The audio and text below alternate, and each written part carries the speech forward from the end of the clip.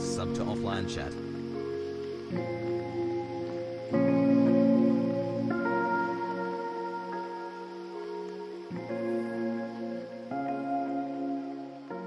Six months strong. Can I get a peepo baba chat?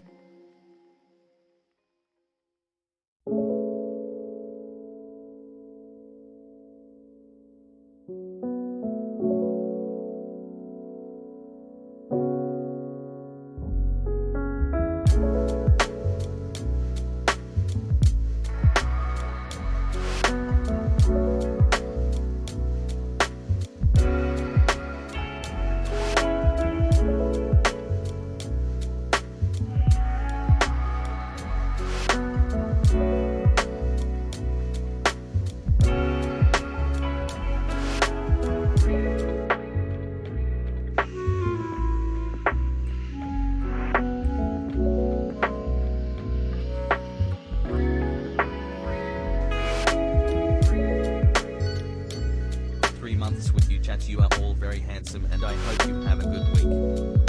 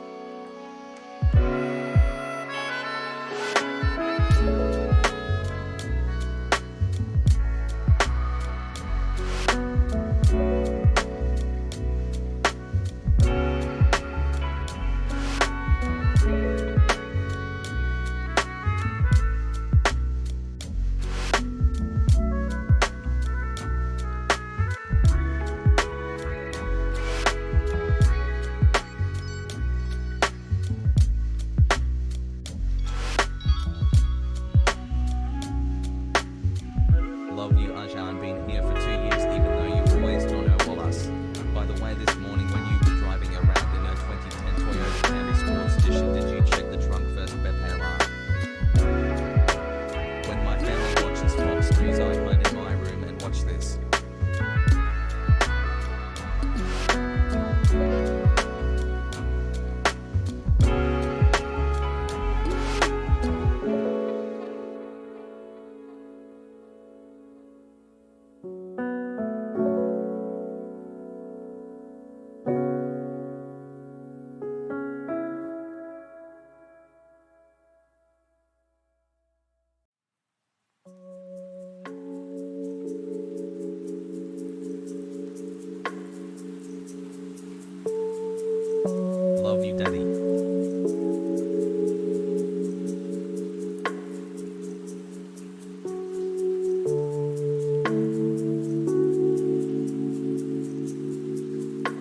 everyone has a lovely day. Can't wait for stream today.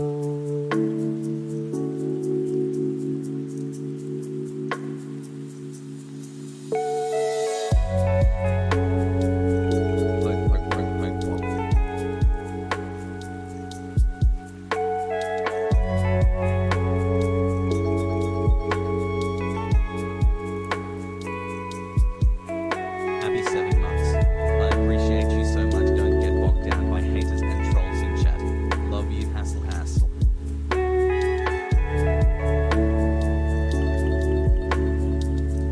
Jammies, it's going to be a good week.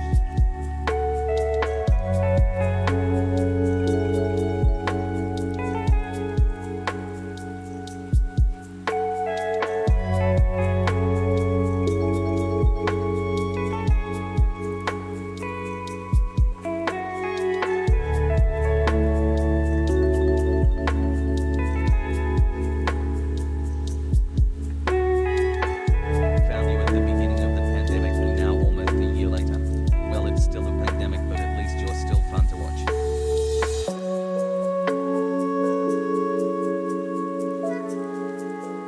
Shout out to my fellow gays 3.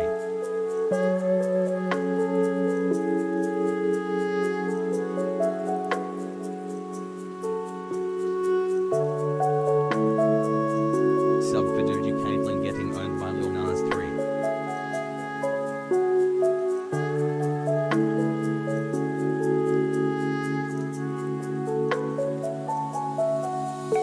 Artificial amateurs hunted all amazing analytically high assault animate things broken barriers bounded by the bombing buildings are broken basically in bombarding casually create catastrophes casualties cancelling cats got their canopies collapsing. Based and red pill.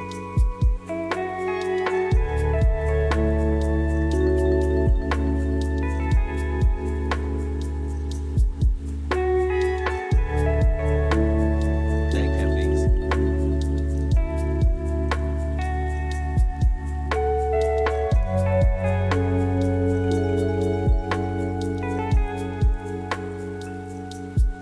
As capital.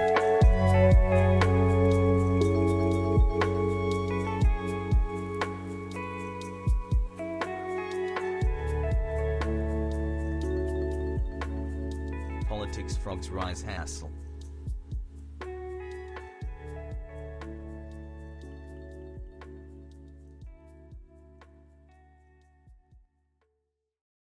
What's going on, everybody? Hope everyone's having a fantastic evening, afternoon, pre-noon, no matter where you are in the world. I'm Hasan Piker, and this is the HasanAbi broadcast coming to you live from sunny 75 degrees and sunny, not to flex, but to flex a little bit. California, Los Angeles, we are live and alive, folks. Boys, girls, NBs. 22 months. Much love. Hope you're having a Hassle fantastic chat. day. It's Monday. Monday News Day, baby. Monday, March 29, 2021. 11:10 a.m. And I am right on time, motherfucker. Look at that. 10 minutes on the dot. Starting off at 11 a.m. Getting in there at 11:10. After a 14-hour marathon, non-stop Grand Theft Auto roleplay session. And so many others like me through the last The couple boy of months. went to It's sleep been an absolute immediately shit last show in the night. world, but having some honest content to watch and learn from has been a treat. Oh, Where my thank you. working on the devil homies at. So, wait, there's a Dawn recap, Day of Dawn? What the fuck? Someone made a recap. Okay, we'll watch that later. We'll watch that later. Not right now. We're gonna do politics right now. All right. This is the politics hour, boys. Listen. Did you nut last night? No, straight to bed. No, man. After a 14-hour stream, are you kidding me? Are you joking with me, my friend? After a 14-hour stream, I went straight to fucking bed. All right? No. No, I last night is the part of the broadcast where I give you just a quick update on my personal news, but I'm going to just do this as quickly as possible and then immediately move on to the news because there's a lot to go on. There's a lot to go over today. Personal news wise, incredible day yesterday. Shouts out to all the new friends that were watching, and all the people that sat around and watched that shit. It was so sick. It was so good. Probably one of the most fun days I've had in the city. It was jam packed, action packed. It was great. Someone said, "Yeah, fuck the old viewers."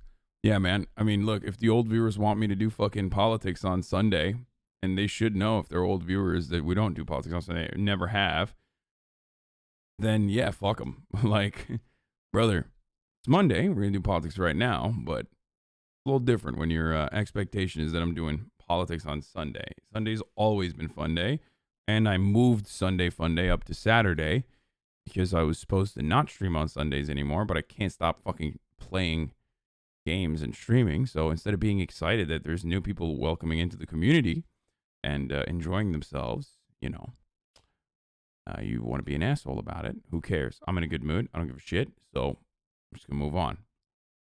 So it was really good. I got to hang out with I got to hang out with some crazy streamers. I got to hang out with Poke, which was really cool, which was really fun.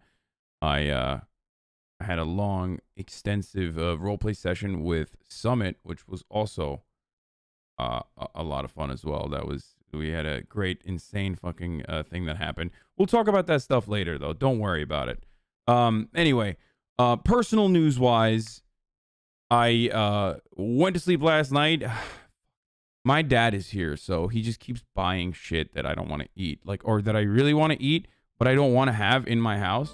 And usually I would never have in my house. My mom has been pretty good about not getting this stuff like bread and carbs and all this other stuff. Like, I usually like to hide.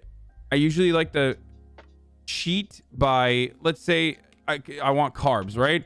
I'll just get like, I don't know. I'll just get like Dave's Killer Bread, for example, right? So I'll get Dave's Killer Bread and that will feed my bread craving. But my dad is just like, Baba is just like fucking straight up. He's like, no, I'm going to go get good bread. What the fuck's wrong with you? So he's just like buying a bunch of shit and putting it in my fridge. And at night, it just makes it so hard not to eat some good fucking mortadelle and some good fucking gabagool and some prosciutto. You know what I'm saying? Like, he just loves the fucking deli meats over here. So like, I fucking raid the fridge at night after I'm done with fucking streaming, and I'm like, well, I'm a little hungry right now. I'm gonna have a little bit of fucking prosciutto. Yeah, so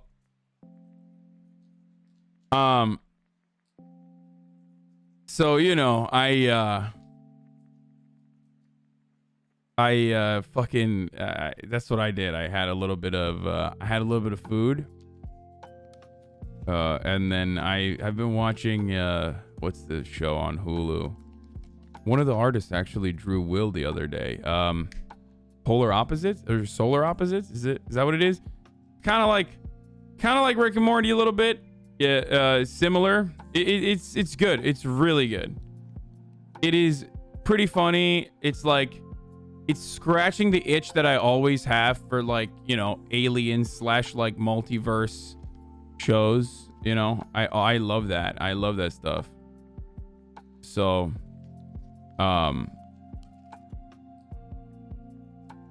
Richard and Mortimer.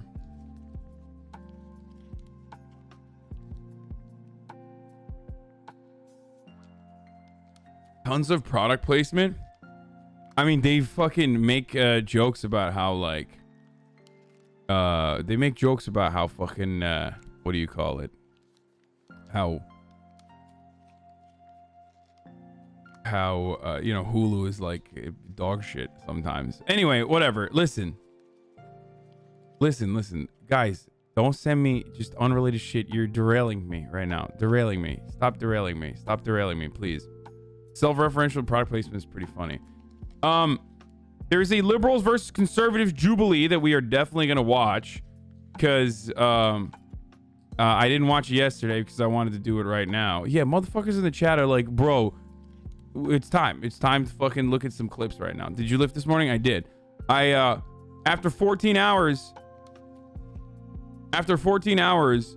of streaming last night. I went to sleep, woke the fuck up early as hell, went back to sleep, woke up at 8, went to the gym, boys, went to the motherfucking gym, and I wasn't gonna go this morning, so I was like, oh, I'm tired, and I did anyway, and my God, I feel so good. Holy shit, dude. It is always worth it. It is always worth it. Always. Anyway, so that's what I did. Did some writing, did a little bit of writing, did a little bit of fucking, plotting for content for roleplay, and did some plotting for the stream as well in the news side. Not writing like actual writing, just fucking writing an outline for what I want to do on the stream today. All right. Are we sure that Boo Boo Bennett isn't a leftist? Trying to make conservatives look like morons. I think conservatives do that all the time for themselves. So, anyway. I made my first React playlist for you. Please watch. I promise it's good. I even added some Turkish content. Okay, maybe later. Writing and planning sketches like he's on SNL, shaking my fucking head. Honestly, the reason why yesterday's stream was so good, and I hope you all, if you didn't watch it, I hope you have fucking FOMO, like major FOMO, because it was so good. The reason why yesterday's stream was so good was because there was like a loose outline that I had in my head.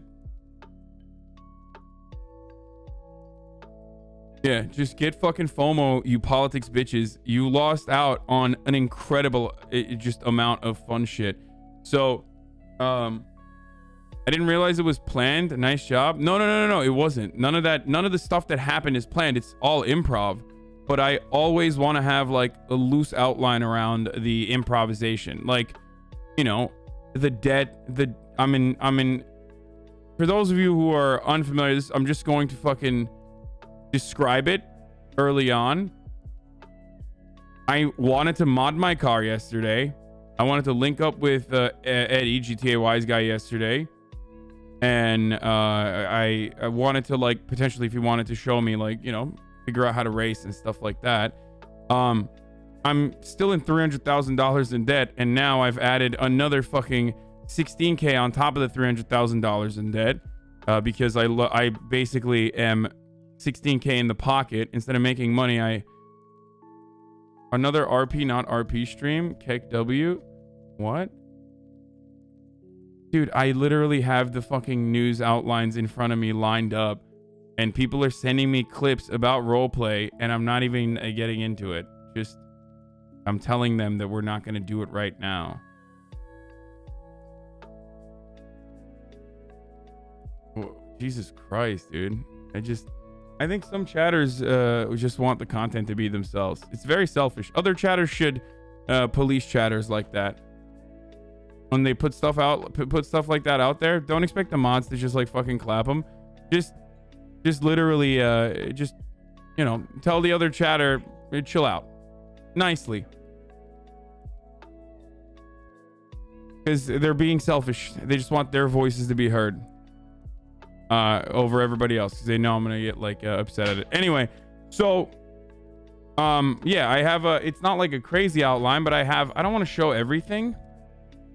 But yeah, don't forget, I said 40K. At 40K, I will do nail polish. I don't think we'll ever hit that again, but black nail polish at the 40K subs. If you guys wanted me to do that after the PO box, I don't know if you watched it or not. But is this the debt that's gonna make Don radicalized? Yes, I want like a radicalization arc for Don, that he like becomes more political, because he's like starting to read into politics and stuff like that. But that's not what we're doing right now. We are getting into the news. So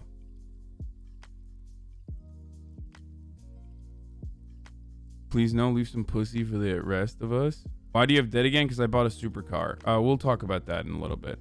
I don't want to talk about roleplay anymore. Okay. I want to get into the news. All right. So serious face on, boys. Tweet it out. Let's do it. Let's blast the tweet out there. Let everybody know. Derek Chauvin's trial begins with the regular line of scummy defense. The Suez Canal boat is unstuck.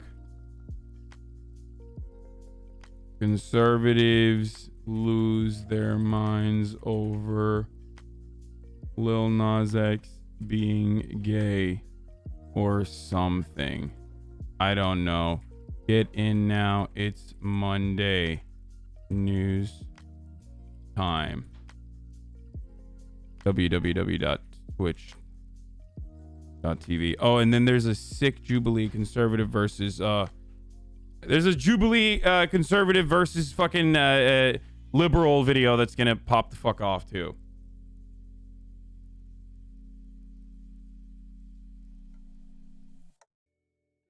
Jubilee's new Cons versus Libs bid. Yalla Lego. Yeah, I said the ship's not stuck. I said it's unstuck. Why is everybody saying? I'm saying it's unstuck. Anyway, all right, let's do it. Imagine typing the Normans when this community caters to them. Yes, I definitely do have a lot of. I mean, they're not Normans. They're politics weeps.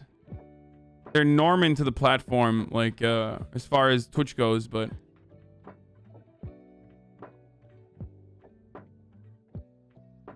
You're gonna do a politics stream with Raynad? He said he wanted to before he hosted you last night. Sure, I'm down to talk to Raynad.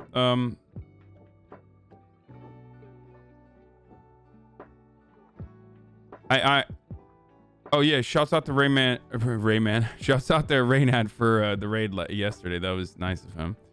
All right, boys, let's get started with some like little light news before we get into the murder trial of Derek Chauvin. For those of you who don't know, or for those of you who do know, maybe it's impossible for you not to know. Never mind. Fucking the trial of Derek Chauvin has started.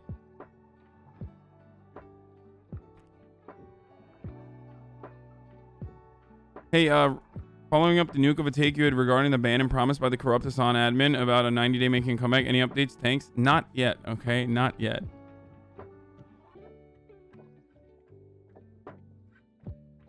Wait, there's a White Boy Summer. We're gonna talk about that a little bit further today as well. There's some new Glenn Greenwald just dropped as well. New Glenn Greenwald just dropped. He's now upset at I guess USA Today intern or some shit. I don't know what the fuck she does. But congratulations on using your new journalistic platform to try to pressure tech companies to terminate the ability of impoverished criminals defendants to raise money for their legal defense from online donations. You're well on your way upwards in this industry for sure. Defendants in the January 6th Capitol riot continue to crowdfund their legal fees using popular payment processes despite a growing crackdown from tech companies. So I totally agree with one side of this argument, which is that like people should be able to, no matter what their fucking crime is, actually have a right to an attorney, or at least have one provided to them. But the other side of this story that Glenn is, I think, purposely either obfuscating or is unaware of is the reality that these people are conservative grifters who literally do this sort of shit on purpose. Like, some of them have the capacity to pay. Others literally just want to make money. This is how it works. You fucking go, you get arrested for being a martyr as a conservative, and then every other dumbass jet ski dealership owner, intergenerational wealth recipient will unload their, you know, Bud Light fucking their Bud Light allocation for the week to your GoFundMe, and they will turn around and generate $500,000-$600,000 off of shit like this. I mean, guys, this is an ecosystem, and they know what the other people are doing. They know what the other people are interested in, and I think it's silly that like you make it seem like these are all like incredibly poor people who devastatingly needed this crowdfunding. I do agree though that poor people should be able to get money and be able to get a lawyer. And an adequate legal defense is something that should be offered to them. Doesn't matter what the fuck they've done. And I have this exact same thing about the Boston bomber as well as I do about anyone else. As I do about like the idiotic Trump supporters who fucking... What? Sick all-day RP stream tomorrow? What? I'm confused. Defendants accused in the Capitol riot were crowdfunding their legal fees online using popular payment processors and expanding network of fundraising platforms despite a crackdown by the tech companies. The Capitol riot extremists and others that are engaging in these companies in a game of cat and mouse. They spring one fundraising tool to another, utilizing new usernames and accounts. Like, look at this. It's like this dude raised $180,000. Like $180,000, dude. Like, it's literally constitutional rights. Hence, everyone should be afforded an attorney. It's so dumb that it's so expensive for people to go to court. Exactly. So I think what the USA Today and others that cover this story, where they fuck up is when they don't talk about like the clear offenders, the clear and obvious grifter offenders, and then turn around and talk about how people should be able to fucking get a legal, people should be able to get an attorney. It should not be guarded by a two-tier justice system that is different for those at the bottom and different for those at the top. Like those at the top can be fucking rapists and drug dealers and completely get away like the fucking Sackler family. And then those at the very bottom can't even get a fucking attorney because they were horny and went to the Capitol insurrection and wanted to do a little bit of white terrorism. You know what I'm saying? A little bit of fucking white domestic terrorism.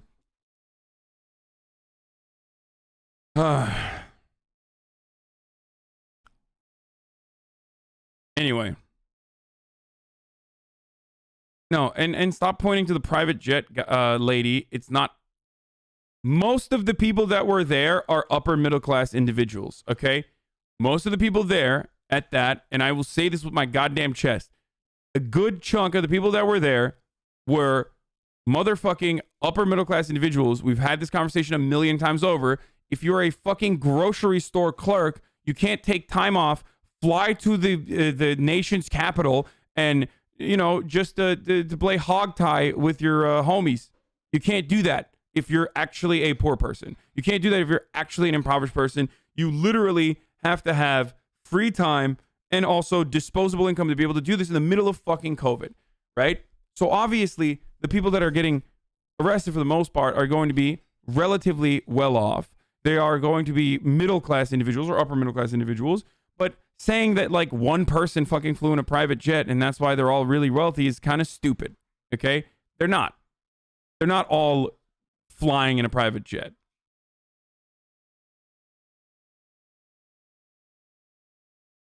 Anyway.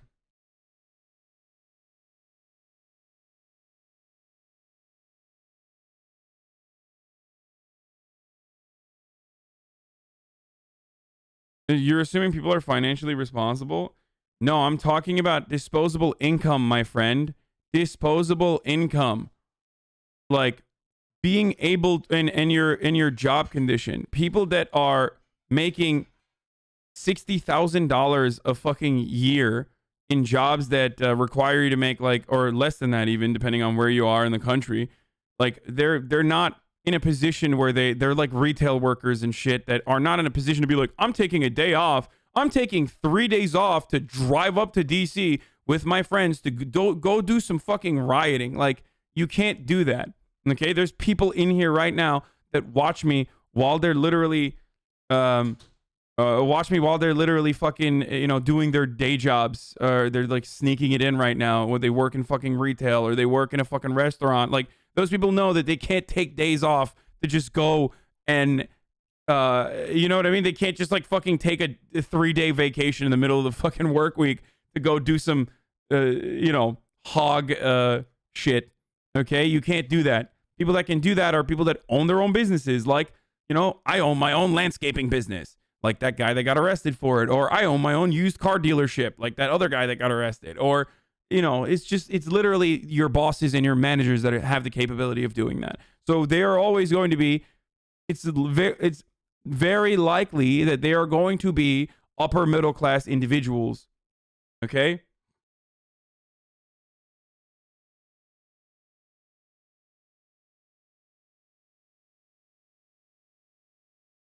$60K retail is a dream job? No. I didn't mean that. I meant like people that are making $60,000 a year working like their day jobs are up to $60,000 a year are not going to be able to just like fucking take time out. And then I quickly switched it over to a lower amount for different places like fucking red states and shit. Because if you're making $60K in Oklahoma, you're fine.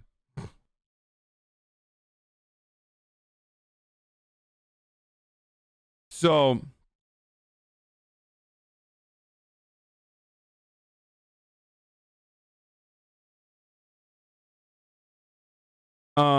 you literally can't buy a plane ticket to DC when there isn't enough in your bank account for a plane ticket to DC. Yes, exactly. Or if you're going to drive, you still can't take 3 days off. You see what I'm saying? That's the whole point that I was trying to make. So this notion that these people are fucking in destitute conditions and they're starving and they absolutely need to fucking fund their legal funds is kind of silly. There can be some actual people who are in that situation though, and they should be able to get adequate defense. It's fucking bullshit that they can't. I completely agree with that part of the conversation. It's ridiculous that in the United States of America, it's very difficult for you to get that. Okay, I don't give a shit what they've done. I don't care if they're fucking white terrorists, white supremacist terrorists. I don't give a fuck if it's the Boston bomber. Everyone deserves the right to an attorney. We are a nation of laws, okay? So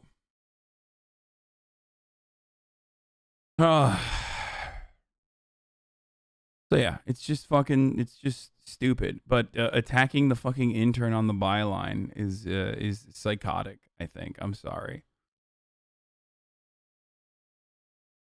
Oh God, it's just my first story with USA Today. Defendants in the January 6th Capitol riot continue to crowdfund their legal fees online using popular payment. Jack Posobiec attacked her along with Glenn Greenwald. So, just remember that. Definitely not going to jail. Sorry, I have blonde hair, white skin, and a great job and a great future, and I'm not going to jail. Sorry to rain your hater parade. I did nothing wrong. Huh. Yep, there it is.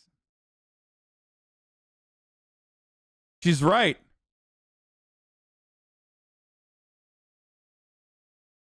If this conversation about BLM protesters needing GoFundMe would have triggered the conversation on public defense being an absolute disaster, but this should be a conversation that is had regardless of who's going to jail. I mean, this isn't a fucking bail fund, guys. A bail fund raises that kind of money, $180,000, and that bail fund is not giving hundreds of people that have gotten arrested in actually bad conditions, okay, in actually fucking impoverished conditions, to get legal defense. This is a singular individual literally raising nearly $200,000 in certain cases for himself, some of which is going to go to an attorney when they themselves are already they're not getting, like, they didn't even go to jail. They're not paying for bail, okay? Because they're already too wealthy not to fucking go to jail. They were too wealthy that they literally did that, walked away, sang songs on the fucking flight back home, and now there's another investigation going on and a potential lawsuit. They're most likely going to get away with all of this shit anyway. It's so fucking dumb to get this upset over it and be like, I can't believe you're trying to fucking attack the poor, the working poor that just wanted to do a little bit of white terrorism. I'm so confused. Like, just come on. It just sucks. It sucks. Come on. Why is BLM always brought up with the insurrection? Because Americans are liberals for the most part, okay? If you're a conservative, you're usually neoliberal from an economic point of view. You are a liberal in general. You love private property and individualism, all these like values that liberals fucking espouse. Okay. And liberals cannot comprehend a world where they cannot fucking see both sides of every argument, whether it be fucking literal Nazis, depending on what the Overton window is at. Okay. So that's literally the reason why everyone always is making that comparison. You desperately need to find a balancing act. Like, oh, are you talking about the Capitol insurrection? Well, time to talk about BLM. Like, it's just, this is just how it is. Okay. This is just how it is. Classic Hasan wanting to jail political opponents. Yes, that's what I want to do. I want to jail political opponents. You got that right. Yes.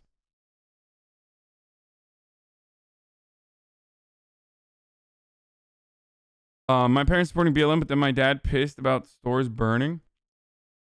Yeah. Like, there is no factor or consideration into the morality of the subject or the actions that we're discussing. It's just, oh, well, if fucking people got political, people did politics and got mad and decided to do, decided to do a protest. So that must mean it's this exact same as people got political and mad, but Republican. Like, is there legitimacy to the grievances that Black Lives Matter protesters have? Let's not talk about that. Is there, what the fuck? Why can't I access my dashboard right now? Twitch is fucking up for me currently. It's kind of weird. Kind of weird, dude. Okay, never mind. It's fine now. Is there legitimacy to the Black Lives Matter protesters? What they are protesting for? And is the reaction drastically different to the BLM protesters because they're black and poor, and therefore cops will get away with rolling over them? And also what they're protesting there is literally the police brutality, so the police are going to react in a brutal way. Of course. Let's not consider any of those factors, though. It's black people automatically Democrat. They're doing Democrat protests, aka riots. White people, good. They do politics when they do insurrection. 5 people die. That's just politics. Why do you care about fucking? Why do you care about jailing political opponents for a difference in opinion?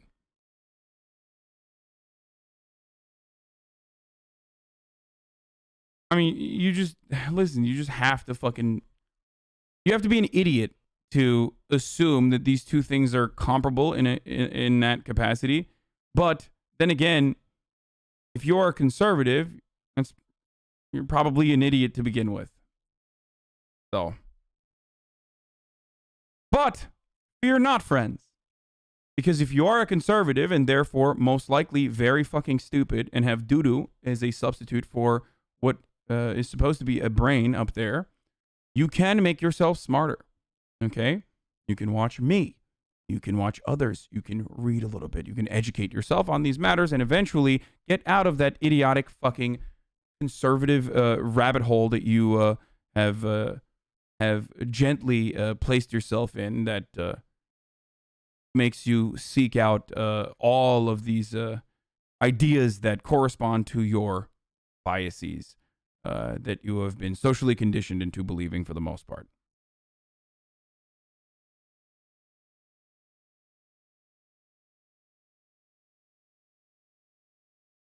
Anyway.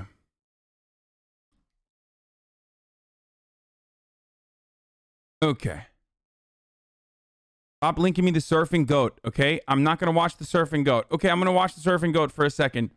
And then we're going to move on from the Glenn Greenwald dumb shit to some other news stories. Okay, what is this?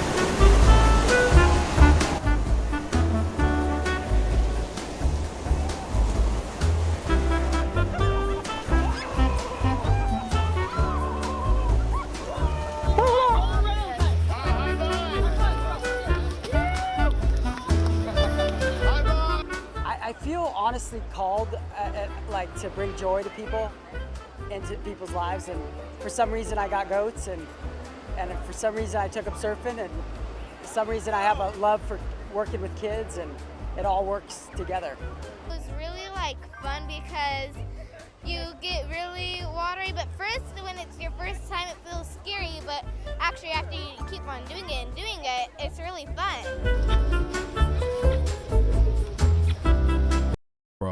Bro.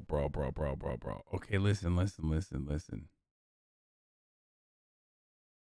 I mean, like, you like the goats a little too much. All right. I'm sorry. This is literally white people shit. Okay. Look.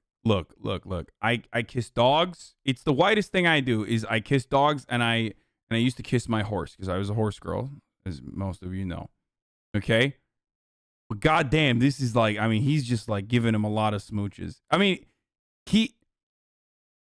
I'm sorry, it's literally white people shit to fucking love your goats and show more love to your goats than your literal children. Okay?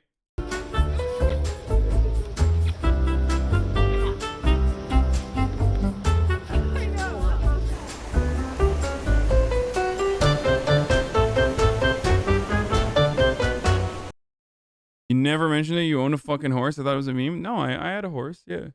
Her name was Showgirl, and then my dad changed her name to Saljan. Yeah.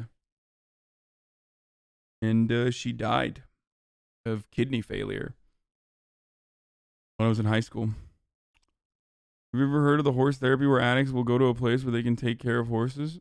Really? Goats don't hurt your feelings. That's why us white people hug them.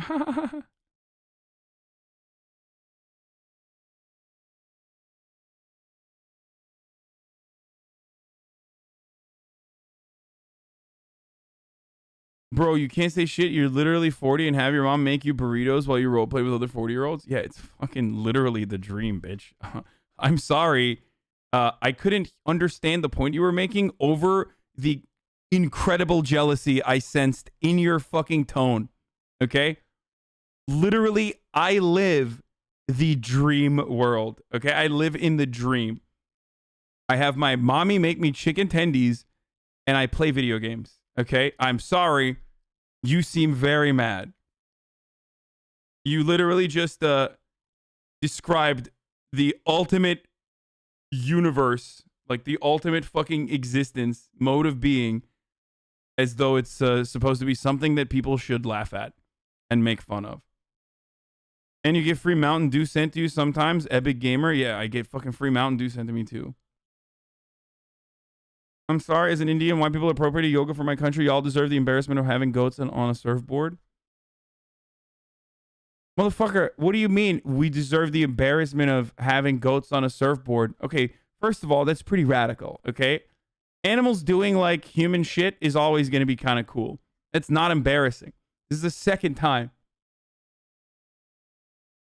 And secondly, I mean, they literally don't fucking people literally treat like not goats but fucking cows as sacred. Like, I'd rather put a cow on a surfboard and have the fucking cow surf, and then maybe I can even eat the cow, than have the cow block traffic and shit. You know what I mean? Oh, I'm sorry for doing embarrassing things like having goats surf. Dude, imagine a surfing cow, though. That would be fucking sick. Anyway. There are goats on this motherfucking plane. Okay. They've killed people over cows. Fucking ridiculous.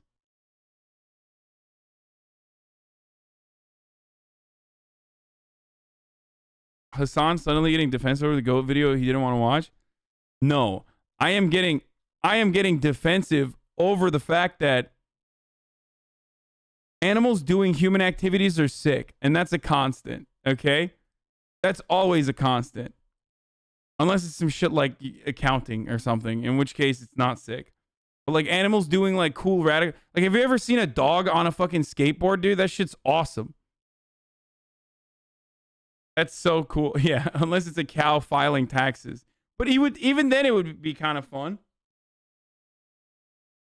You know what I mean?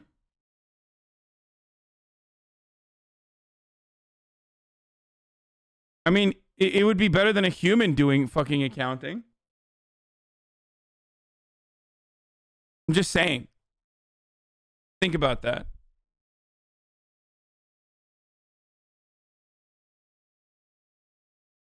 Monkeys can do anything humans can, but pretend not to, as to not pay taxes.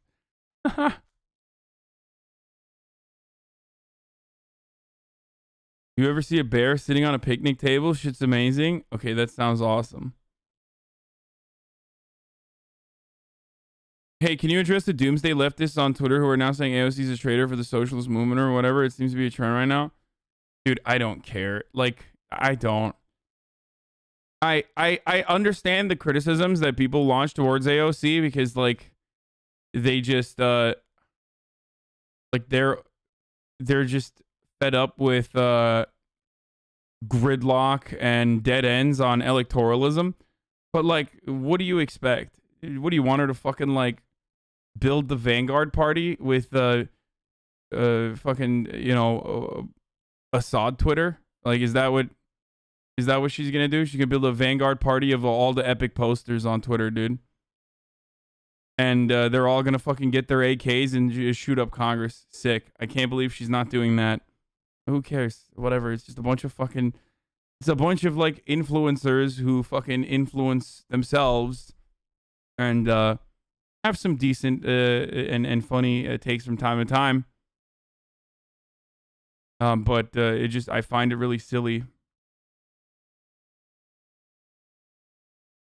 Hasan sold his soul for clout. Instead of covering actual politics like Echo Park, you cover trash culture about war drama. Aw. That's so sad that... like, you know, people with fucking...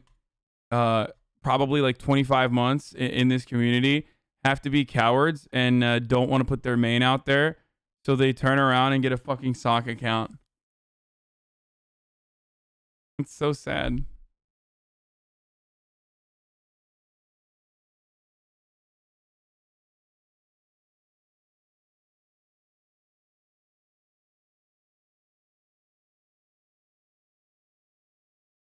Anyway.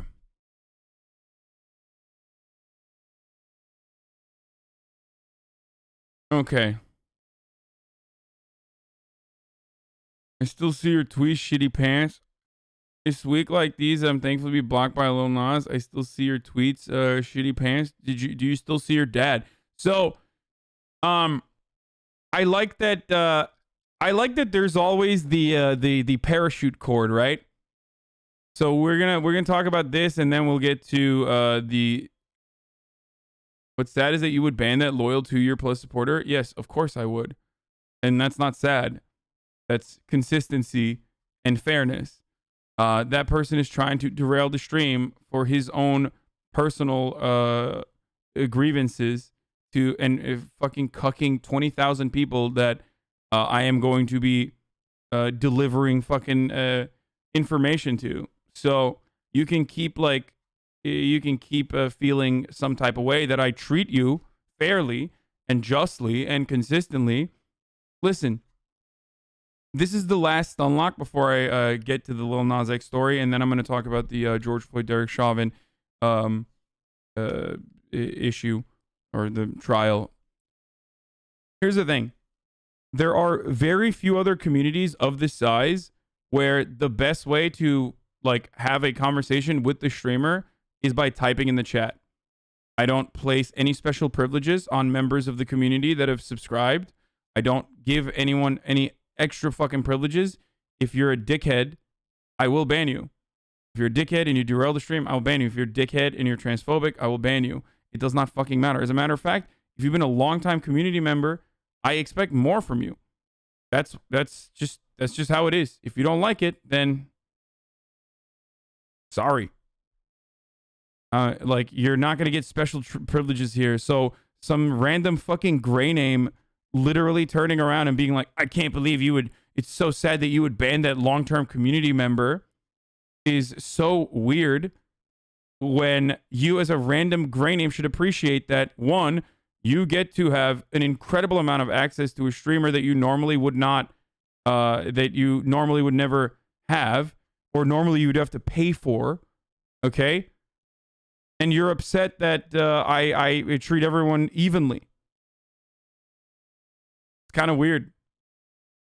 It's not ego. It's just that, you know, it's kind of hard to not many people are going to want to snipe anonymous account takes in a sea of comments from 20,000 people. Anyway, that was the one derail and one side avenue here, but let's keep going. Also, having said that, I obviously love my community, and work to make it better. If I didn't, I would just let chat be fucking chaos and not try to make sure that there's a solid culture in the chat. Well, I'm responding to you now, Oumuo.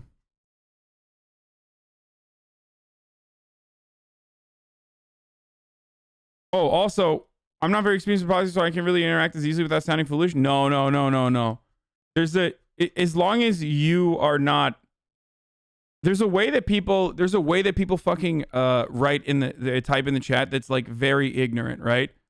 But when people are honestly and earnestly asking questions in the chat, no matter how fucking stupid, I always answer. I will always fucking answer. But like if you're throwing up a Hasan, why do you exploit the proletariat every single day? And also dodge taxes by, sheltering your money in Ireland. Just curious. Like, if you write like that, then you're not actually fucking interested in learning. You're just lying in the chat and trying to fucking trigger me. So I'm gonna hit you in the fucking dome with a ban hammer.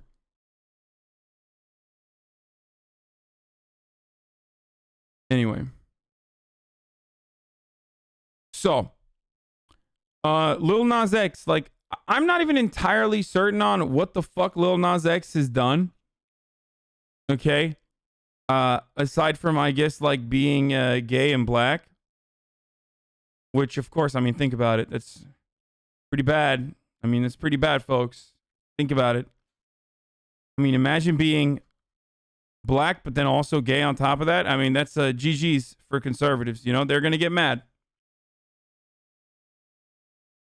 So, he released Satan shoes. So, let's watch this. Right-wing pastor Greg Locke is not a fan of Lil Nas X. Apologies for the quality of the video. Live stream of Locke's service today was glitchy. I'm going to bring in our special liberal correspondent and also friend, not only to the show, but friend to Lil Nas X himself.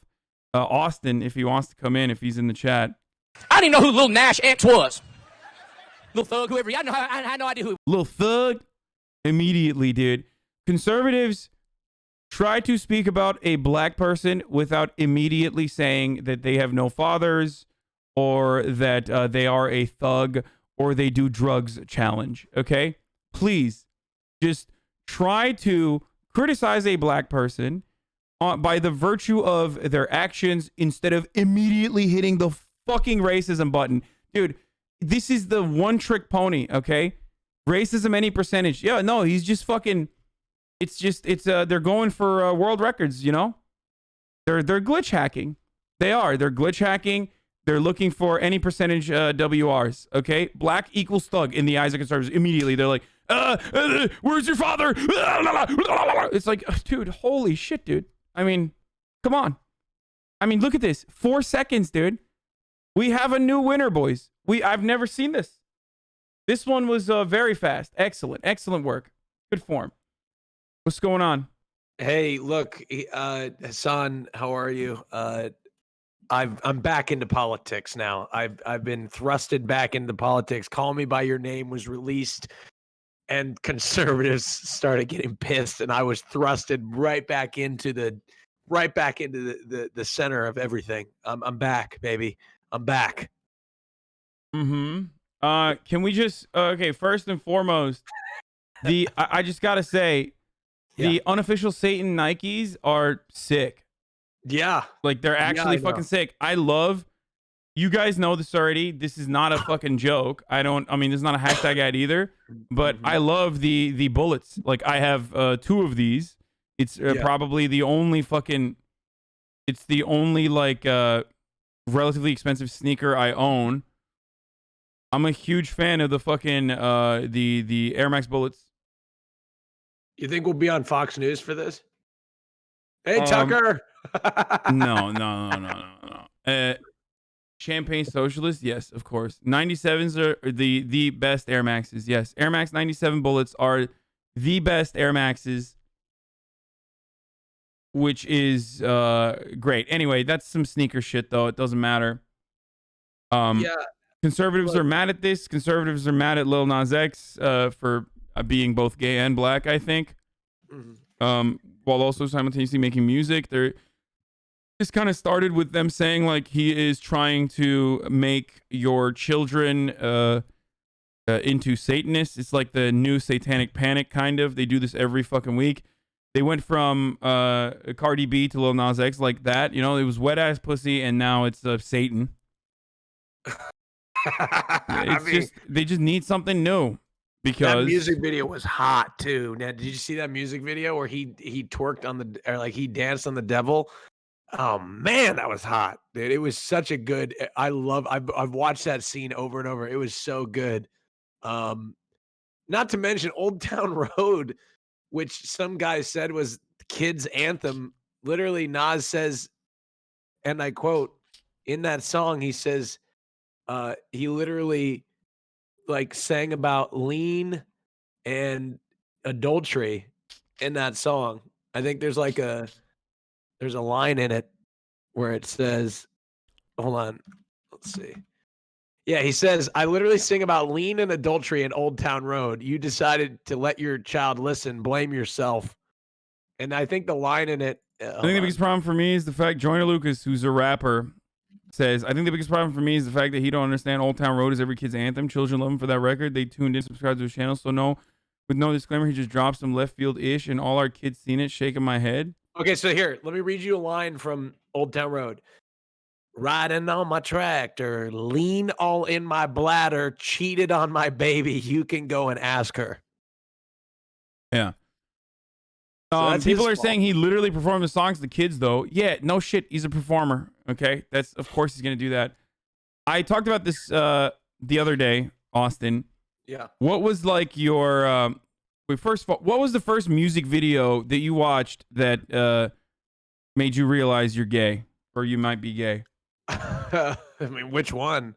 Because like I remember more formative ones from my childhood that I talked about, where like the tattoo, all the things she said, my neck, my back, as a song lyrics, like, and I was like fucking 10. I didn't learn about my sexuality through watching music videos. I learned about sexuality from when I was 8 years old. I went over to a sleepover and we did a dare.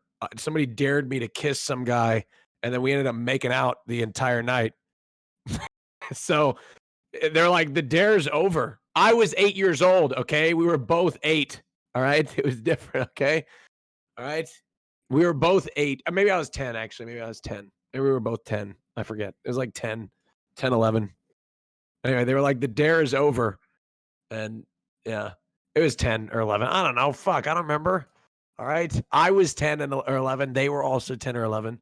This is what pisses me off. It's when you tell like a story about when you were a kid that you did something when you were a kid. Yeah, and people are like, "Oh, that's so creepy. What the fuck? That's so gross." Like, wait, like you're an adult. Like you aged 15 years, but that person that you were making out with stayed the same age. Like, yeah. No, I know. You're not allowed to recount your experiences from your childhood because automatically Twitch chat is going to be like, "What the fuck, gross? Ew, you're a pedophile." Like, oh, okay, yeah, no, you're right. I literally was built in a lab as a 29-year-old with a fucking hairline of a 35-year-old. Okay, I woke up one day and I was this. There's no collection of experiences that led me down this. I just, everybody knows, you know, when you're a content creator, you're born as an 18-year-old and you're a fully fledged adult every moment, from every moment onward. It's true. It's true. It's very true. Yeah, no, but I'm loving this, man. I'm loving this conservative outrage. You know, I love it. I love the hypocrisy. I mean, everybody's hypocrites, but I just love it. I'm enjoying it so much. How mad they get over this. You know, like they really should be focused on. Oh, never mind. I was gonna read my tweet earlier. Do it. Do it, pussy. Do it.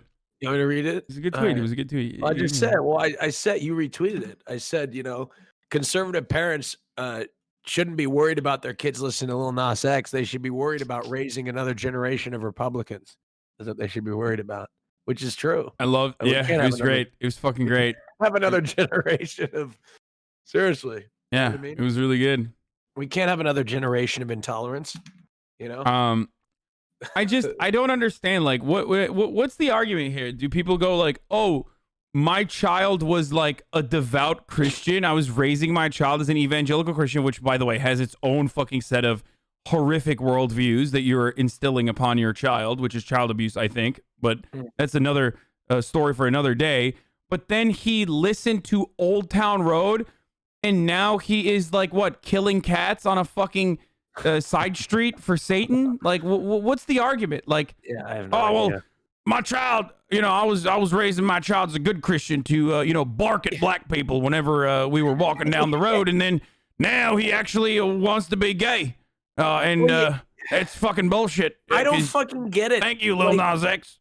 I don't fucking get it. Like you're worried about Lil Nas X, you know, and what he has to say in his music, but you let your kids listen to Donald fucking Trump for 4 years. You know what I mean? Like I just don't get it. All the shit that he said, I don't get it. I don't get it. It's just, it's I really very don't. stupid. It's very, yeah. These songs turn my son gay and evil. They're force feminizing my son. My son listened to Call Me By Your Name, and now he's got his tongue buried down another boy's throat instead of speaking in tongues at church. Please join me in prayer. Exactly. We're gonna need the very creepy pedophile priest to touch him a bunch of times to make sure that, you know, he goes through with the gay conversion therapy now. Oh God. I don't get that. Like, do they think that their kids are just going to become gay or something, like from looking at something gay? You know, like, Yes. oh my God, it's like they have some sort of gay upbringing. First Arthur, now Mr. Potato Head, and now Lil Nas X. Everyone's trying to make my child gay. God damn. I want him to fuck his cousin, his female cousin, not his male cousins. What the fuck? Yeah, it's they're exactly, because I always think that like people turn gay through osmosis. Except so like, stupid. you know, 75% of content is all straight, so don't worry, they'll go back to straight through osmosis again, because the market is flooded and oversaturated with straight shit. So don't worry about it. Okay. I tell you what, they're just missing out. The gay shit is a lot more fun. You're missing out too. That's all I'm saying. I know you're not. I've into it. told you. We've talked about this so many times. At I know. this, You're just missing out. I'm That's not all a I'm fan saying. of excavation. Okay. I can't. It's like a Don't- big. This is the problem with It is a straight people. big Can I tell avenue. you? It's This just is the it's problem with just straight people. It's how they characterize gay sex. Okay, that's the issue. They make it sound like the most. If we were to characterize straight sex, how we were to characterize gay sex, like this, then it would be disgusting. Like, oh God, who would want to fuck that hairy, moldy, smelly pussy? Like, that's the way you describe it. But when people describe gay sex, they're like, oh man, hairy butthole with poop. Like, no, wait, of wait, course wait, it's okay, gross okay, when you chill. describe it that First way. of all, you would be proud of me. Yesterday I was talking about like you know, that sort of thing, butt stuff, and I was telling people, like, listen, if you ever want your girlfriend to like experiment with that stuff, or she wants to experiment with it, make sure that they have a bottom best friend, okay? Because they need some technical support It's before true. you know, before you engage in this. That's it. It's definitely a process, and it takes preparation. Yeah, exactly. You need like you just need a bottom friend. Like, there's no you need tech support. You need to fucking call up, you know, Geek Squad. Because you gotta transform that butt to a bussy. You know what I'm saying? Like, I do know what you're saying. There's a transformation from butt to bussy.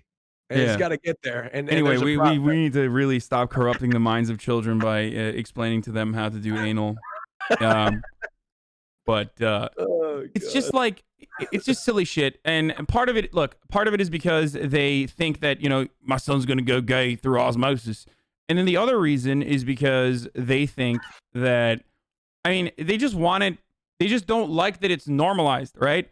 Part of it is because they want things to stay the same, because change is scary. Change implies that you're going to die soon because you can't understand the way the world is now. And it's a constant reminder that, like, you know, death is at your doorstep. Okay. You are losing grip with reality, and that's a scary thing. And Cheek Squad. Okay, that's pretty good. You fucking asshole. All right, shut up. Stop. Cheek Squad. Cheek Squad. I love that. Oh my God. All right. Anyway, go on. Sorry, Okay, sorry. fuck you, dude. All right. Anyway, All right. Okay. Go on. Back to it. so you're coping with the end of your life, and it's a constant reminder that that you no longer have that same grip on reality as it changes around you, and it makes you lash out in this violent way, almost violent way, where you're just like, oh well, maybe I can force culture not to change, because maybe if I can make the lives of gay people harder that way when it's not normalized, then we'll just push it away and I won't see it. It won't be in front of my eyes. That's it. Like, that's where it comes from. That's a big part of the reason why people feel the way that they do, and a big part of the reason why they act this way, or react rather, to people being openly gay or openly transcending beyond like rigid gender binaries, things like that. It's just silly shit. Well, this is what I don't understand is like, why are they mad? Like, aren't we going to hell anyway? You know what I mean? Like, No, they don't think they're going to hell. They think they're going to fucking. well, no, like somebody said, like I saw him. He got into it with, we got into it with, what do you call it? With the governor of South Dakota got involved in this drama. Did you hear about that? The governor of South Dakota. Yeah, I did. I was gonna actually like, show that as well. Oh. So South Dakota Governor Kristi Noem has the time and energy to whine about a Lil Nas X video and some shoes in the same week that she wants to refine a bill to ban trans youth from sports. Kristi Noem said, "This is outrageous, disgusting, and perverted." And on hashtag Palm Sunday, because that's how you know someone is like really into Christianity, with it. Hashtag Palm Sunday, no less. Sometimes Lil Nas X thinks that satanic worship should be mainstream and normal. I don't think there have been better candidates to cancel than Lil Nas X and these shoes. I hate cancel culture unless I'm canceling shoes. There is no better indication that you are a profoundly privileged person than fucking, dropping everything and getting upset at a motherfucking shoe, okay? And a shoe that, like, and by the way, cops do this shit. Like, they'll do like a Blue Lives Matter shoe right after a police officer like fucking mag dumps on a 14-year-old black skateboarder, and then they'll be like, Blue Lives Matter shoes out for all of our boys in the blue. Like, that shit's disgusting, because you are literally defending a power structure that is unjust, it's corrupt, it's awful, immediately after an act of brutality that is seen as justifiable by so many other people, right? This is just a fucking shoe. Like, it's a fictional being that is portrayed on a fucking shoe. Like, there's no real Satan, motherfucker. What are you, a child? Like, what do you think, the Easter Bunny exists too? Are you fucking stupid? Like, what the fuck? I'm sorry. It's literally made up. It's made up shit. It's so stupid that we have to fucking act like these adults are legitimately under the impression that fucking Satan is existing within Lil Nas X and has corrupted him and is making him do a satanistic fucking act by selling a shoe. Okay, sorry, that's as silly as believing in Santa Claus. I don't want to be fucking r/atheism over here. Hey, look, I still believe in Santa. But that pisses me off. It really pisses me off. I believe in the spirit of Santa. I could never give him. In fact, I had this idea. No, but that's fine. But that's entirely different. Okay, believing in an omnipotent being, an omnipresent being like a god, is entirely different than like thinking that fucking Satan as like this, juiced up fucking red guy with the weird facial hair that's like, plotting this way. Like, you're a fucking child. I had this idea for Christmas. We should elect a Santa Claus like the Pope, and they should live in the North Pole, and it should be a government-run organization that like is dedicated to gift giving around the world, and it's like a lifetime appointment, and it's an actual Santa Claus. So Santa is real, and you can actually write to a human Santa, but then they die, and then we have to elect a new Santa. You know what I mean? I think it's a genius idea. I don't know why nobody's done it before. I mean, we could privatize it too. If we, I don't know. We're gonna make it. We could. Okay, Austin. What? I think it should be a Privatize- government-run thing, but I don't know. I don't Okay. know. Oh, you. Anyway. Look at this guy. Small business owner doesn't trust the government. Wants to privatize his own distribution strategy. For Santa. See how it is. Oh man. What about the sports team called Devils? See, exactly. Like they pick and choose, right? Like it's so dumb. If they were to fucking look at like the Jersey Devils or whatever the fuck and be like, oh my god, I can't believe these guys are Satanistic. They're not saying that because it's not like a gay black dude in the forefront of the culture wars right now. That's a good point. A guy runs out on the court dressed in a fucking devil costume. Yeah. Like the Sun Devils. You know, like, you know. But yeah, they're in the crowd. Yeah, brother! Hey! Go Devils! So fucking dumb. It's so dumb. It's so dumb. Anyway. I think that there's a lot of things that adults do that we have to act like they're being serious about, and this is one of those things. And it really frustrates me. Like, bro, you're an adult. Like, shut the fuck up. Like, you don't legitimately care about like the devil within a shoe on Palm Sunday. Like, there's no fucking way. Like, you're a psychopath. Yeah, dude. Did I tell you I went to Texas recently? Like last week? And dude, man, it's a different world out there. Like, holy shit. First time I've been to Texas post-Trump, and they're still acting like he didn't lose yet. People with Trump flags, Trump socks. They're still out there. What's this? Aren't Muslims like you behead gay people? This guy says. Brother, that should be us who beheads gay people, not Muslims like you. Do you understand me? It's a white person thing, not a fucking brown person thing. Aren't Muslims like you behead gay people? What the fuck? Yeah, no, I'm what am I doing? You think I defend that? Is that what you think? Very interesting. Why is you execute gay people when it's up to me, the whites? It's okay when the Christians do it, brother. Yeah, Christians out here really be like, fucking, I cannot believe my culture is not your prom dress, Muslims. Okay, ISIS, my culture, not your prom dress. Only we, as fundamentalist evangelicals, can oppress gay people. You understand? Get out and find your own thing, sweaty. I'm sick and tired of it. Okay. Anyway, let's keep going. What else is there? So, I don't even know exactly what the fucking problem is. I guess it's the shoe with the blood of the devil or something. I mean, or the blood, human blood in it. Like, this is just, it's just ridiculous. But here, let's see the pastor one more time. I'm gonna play it again because I never finished it because you joined right as I was watching this. But before I watch this video, I do have to do. What do I have to do, Austin? You know what I have to do right now. Take a look at your clock. It's the top of the hour every hour. Your favourite Scotsman guest is coming in. He's gonna run a 60-second ad break. That's right. Prepare yourself to watch an advertisement. Have you clicked the button yet? Can I stop talking like No, this? you can talk about it. It's just, what do they do if they don't want to see the ads? If Austin? you don't want to see the ad break, what you got to do is subscribe. You can do so with Twitch Prime or your credit card or any form of payment that suits your fancy. That's right.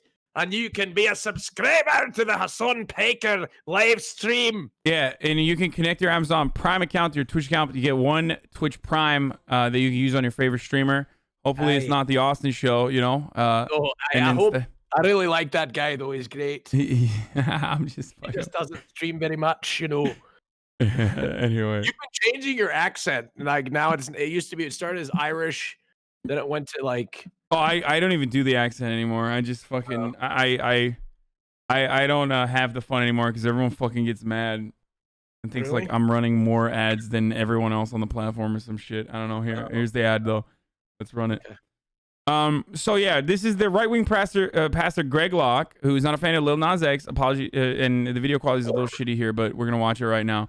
He loses his fucking mind over Lil Nas X. I didn't know who Lil Nas X was. Lil Thug, whoever. I know how. 4 seconds, well, 3 seconds in, he calls him a thug. He goes, Lil Thug. And that's what I was talking about beforehand. Like, why? Why do you think he immediately runs to call him a thug? I mean, this motherfucker is a musician. He's never like committed a fucking single crime.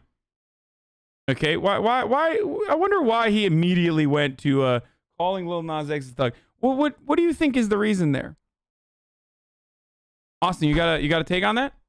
I'll take maybe because he's not white for 500. Yup. Exactly. I had no idea who he was. All right. We was riding this morning. Hudson said, well, you Let's know what made continue. him famous? I said, well, he said, he was at Horses. Got my horses and whatever that song. I was like, man, that song's got a cool beat. I'll never be able to listen to it again. Bunch of devil worshiping wicked nonsense. Pentagram wearing on your Nike tennis shoe 666. You think I'm gonna stand for that? You've lost your mind.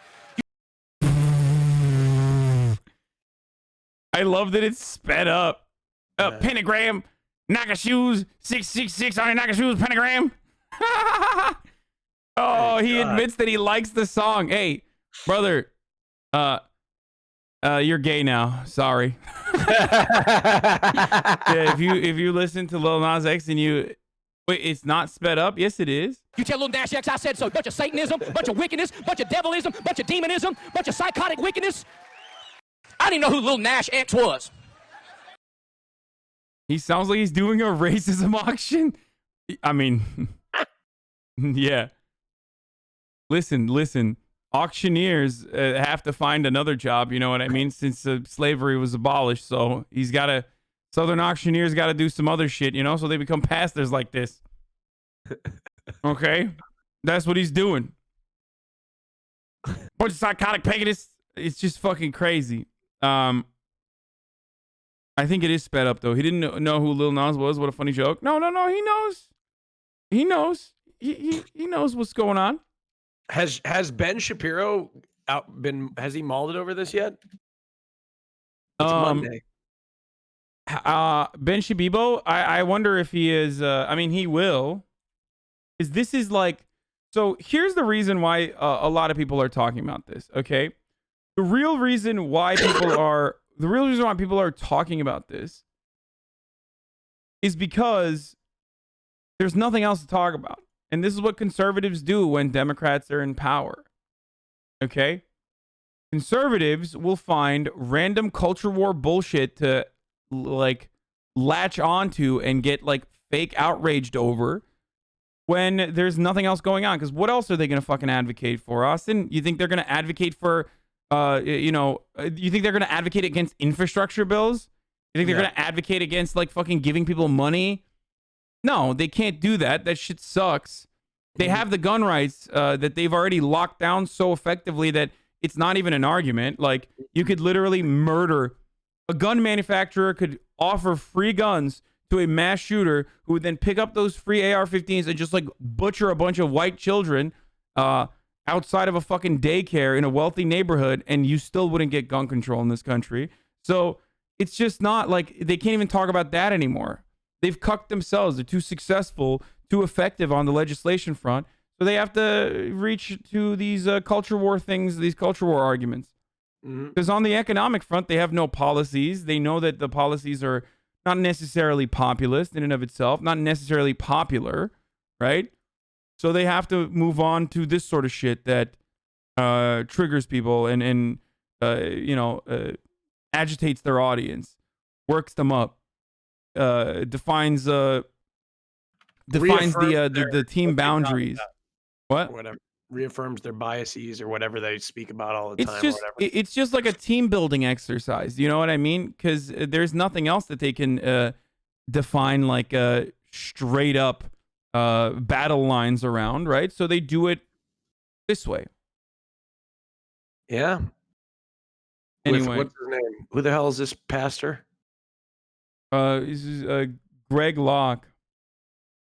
Greg Locke. You know who Lil Nas X was? What is this? I was like, man, that song I just got a feel. cool beat. I'll never be able to I've listen to met it again. people Bunch like of this in devil real worshiping life. You know what I mean? Like nonsense. he's just. Pentagram wearing on your Nike. Pentagram wearing on your Nike. Pentagram wearing. You've lost your mind. I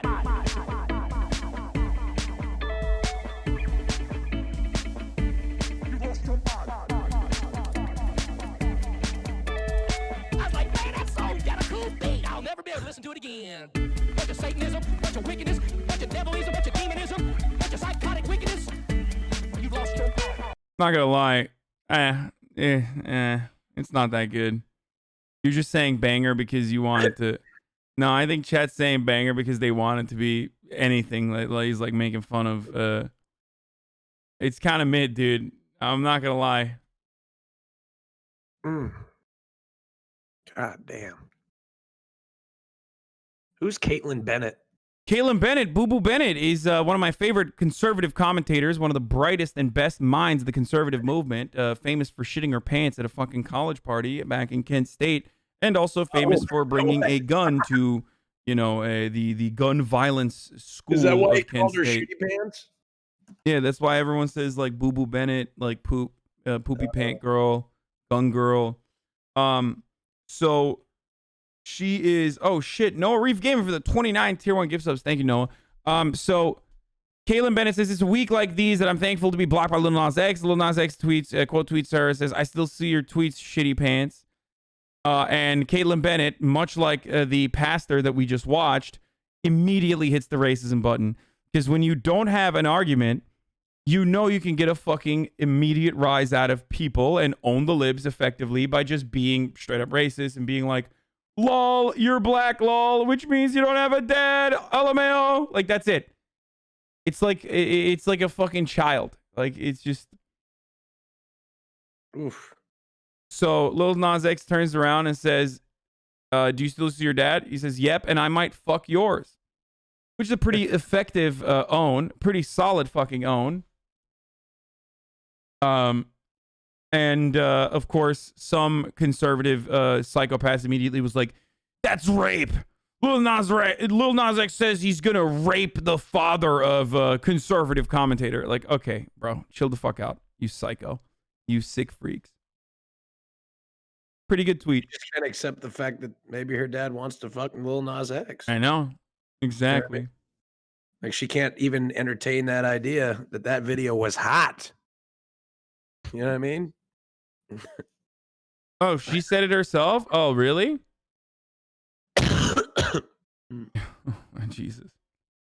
Anyway, so, you know, very cool stuff from Boo Boo Bennett. Good way to start off the day. Lil Nas X just threatened to rape my dad. I will also be having consensual sex with your father. Even you can't be stupid enough to actually.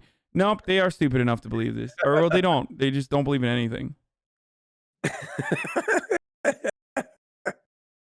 You stopped for some homophobia too. Oh, nice. Let's see.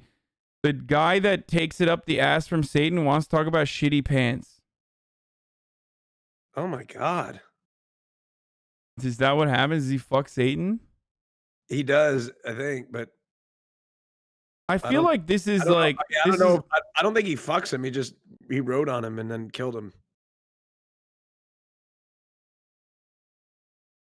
When they get owned, they just move on to the next thing. No, when they get owned, they just move on to racism. Does she think the video is real? Yes. Yeah, I don't understand this. Hold on, wait a second. Why are Republicans mad? Didn't he kill Satan in the video? Why is everybody upset? They should be happy. He killed Satan. I think it's just because it's like a At the gay end of the black video, dude. he snaps his neck. Why are they upset? He like owned him and like he snapped his neck and now Satan's dead. But they're still cheering for him when he runs on the field if he's for your favorite football team. There's a meme out there that Boo Boo's husband might have gone through conversion therapy too, by the way. I don't know if it's real or not though. But I have heard this a lot. So that would also describe why she would have like personal grievances and a personal stake in advocating for homophobia.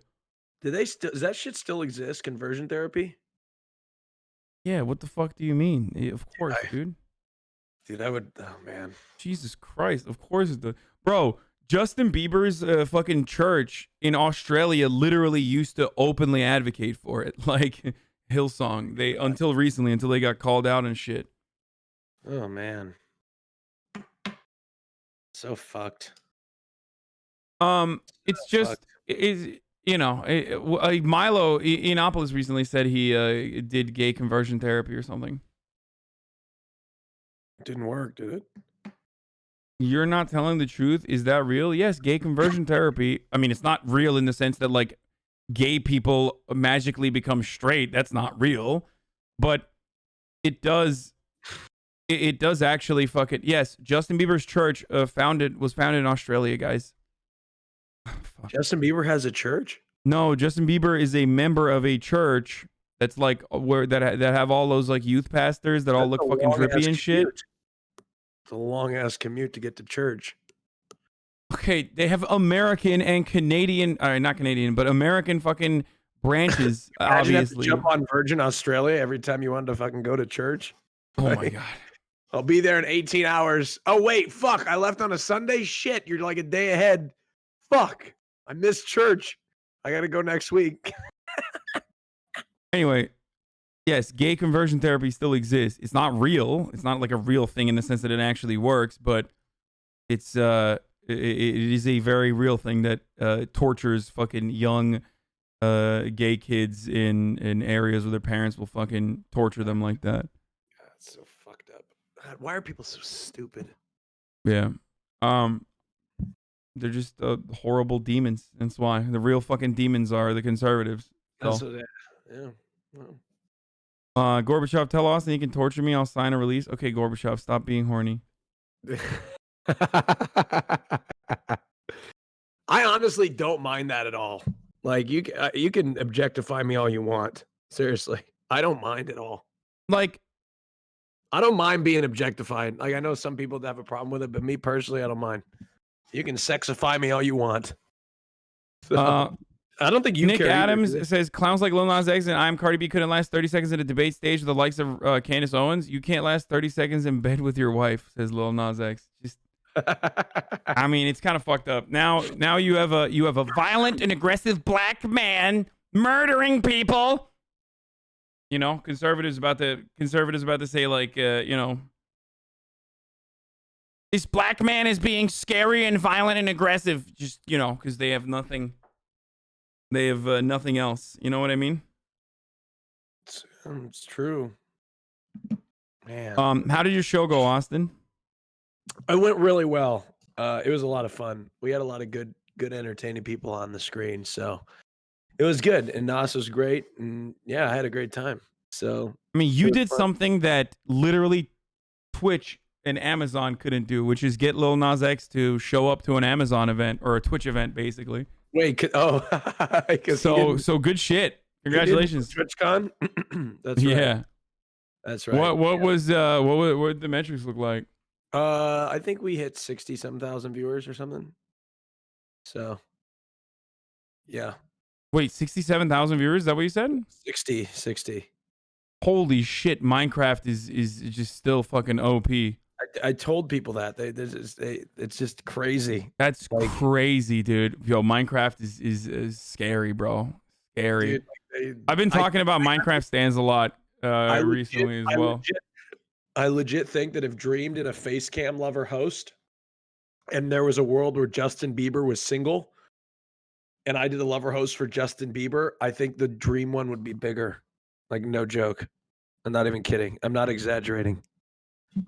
It's just crazy. Like, yeah, probably. Actually, like, Justin Bieber is a good example too, because even the Beliebers would be like, "We're not fucking sitting through 4 hours of this shit." Good luck, you know. But the Dream fans are like, "Oh fuck yeah, we'll be here for 24 hours. I don't give a fuck." Like the Beliebers aren't. They don't make. I mean, back when they made Belieber stands, they don't make them like the Dream. It's like a whole new animal.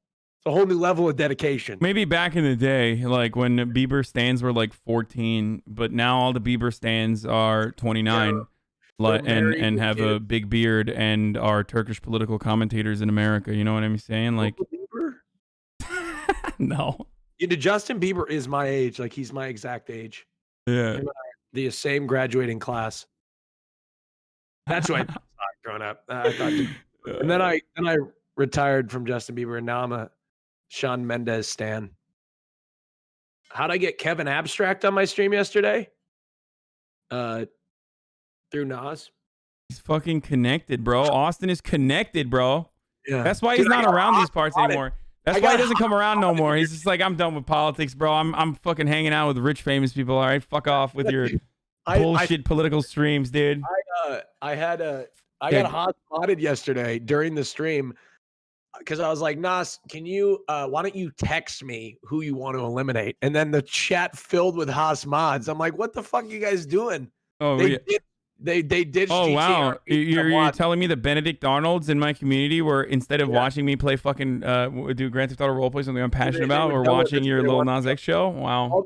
All the gays from your community came over to exposed. Fucking posed, dude. They're done. They're done. Give me the names. I'm banning all of them.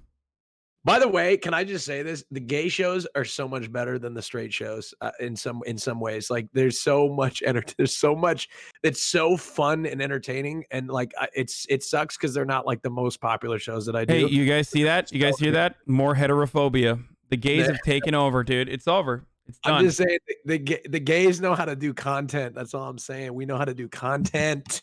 Yeah, that's it. He just said it. Straights don't know how to make content. It's fucked up. It's true, but it's fucked up. The insults are like, oh, just next level. I loved it. No, okay. But I love great shows too. Well, Austin, this is wonderful, but I do have to go, and because there's a Derek Chauvin trial that I am going to be covering. I got you. No, it's all right. Completely homophobic for getting rid of me right now, but that's okay. No, exactly. And I can't handle the truth. That's the reality. Is that I cannot handle the truth about how you said breeders don't make good content. I don't mind breeders. It's just whenever they're never mind. Wait, say it. Be more heterophobic right now. I'm gonna cancel you. I wish they breed with me a little bit more. You know what I mean? But anyway, all right, I gotta go. All right, bye, Austin. Thanks for having me. Peace out. All right, that was designated heterophobe, content creator, reality TV show producer extraordinaire. Austin Show, aka Mr. Show. I mean, you guys already know who the fuck he is. It's always funny, like when you know, someone like Tony on his stream, Anthony Z, will be like, brother, you know, it's HasanAbi. He plays Donnie. You guys should go give him a follow. I'm like, dude. I mean, I know he's being nice, but it's like, that's fine. It's the same, like, maybe like, guys, it's Austin Show. He has a show. Kyle is a truck rant guy now. Oh, dude, yeah. I saw this thumbnail and I thought it was hilarious. By the way, congratulations to Tony for hitting 20K subs. Ego phase. Yeah. My man, all the Bieber stans I know are addicted to heroin and have beer guts now.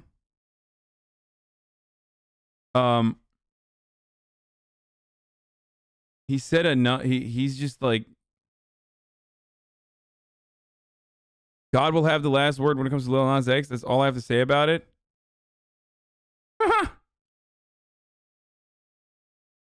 It's good. Okay, hopefully this tanks Lil Nas X. Dude should be canceled. We canceled Potato and Kids books for way less. Just goes to show how fucked up our society is. You're right, brother.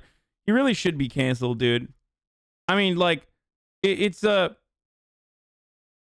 pick and choose adventure, okay? You can't pick and choose to both be black and gay at the same time and also sell shoes, okay? One or the other. Like, maybe if you want to sell shoes and while black, that's fine. Like, kind of, you know, we'll let you do it. That's what I'm just explaining, like, how conservatives operate. Like, nope, can't do the other one, dude. Too much, brother. That's too risky.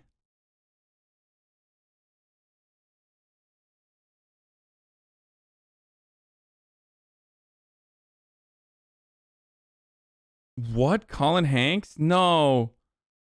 Summer is coming. Be ready. Link in bio. Hankers, Chiefs, be ready. Summertime. You're invited to the barbecue that's starting at 4. Oh, okay. Holy shit. I thought you meant Colin Hanks is doing a White Boy Summer call out. I was going to be like, nope. Yes. I want to talk about this before getting into the Derek Chauvin. Actually, no. I should look into the Derek Chauvin trial right now. Where is the live stream of that? Does anyone have the actual fucking... Oh, here it is. So the surveillance video we're gonna move on to I'm gonna start off with a quick I'm going to start off with like a quick description of what's going on with the Derek Chauvin trial. So first and foremost, it's a segue from the Lil Nas X story to this one, but because it features conservative defenses or reactionary defenses. So the reactionary defense of the attorneys of Derek Chauvin in this circumstance is, of course, immediately vilifying a person that the defendant has murdered.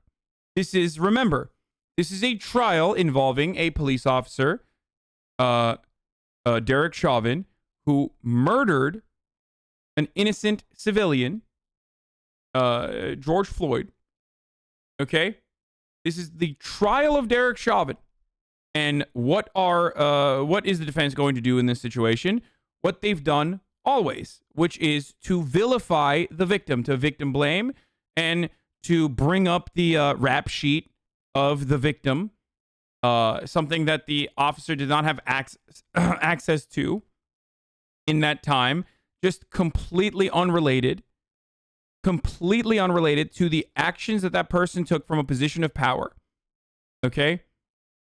As he choked George Floyd on the ground with his knee for 9.5 minutes, as George Floyd said 37 times, "I cannot breathe," and even called out for his mother. So it doesn't even matter if he had a big rap sheet. Regardless, it doesn't even matter if he was in the process of actually engaging in a serious crime, which we know that he wasn't, right?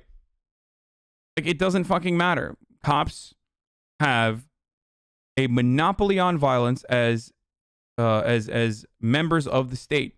Okay, they are a police force, and there are things that they cannot do. What Derek Chauvin did is a thing you cannot do. You should not do in any circumstance, nearly any circumstance. I'm not going to show you the video one more time. I've talked about this a million times over. Cops did not know his rap sheet at all.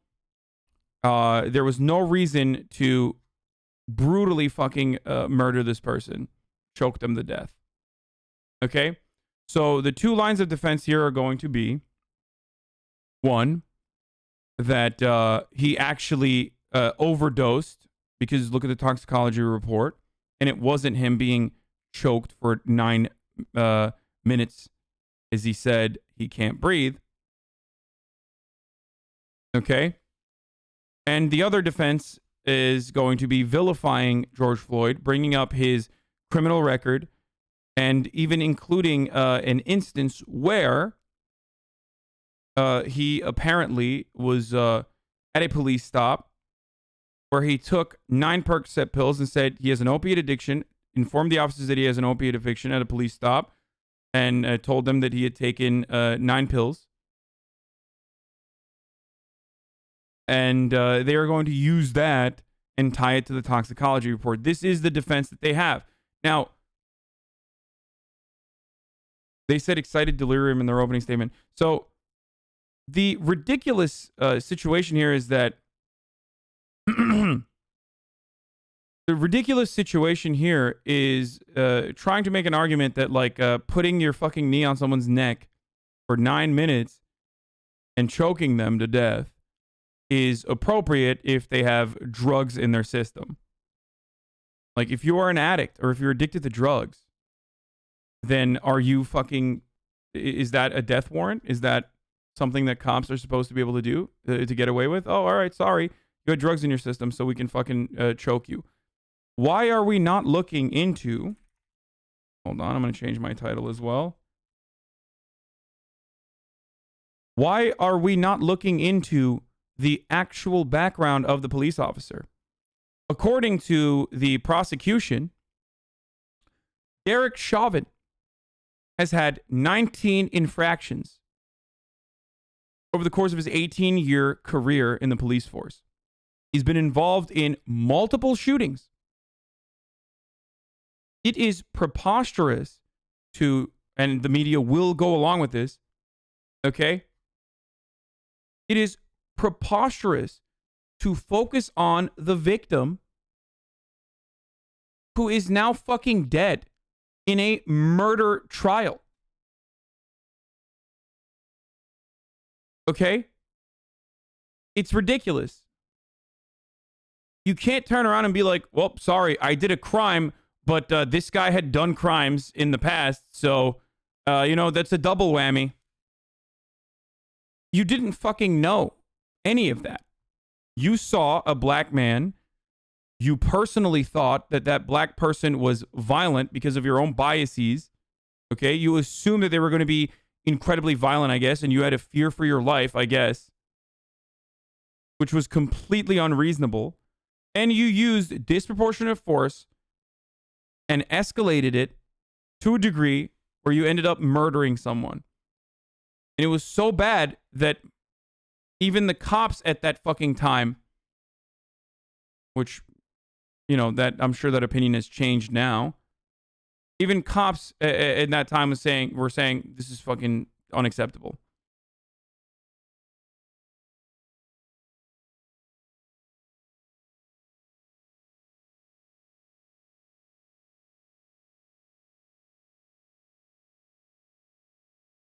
You cannot pull and the ends justify the means defense. If your defense in a murder trial is to justify the murder and not defend your client, you probably don't have a very good case. Yeah, but you have to remember that in Minnesota, I believe in the entire history of Minnesota, there has never been a successful prosecution of a white police officer for murdering a black person. Okay? As a matter of fact, in Minnesota, the only instance where a police officer has been successfully convicted of murder was a black police officer murdering a white lady, an Australian immigrant. His name was Muhammad Noor. The only time. Yeah. If you recall, Philando Castile happened in the state of Minnesota as well. Geronimo Yanez got away after a police stop. He got away scot-free after murdering Philando Castile, a nurse who had every legal right to own a weapon and followed protocol and straight up told the officer on a regular police stop that he had a gun, that he was, a licensed gun owner, and it was in the glove compartment, and was reaching for his license and was gunned down with his girlfriend in riding shotgun and his girlfriend's, I believe, daughter, like 5-year-old daughter, in the back seat. He got acquitted. The reason for why Geronimo Yanez got acquitted in that situation was because he used the defense that he smelled marijuana.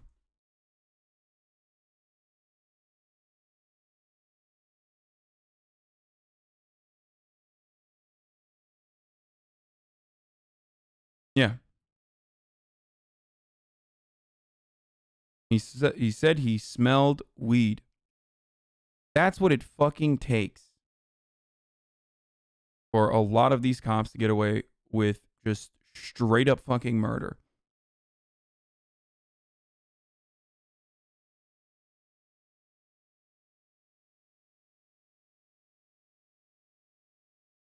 He said he smelled like marijuana, and therefore having a child in the back seat while driving, while being under the suspicion of smoking weed, implied that this was a dangerous criminal who was willing to fucking shoot a cop.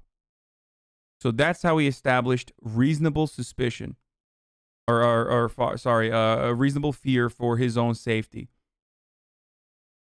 Because that's all you need to do to be able to get away with murdering someone as a police officer.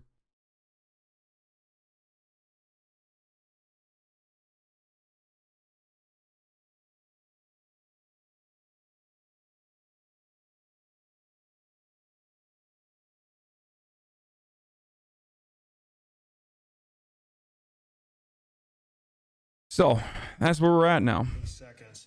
Can I ask you some questions about some people, again, some bystanders? I can't show you the entire. I can't actually show you the real trial because there is just footage of the events straight up. But I just wanted to show you what the arguments that people are using, what the arguments that the defense is using here, and how it ties into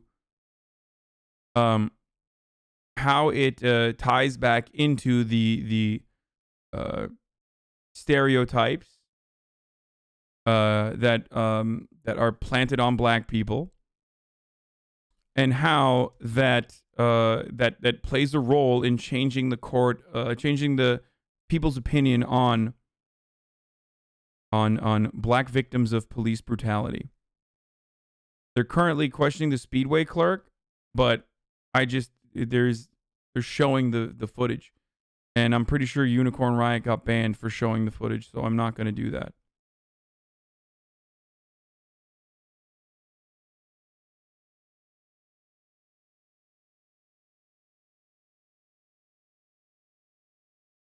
Okay. Yeah, I can't show you the trial. Yeah, but you have 36K subs, you'll be fine. Yeah, no. Twitch definitely does that. They definitely don't ban you for showing even a brief moment of like violence and shit like that, no matter how many subs you have.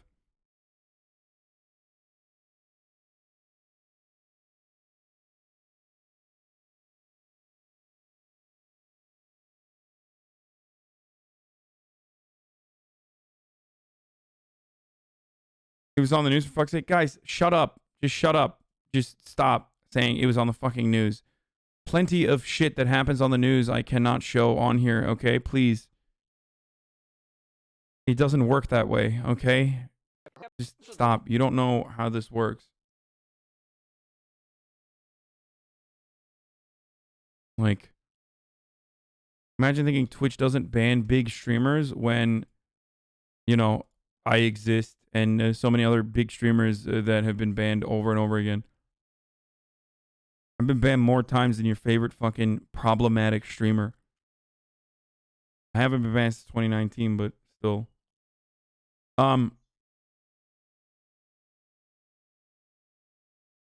also don't want to see this. I personally don't want to see this. It's not going to change my mind on anything, and it's really fucking traumatic. Oh, I remember it is so much. Let's resume play.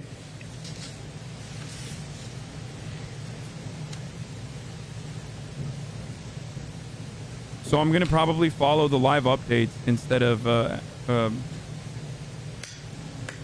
always some shit going on. yeah, she's Pause for a moment. Now, what we heard there that was imposed at the same time as Thank you, Solemn surveillance Tornado. video was your second recording. Is that right? Mm-hmm. Yes? Yes. And again, that was your voice when you said there are always some... Yeah. Right. Okay. Had you continued to watch these events out the window that entire time? Did I watch it out, like outside? From inside? I think I went outside to smoke a cigarette.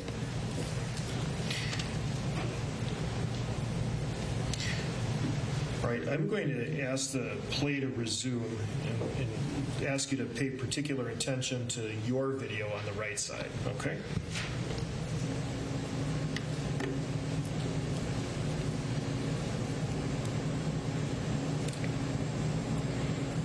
Freeze. Yeah, go a little bit further. Stop. All right. Now, I'm showing you what appears to be a reflection. Mm-hmm. Recognize that? Yeah. Who's that? That's me. Okay. okay, guys. You can fucking literally watch it on your own if you want. Like, do you have quote tweets of the defense, guys? I just want to see the quote, like just snippets of it. Like, let's just go to the fucking snippets. All right, I don't want to.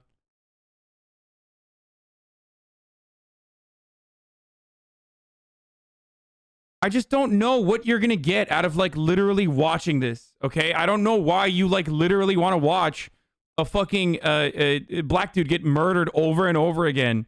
I just don't understand. Fucking Google it yourself, okay? If you want to watch it that desperately.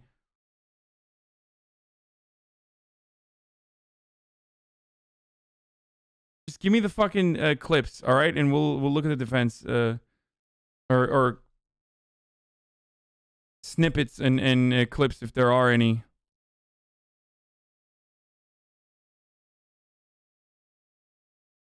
Okay, so Alicia Euler is a reluctant witness, and state had to put her on trial to put her cell phone videos into evidence. They're now playing those. She's heard while recording saying there's some shit going on, as the video shows officers trying to get Floyd into a squad car. In the opening, 4 hours ago, the prosecutor said that when an EMT who was a bystander approached to try and check George Floyd's pulse and render aid, Chauvin refused her and pointed his mace at her. Prosecution has said Chauvin does not let up and he does not get up. Watching at 9:29 of the excruciating video, Derek Chauvin keeps grinding his knee on George Floyd's neck, ignoring all efforts to get him to care for Floyd, and ultimately even an EMT bystander demanding he check for a pulse. Defense starts by defining reasonable doubt.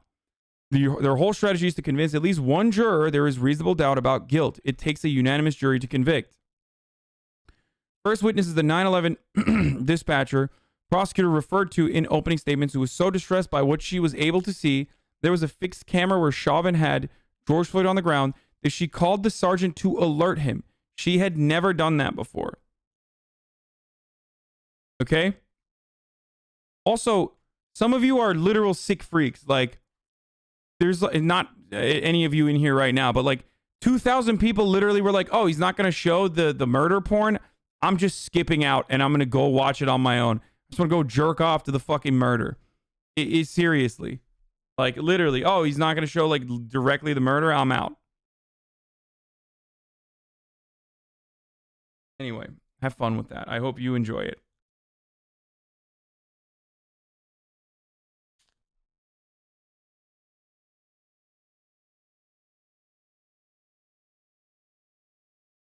No, I'm not watching it either.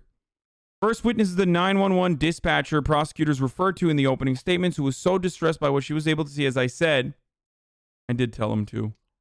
I mean, I'm happier that they're gone than in here, to be honest.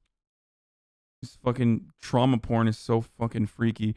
We will likely not see, although the jury will hear from 2 bystander witnesses who were juveniles and objected to being televised. So that's what we have so far.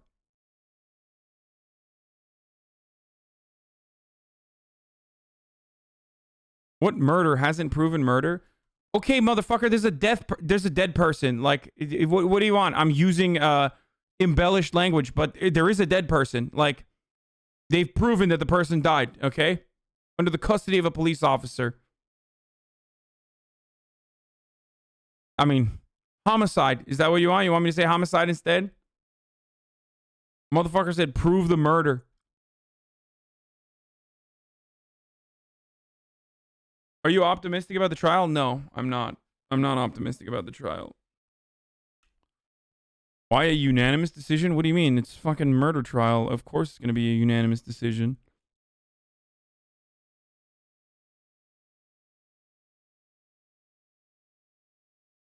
It's just, that's what it takes to fucking convict it. And of course it's a good thing. That's not a bad thing, for the record. The bad thing is not that it takes 12 to convict. The bad thing is that you set the 12, right? You pick the 12 and you specifically try to define the jury makeup in a way that benefits the cop. Like, there's an entire part of this process where you want to move the case over. You want to move the court case over to a area by claiming that all the witness pool, like everyone in the witness pool, is tainted, and that there will never be a fair adjudication or a fair juror that has not heard of this fucking story. So they will literally take this. They will take it and move it over to a different area where the demographic makeup of the jury is going to be overwhelmingly white or pro cop. This is just the way that this has always happened. You need to educate yourself on the legal process more. I mean, I've given examples in the past. I've talked about this already, but like this exact same thing happened in the Amadou Diallo situation where they moved a shooting that occurred in New York City in a overwhelmingly black and brown neighborhood to Albany on purpose, and claimed that they needed a untainted jury pool. This is literally a job that fucking prosecutors and the defense attorneys do. There's like an entire fucking part of the legal team that works on trying to move the trial to a different location. And they like shop for a different location to make sure that there is a different demographic makeup on the ground. And then they also make sure that they, have favorable jurors.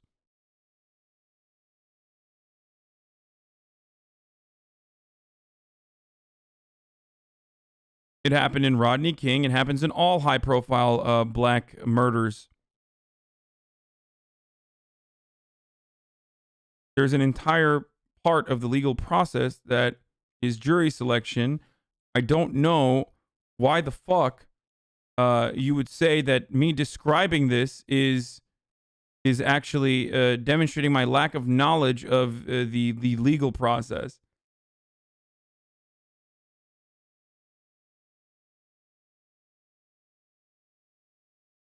Dude, shut the fuck up about the Hulk Bunk case. I'm talking about something different right now. Anyway. Shouldn't there be some law that makes location gets moved have some sort of similar demographic? No.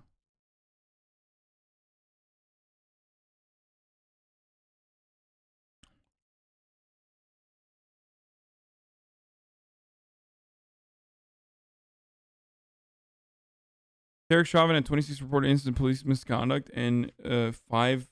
What? No, he was involved in 4 shootings, I thought. He'd killed 5 people before George Floyd? Are you sure?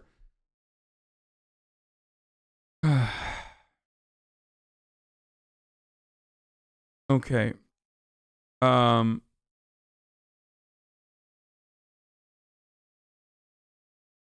What are reactionaries saying about the situation? Okay, here, I'll show you. Here, we'll watch the big problem with how we pick juries in the American criminal justice system. I don't want to know. I don't know if there's a lot of violence in that.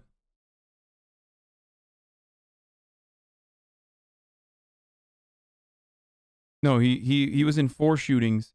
He shot 3 and killed 1 before this. It wasn't 5. It was 19.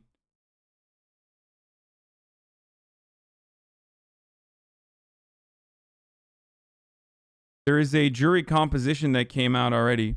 It's relatively diverse. Anyway, it's top of the hour. I'm gonna run a quick ad break here, 1 minute ad break, and then we're gonna go back to the actual trial itself. I'm gonna cover the screen as best as I can.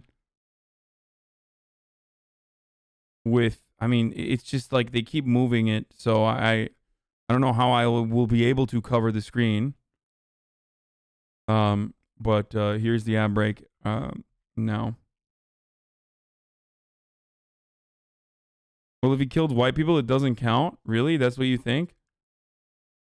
Really? In the state of I already described it. In the state of Minnesota, there has never been a conviction of the only conviction that we've had in recent years of a police officer killing someone was literally a black police officer killing a white woman. And there's never been a conviction of a white police officer killing a black person. So it's literally the opposite. I would go so far as to say that it only counts when there is a white victim. At least according to the facts.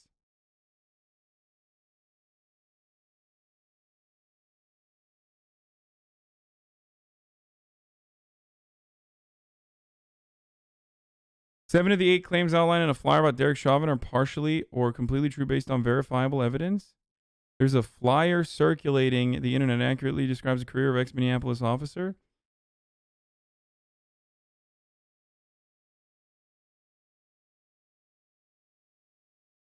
Minneapolis police officer murdered George Floyd on May 25th. The restraint technique used by Chauvin, the murder of Floyd, was not part of the department's training, being represented by Tom Kelly, the same attorney who got Officer Geronimo Yanis, who murdered Philando Castile, acquitted. Of course, Chauvin shot Ira Latrell Tolles, an unarmed black 21-year-old man, in 2008. Chauvin was one of the officers who murdered Wayne Reyes, a Latino man with 16 bullets forced into him. A total of 42 rounds were shot off.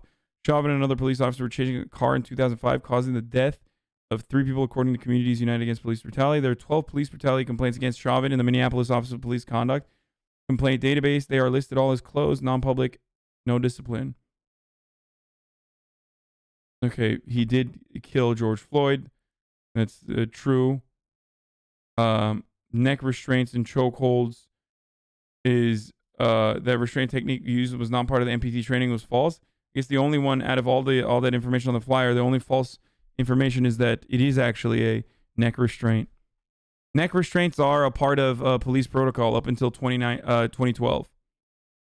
I think. They might have changed it, but the department policy has permitted officers to use what is considered a non-deadly force option by kneeling on a suspect's neck.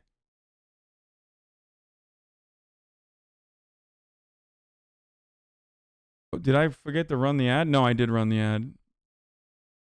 Wait, no, I didn't. Oh, no, I did run the ad. Okay, yeah. All right. Yeah, just non-deadly things like fucking putting your neck on someone's, putting your knee on someone's neck, dude. Just non-deadly things. Anyway, let's...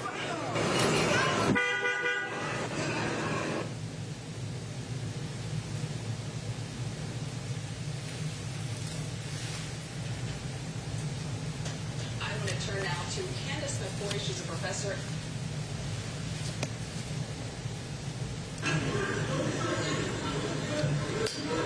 And then you made your final recording as Mr. I mean, Floyd this is was how... taken from Would you the watch it ground, like this if I loaded did onto the this? stretcher, I mean, and placed here. in the back of the ambulance. Like, would you watch it like this? No, right? This is silly, right? This is crazy.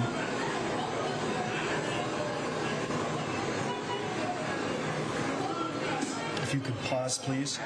And then you see that at approximately 8:29 and 29 seconds p.m., Mr. Floyd is fully placed into the back of the ambulance. Is that right? Hold on. Yep. Okay. Please resume.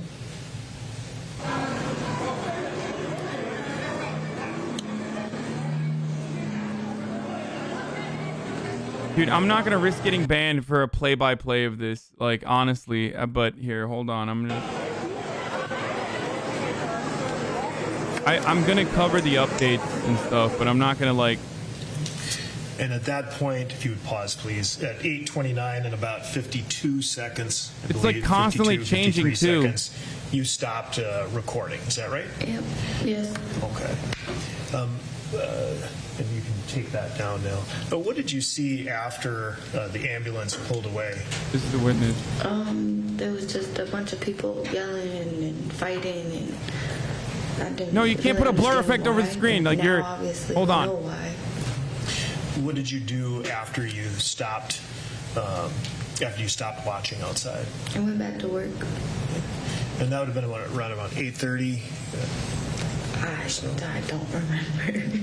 Do you remember when your shift ended? 10 o'clock. And so you worked up until 10 o'clock. Yep. Do you recall what you saw after you left work that day?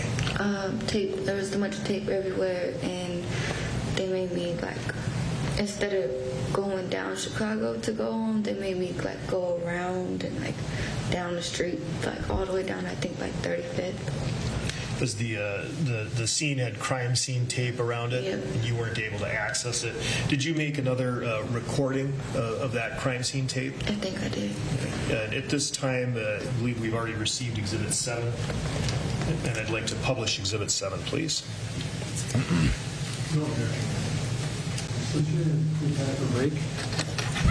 Yeah, that'd be good. Well, you know what? I'm almost finished here. Go ahead. Yeah, if we could just publish Exhibit 7. Oh, no, I'm sorry. That's Exhibit 8. All right. If you could pause, please. And No, there's no reason for a sync command. Look, it's going to end soon anyway. All right, I'm moving on from this, okay? I already told you what they're doing. I already told you what's happening. I've given you a play-by-play of what has happened today thus far. There's no reason to continue watching this. It's just it, okay? We're going to move on, all right? Here's the jury composition. Hold on, let me just fix this real quick. The composition of the jury and alternates in the Derek Chauvin trial. It's 9 women and 5 men. The jury is 29% black, 14 mixed race, and 57% white. Minneapolis is, of course, where it happened, is 18.6% black and 63% white. The Hennepin County, where it moved to, is 13% black and 74% white. So there's 12 people sitting on the jury who serve as alternates for Chauvin's trial. A 15th person was selected too.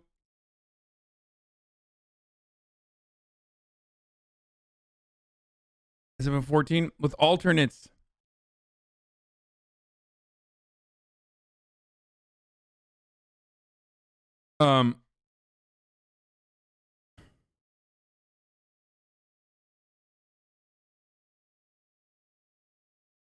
There's a chemist who's a white man in his 20s. Okay, we're just, you know, these are the details. I'm gonna move on from this, and to be honest, I don't know if justice will be served in this circumstance. It should be open and shut, but all you need is one person to be unconvinced. You know, that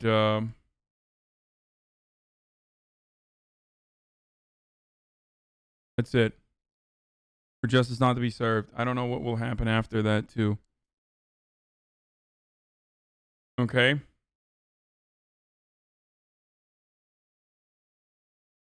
I'm gonna change the title as well. Is it verdict today? No. Okay, so we're gonna talk about fucking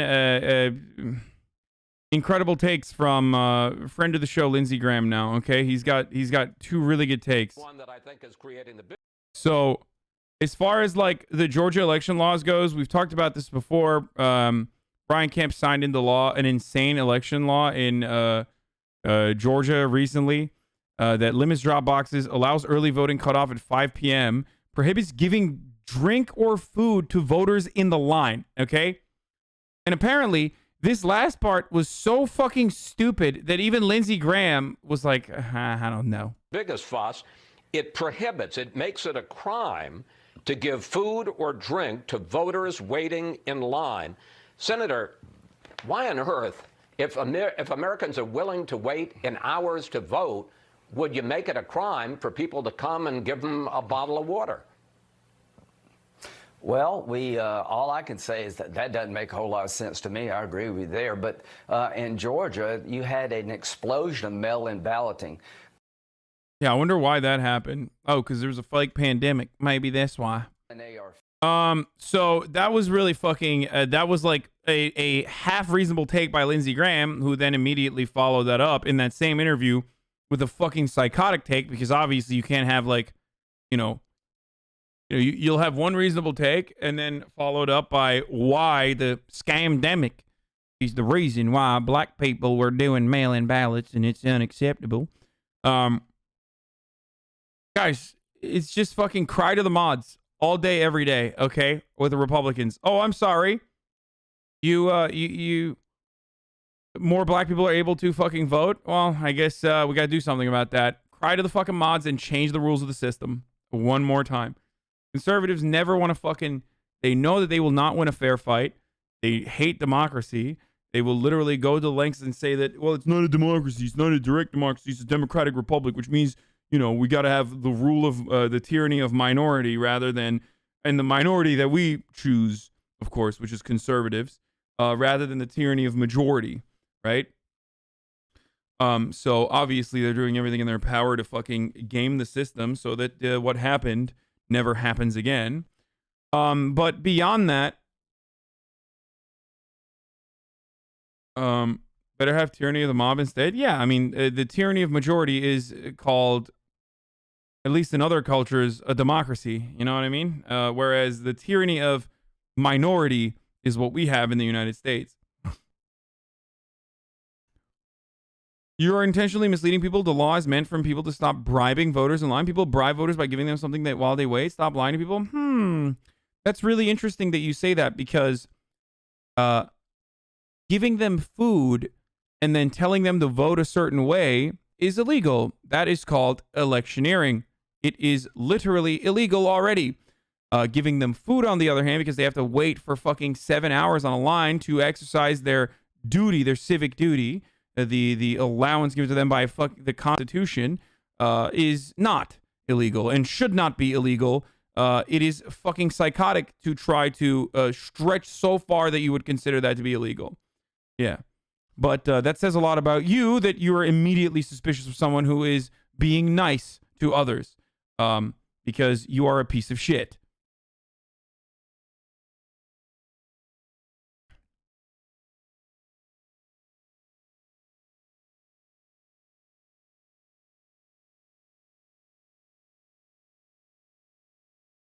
Just remember that. Oh, by the way, speaking of electioneering, Donald Trump literally had electioneering built into his campaign, where he had poll watchers who literally got fucking arrested and kicked out of polling stations because they were harassing people while wearing Trump gear. And conservatives were absolutely mad about that. They were like, oh, what the fuck? They're kicking away Trump voters from the polling stations. Like, bitch, if I know that you're a Trump voter at a polling station, that means you already are violating the law. Okay? There are rules around, there are rules designated so that I don't know if I'm a fucking poll worker.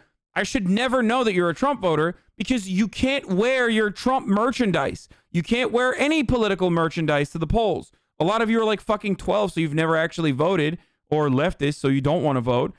So you have no understanding of this. But this is this is how it works. If you ever voted, they'll tell you, like, do not fucking wear any political merchandise to the polls.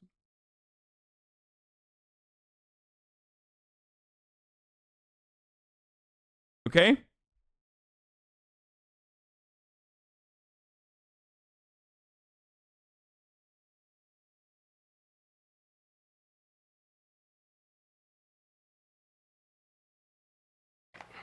What's wrong with a serious debate? So if I tell a neighborhood of poor blacks to go and vote, but don't worry, we'll give you free food, are you saying that that's not electioneering? First of all, I mean, I'm going to ban you for being a disgusting scumbag, okay? But why are you assuming... After all of... One, why are you assuming that, like, these black people are going to vote a certain way? No, that's not electioneering, you fucking idiot. This notion that you think that, like, poor blacks are going to be persuaded. Holy shit, please. Oh my god, dude. Fucking, what a waste of fucking space, dude. I can't even fucking talk about this. We're moving on. Giving poor blacks food. What about poor whites? What if you're giving poor whites food? Is that electioneering then? No, right? Because poor whites are voting in the way that you want them to, I guess. Oh my god, dude. Oh. What a pathetic existence that must be. Holy shit.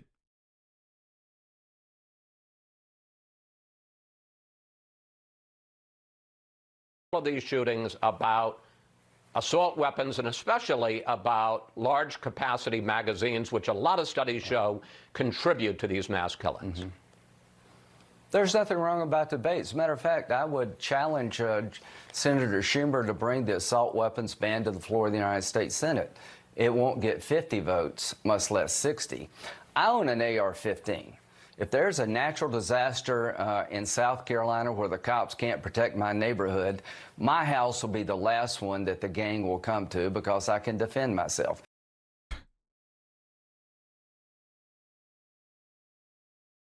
What gang, motherfucker?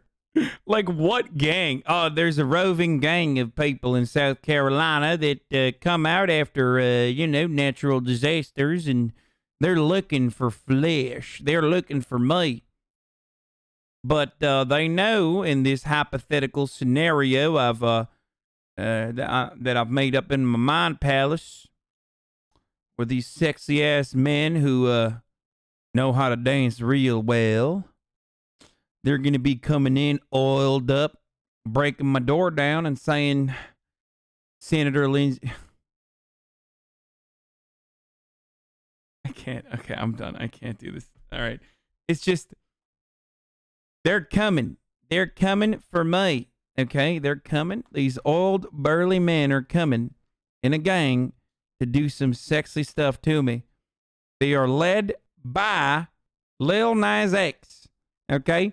You saw what he did to the devil, and they're going to do the same to me.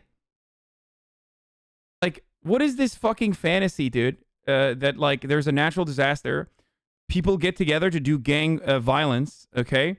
And they are going into everyone's houses, but those gangsters that are trying to do violence, well, that this roving gang is going to have the knowledge that Lindsey Graham has an AR-15 and therefore avoid his house. Or maybe what actually ends up happening in the aftermath of a horrible natural disaster is a sense of shared purpose, a community, people getting together and trying to survive. That's usually what happens, you know. But in Lindsey Graham's fantasy and in the minds of so many psychopaths, so many conservative psychopaths, there's you know, gangs of people that are trying to kill me.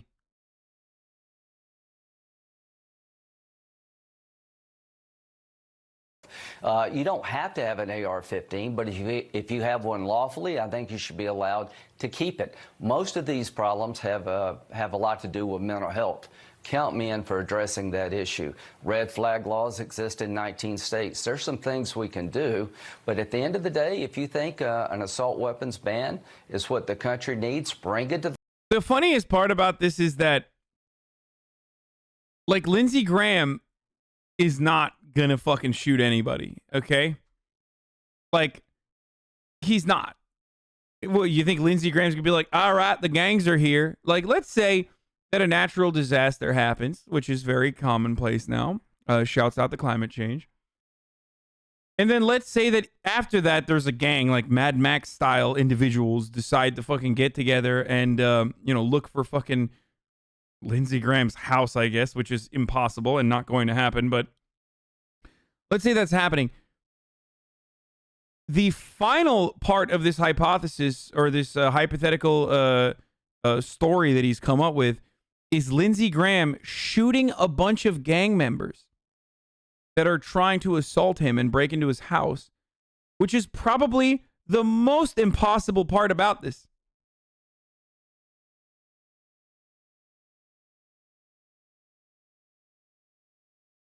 What would end up happening is, like, if he has like a black conservative neighbor that walks over to knock on his door in the aftermath of a natural disaster to, like, bring food over, you know, to check in on them, Lindsey Graham ends up shooting himself in the fucking face with his AR-15 if he actually has one. That's what will actually happen, okay? Like, his black conservative neighbor walks over from his McMansion over to fucking Lindsey Graham's McMansion to say, hey, what's going on? I hope you're all right in there. Boom! Blasted right in the fucking face. Murders himself.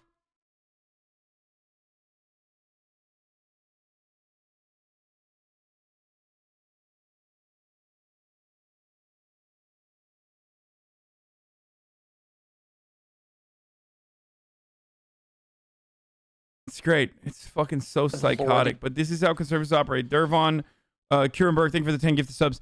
This is how conservatives operate, okay? This is a very common fantasy that they have. Anyone who doesn't realize this hasn't listened to enough conservatives. Like, this is what is called a legal kill. They fucking talk about this shit all the goddamn time. Anne? Anne? Is that a bird? I heard a bird. Go check.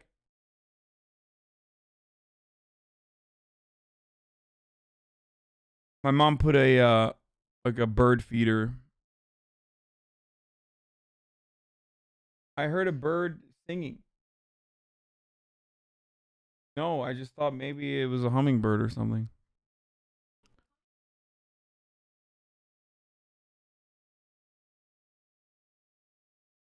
She went and got a bird feeder and shit. And by the way, anyway, sorry, I just it was a brief aside there, but so what ended up happening, this is exactly what happened with Kyle Rittenhouse. Like, he played into the conservative fantasies of like getting a confirmed legal kill, and you know what happened. And then, you know, Kyle Rittenhouse happened. So it's not chicken, leave it alone. Yeah.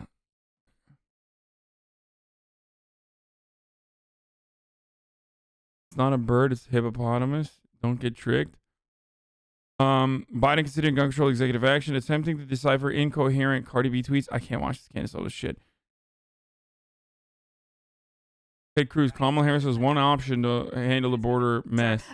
Kamala Harris's appointment to take over the border. Leader McCarthy over on the Senate side, he said that VP Harris is now the point person for the Biden border crisis. Then Senator Harris, when she was senator, compared ICE to the KKK, introduced legislation to reduce detention beds by 50%, said CBP, holding kids longer than 72 hours, was inhumane. Does she stand by all of that? I love when Kevin McCarthy unironically is doing more fucking accountability politics than like the entirety of the Democratic Party on the Democratic administration. Like, just saying, his question. Like, this is true. Everything he said is true. It's literally true. When Kamala Harris said it, it was true. And it's great that, you know, the wonderful immigration activist Kevin McCarthy is advocating for the right things. I'm sure you have questions too, but I also would ask you, should she be given a chance to do this and see how she does? Well, I got to say, my reaction to that appointment is wow, Joe Biden really doesn't like Kamala Harris. This border crisis is the biggest political mess Joe Biden has. It threatens to derail the entire administration. So what does he do? He looks to his vice president and says, you take it. It's your problem now. And listen, unfortunately, she is not going to be able to solve this crisis. Why? Because they've created this crisis, and they've created this crisis because of their political partisan commitments that they can't back away from. So why are we having this crisis at the border? If there's someone who has created a crisis at the border, it's conservatives. There would be no border crisis if we used some of our resources, and we have plenty, to adequately take care of refugees and economic migrants coming into this country. Instead, we choose to vilify them. That's the reason why it is a crisis, when it's not a real crisis. The crisis is how much cruelty we are choosing to subject them to. That's it. Border, because when Joe Biden got elected, the first thing he did was stop construction of the border wall. Actually, I'd say the most responsible are the fucking cartels. Interesting. I wonder what kind of destabilization efforts by, I don't know, an imperial power in the region has created a situation where there's a power vacuum and no fucking solid infrastructure could ever be built, and governments can't be fucking launched on top of that. And therefore, within that power vacuum, you have literal fucking cartels take control of entire regions and even entire governments. I wonder how that happened. It's probably on its own. Why? Well, I don't know. Maybe because fucking brown people just can't control themselves. That's probably how it happened, right? Is, you know. Oh, wait, never mind. Pepe la CIA. He reinstituted catch and release, and the failed policy, so that now when we detain illegal immigrants, we let them go. We give them a court date sometime in the future, and many of them never show up. and he ended the Remain in Mexico policy, which was this incredibly successful foreign policy accomplishment where the Trump administration had negotiated with Mexico that illegal immigrants from Central America would remain in Mexico while their asylum proceedings were moving forward. All of those had produced real success. But because the Democrats campaign on saying ICE is evil, securing the border is wrong, because the Democrats support open borders, Kamala Harris doesn't have anything to do other than go down there and let everybody go. I mean, that's the only option that is consistent. That'd be devastating. I mean, oh my God, look at all these dangerous criminals, dude. Can you imagine letting... this is my favorite part about this, when they like show people at the border and shit, or show people going through processing. And it's like, what are we supposed to feel like these people are a threat or something? With the political promises she's made. And I'll tell you, representing the state of Texas, we are seeing illegal immigrants being released in Harlingen, Texas. The illegal immigrants they're releasing are testing positive for COVID-19 at a 7 times higher rate. Dude, the worst... Oh, God, that's the most scummy part about it. Bitch, if Texas literally believed that COVID is a real thing, the governor would not have deleted mask mandates like last month. You gigantic shitlord. You fucking piece of shit. Oh, my God. Oh, my God. Oh, my God. I just... I like, this shit fucking sucks so bad.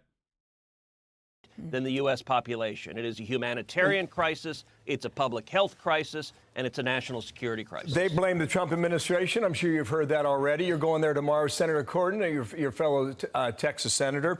When do you think Kamala Harris goes, or President Biden? I have no idea. They show a photo of these people, right? And make it seem like they're a threat. Like, that's the implication. And yet the dude who had the fucking flex cuffs, and his mother, who was there apparently, were both released. And were not convicted of anything. Okay? Like, this week. Like, the motherfucker was fully kitted out and had flex cuffs in his hands, but that guy's a patriot when he went to the Capitol riots. Yeah. Whereas these guys, I mean, these are the real threat. These are the real scary people, dude. Holy shit. Watch out. Fucking kids coming over train tracks and shit. Union, who I know very well. We're going to, actually, tonight I'm headed down to the border and I'm bringing 18 senators. So I'm bringing 18 senators to go down to the border. We're going to the facilities. We're meeting with the Border Patrol. We're meeting with the Border Patrol Union, who I know very well. We're going to inspect those facilities and see them directly. And I'll tell you, we invited Fox News to embed with us. We invited ABC News to embed with us. And the Biden administration has said, hell no. They will not allow reporters anywhere near. So they're blocking. When 18 senators show up, the Biden administration is saying no reporter can show up because, and this is their argument, and it really is laughable. This is so fucking stupid, dude. Oh, God, dude. That's great. Oh, I wonder why they're wearing Biden merch instead of Trump merch. Why the fuck would they wear Trump merch when Trump is literally like, y'all are rapists and drug dealers and we're going to murder you? They say that reporters, there's too big a risk of COVID. Okay, here's the take. This is so fucking silly to talk about over and over again, but here's the take. And why Democrats are fucking up in this story as well. The entire conversation should be revolving around whether these people are genuinely a fucking threat or not, and what the many benefits of allowing them to come into the country legally and allowing ease of access in their passage, rather than going along with the meme that they're dangerous criminals and then talking about like how many of them we are turning away and using that as a fucking badge of honor, because that's what the Democrats are doing right now. And when you say, well, we're turning 70% of them away, like you keep saying it's open borders, but like we're turning 70% of them away, you're already admitting a false premise that they're operating off of, which is that these guys are dangerous fucking criminals and they are violating laws. If your goal is to literally make this process easier and show the rest of the country that these aren't criminals, but instead just regular people like you and I, but in much more dire circumstances that they're trying to escape desperately, you should never even entertain the we're fucking turning away 70% of the people that are coming in. You should just straight up say, these people are not fucking criminals. Okay?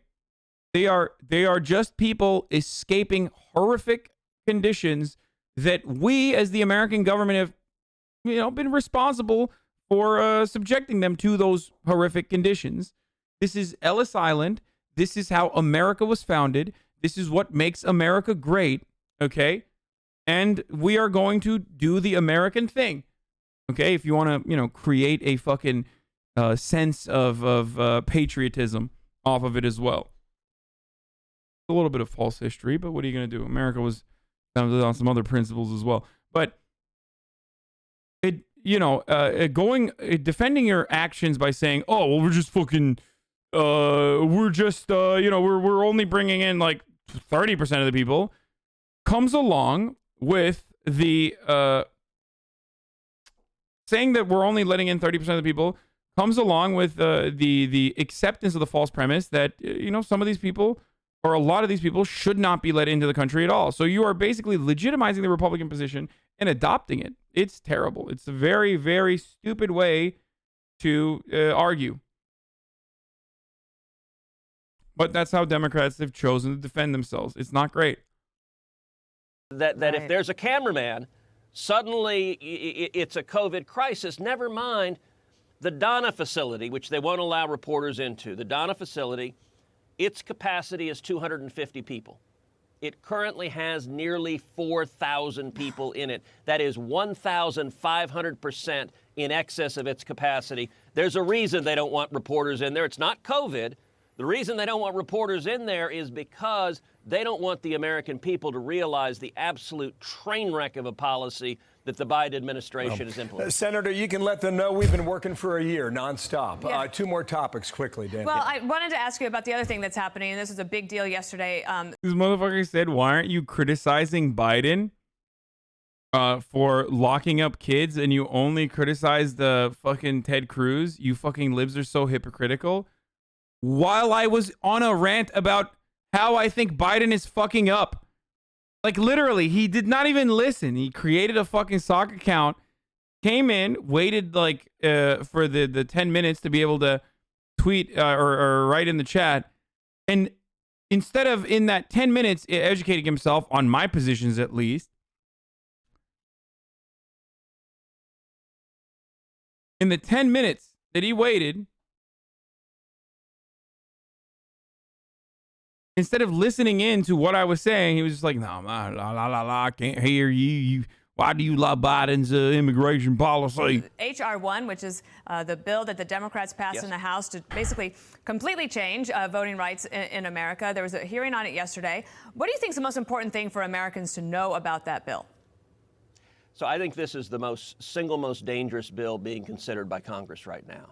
It is the Corrupt Politicians Act because it is designed to entrench corrupt politicians in office and to keep Democrats in power for 100 years. What does it do? It has the federal government take over all elections. It repeals virtually all of the common sense state integrity laws for election integrity. So, for example, 29 states have voter ID laws, including my home state of Texas. The Corrupt Politicians Act repeals every one of them, says it's illegal to require identification to vote. The Corrupt Politician Act also mandates universal mail-in voting everywhere for no reason whatsoever, and it mandates ballot harvesting, which 31 states have made illegal. That's paid political operatives that say go to a nurse. Motherfucker, ballot harvesting, which is illegal in the way that it was done in California, was being conducted by the state GOP, okay? Like, the California Republican Party was literally doing false ballot drops. And when they were caught, and that there is a fucking fine for it, okay? When there was there was a criminal, like, there was serious legal repercussions for that. Donald Trump literally turned around and said, nah, keep doing it. Like, And they do, and they always do it.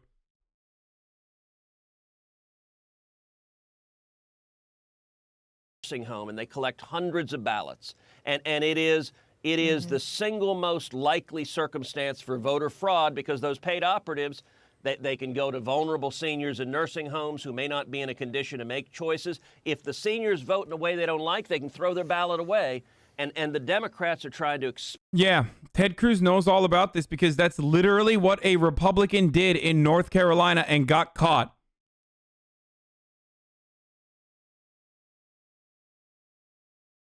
So I don't understand.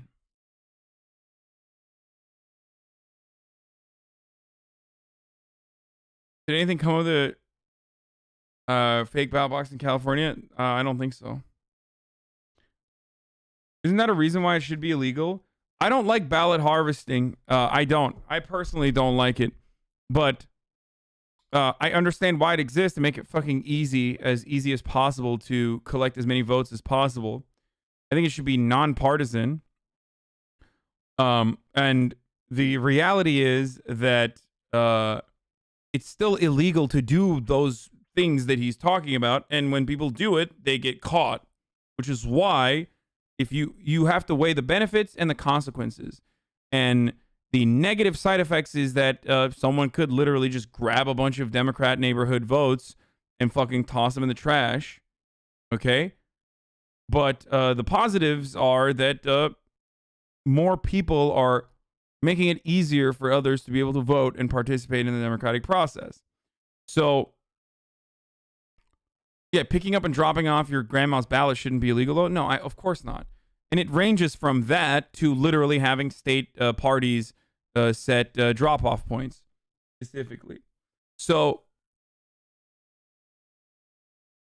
it's 100% legal here in California, brother. I worked hard walking houses in 2018. No, it's legal to collect people's votes and cast it for them, making it as easy as possible. It's illegal to make it seem like you have an official state-mandated ballot drop-off point that is created by the fucking Republican Party, which is what the Republican Party in California was doing.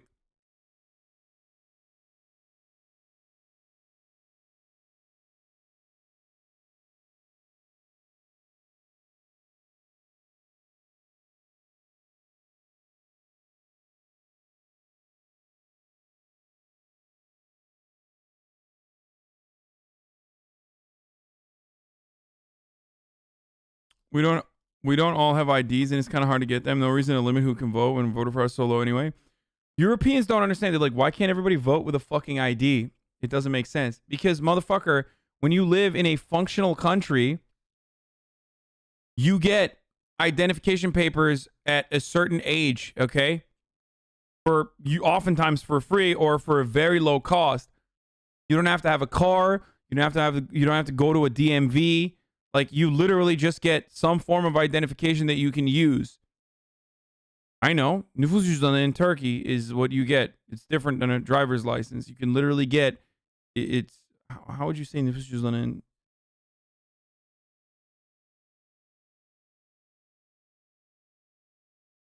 Can't you use a passport? Yeah, dude. Let's go ask poor people who don't have driver's licenses. Yeah, like an ID card, basically. Yeah. Let's ask poor people who can't get driver's licenses because, like, that process is expensive. So it's some form of fucking voter suppression in that regard. To go get a passport, which is way harder to get and way more expensive.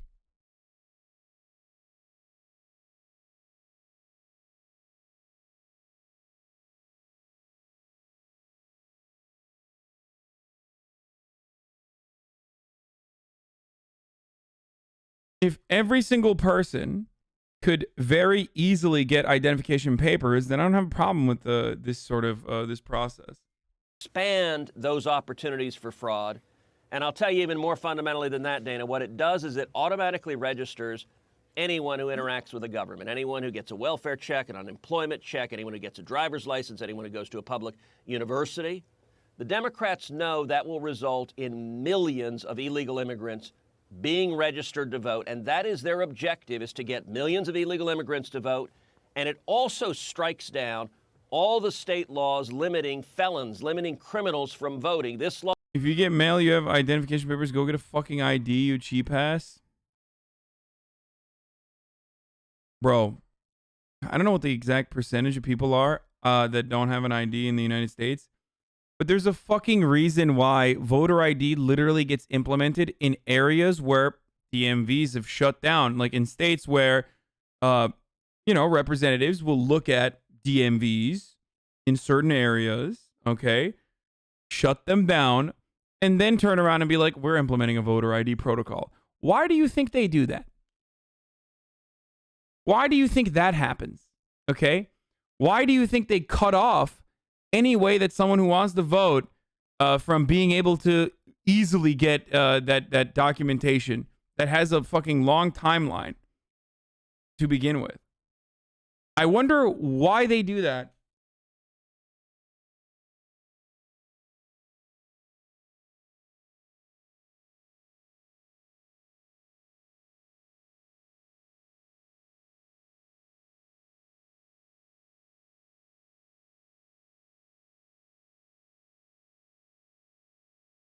Law mandates that when anyone leaves prison, they can immediately vote. So the Democrats have decided apparently what America needs is more murderers, more rapists, more child. Getting a photo ID so you can vote is easy unless you're poor, black, Latino, or elderly. Houston, as well, Anthony Settles carries an expired Texas identification card, his social security card, and old student ID from the University of Houston, where he studied math and physics decades ago.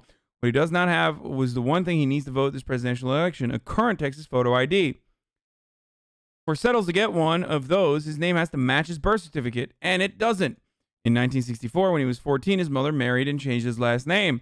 After Texas passed a new voter ID law, officials told Settles he had to show them his name change certificate from 1964 to qualify for a new identification card to vote. Now, this is one example. Obviously, this is not the most common reason, but there are a multitude of problems for so many black and brown individuals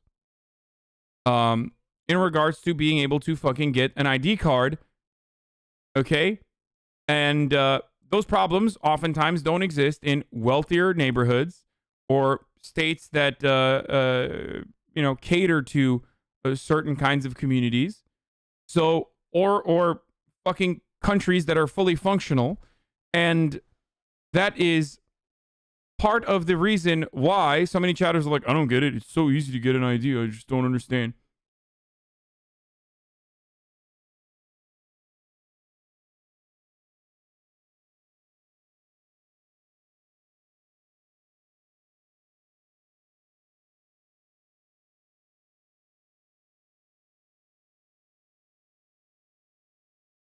Anyway. Percentage of people who lack a government-issued photo ID from 2008 to 2012.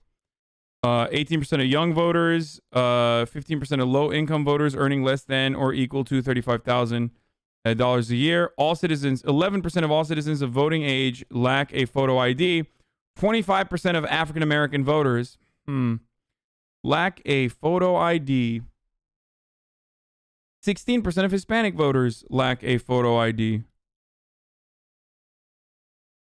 Really interesting.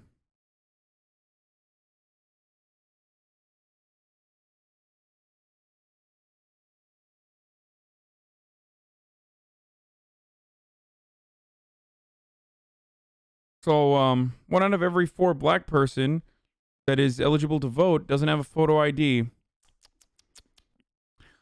I wonder how. I wonder if Republicans knew that when they were deciding this. Yes, the number is 35,000.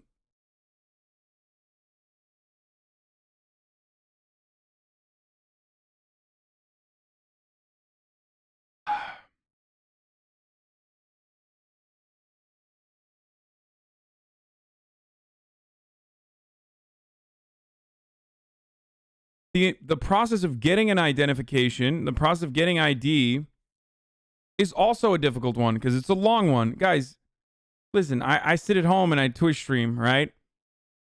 And it still took me fucking months to finally get my registration in order. Like months. I waited months so my registration worked. It is a couple days long process to be able to go out and get a fucking ID. So just saying, just get an ID, you fucking bums, lol, is not that easy, especially when you're working every goddamn day.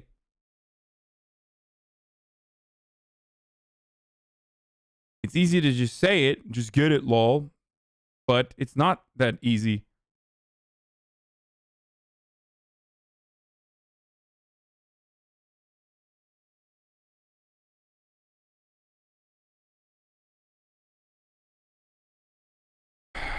Anyway. Yeah, the cost of getting an ID are between $75 and $175. Yep.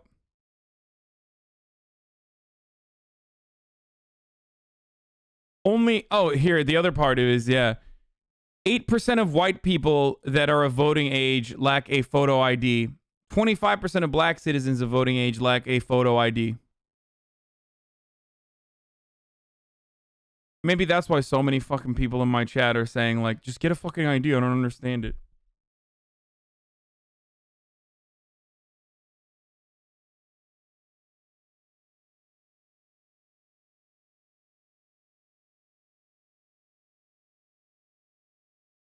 Yeah, imagine if you work at a meat packing center and something, you think they're going to let you take time off to get a photo ID? Hell no, you'd lose your job for just asking. Yep.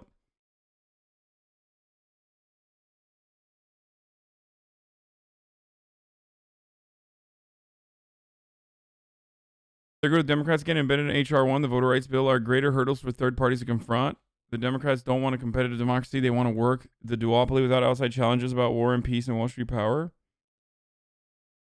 What? What is this?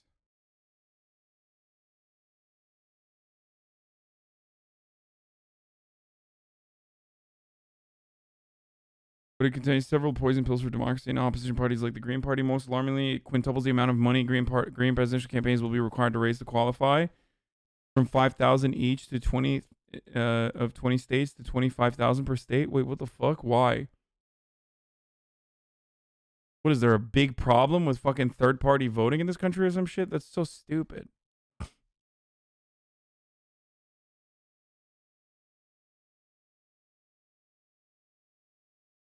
They're such scumbags, dude. Alright, it's really fucking hot in here. I gotta turn on the AC. Holy shit. Out of all my friends that didn't vote, I had 2 black friends that couldn't because they lacked an ID and didn't have $60 to get a new one. Yep.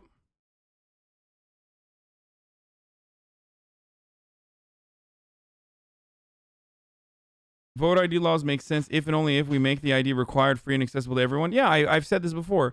That's why a lot of Europeans do not understand the photo ID conversation, where they will like literally say like, I don't get it. Why the fuck can't you have a fucking photo ID? It's so hot in here Child today. molesters voting, and they've made the very cynical decision that millions of illegal immigrants and millions of criminals voting is going to benefit Democrats and keep them in power. This is a very, very dangerous It got off piece the of ground in the legislation. House. We'll see whether or not it goes anywhere in the Senate. Quickly, sir, I just want to play a clip from you yesterday on the Hill. You came out to talk to reporters, and this exchange went the following way. Putting a mask on for us? Yeah, when I'm talking to the TV camera, I'm not going to wear a mask, and all of us have been immunized. So, How do you make us feel better? You're welcome to step away if you like. The whole point of a vaccine, CDC guidance, is what we're following. What happened after that we did not see on camera?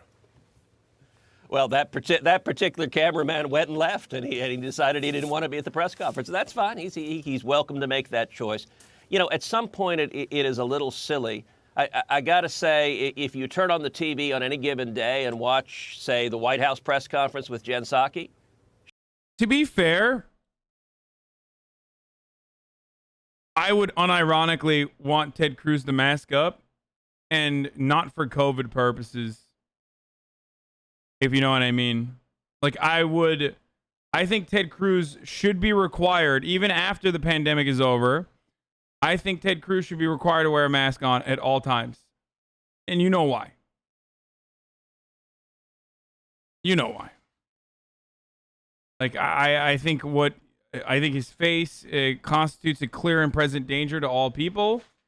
It is basically a weaponization of ugly,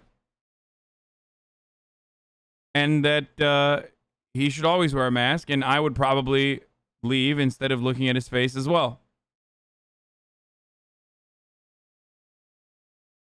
I'm just saying.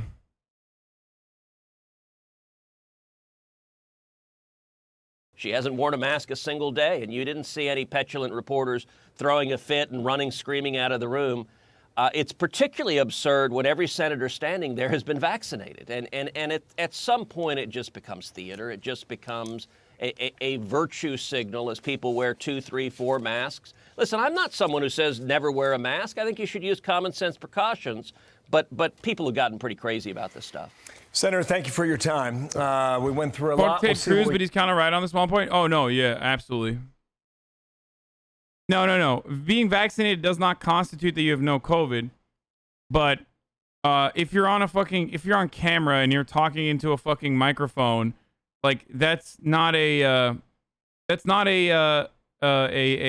standard that you apply anyone to at that stage. Specifically when you're like around vaccinated people, like fucking, as you correctly pointed out, Jan Psaki does not fucking do that.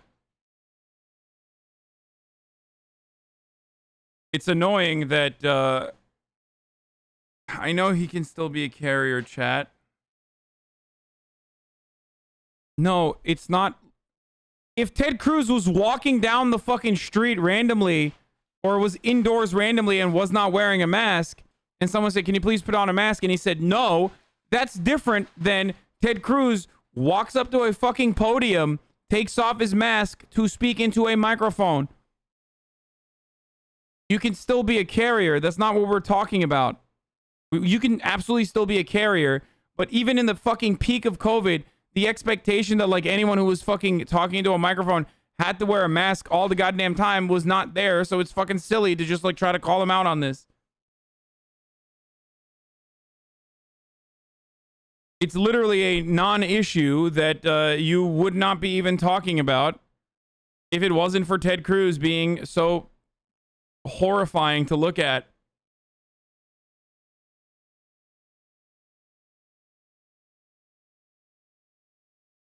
I apologize for I apologize once again for not issuing a trigger warning before showing you footage of Theodore Jebediah Raphael Cruz. I will not do that again. That was disgusting of me to do so. I subjected you to such a foul thing. And for that, I apologize. Okay. His name is not even Theodore, by the way. Oh, here it is. It's time, boys. Welcome back. Time for liberals versus conservatives. Middle ground on who is censored more. Are you excited for me to censor the gray names in the chat by banning them for saying stupid shit in the process of this? I am going to be tweeting this out because people have been waiting for a long time on this. And it's also top of the hour every hour. It's time for a 6-second ad break, boys. So I'm definitely going to do that. Hold on. Let's do the ad right now before the video even starts. Early ad, boys. Early ad. Okay.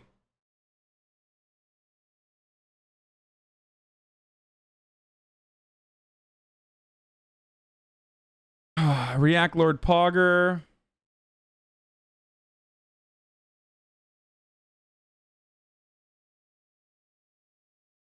Who gets censored more in 1987? George Orwell, conservatives or libs? It's React Lord time. www.twitch.tv/HasanAbi. Let's go, baby. It's fucking brain rot time. Okay, it's freaking brain rot time, baby. Did we watch John Oliver? I don't think there was a John Oliver this week. Can you wait 30 minutes? I have a meeting. Okay, yeah, fine. I'll just wait. for you, chatter. Back to Middle Ground, and thank you to our sponsor Dashlane for making this episode possible. Make sure you stick around after the episode for a special offer from Dashlane. But first, here is Middle Ground: free speech versus censorship. This is gonna be so stupid, dude. Take, for example, like white supremacy. They don't go away because you censored them. Are they going to stop being a white supremacist? I don't give a f. I do feel safer. Tech platforms play a big part in facilitating hate today. Twitter specifically has banned a number of different conservative accounts, not just the president. They can do whatever they want. They're private businesses. I think that people should be able to say whatever they want online. However, I think that there should also be consequences. The president of one of the most powerful countries in the world doesn't have access to social media. I think platforms have a right to moderate content. We really have to be able to discern who gets a voice and what they're able to say. We need people in the conservative field to fight for our right to be conservative. As somebody who has experienced censorship, it ends up generating these chambers in which these ideas go completely unchallenged. And everybody kind of. Bro, conservatives don't like seek out echo chambers because they're getting censored. I mean, some literally are relegated to other platforms because they cannot play by the rules. But conservatives literally love fucking safe spaces as well. Like they want to, unsuccessfully in most circumstances, turn everything into a conservative echo chamber. Has to ask themselves, should everybody really be able to say what they want to say?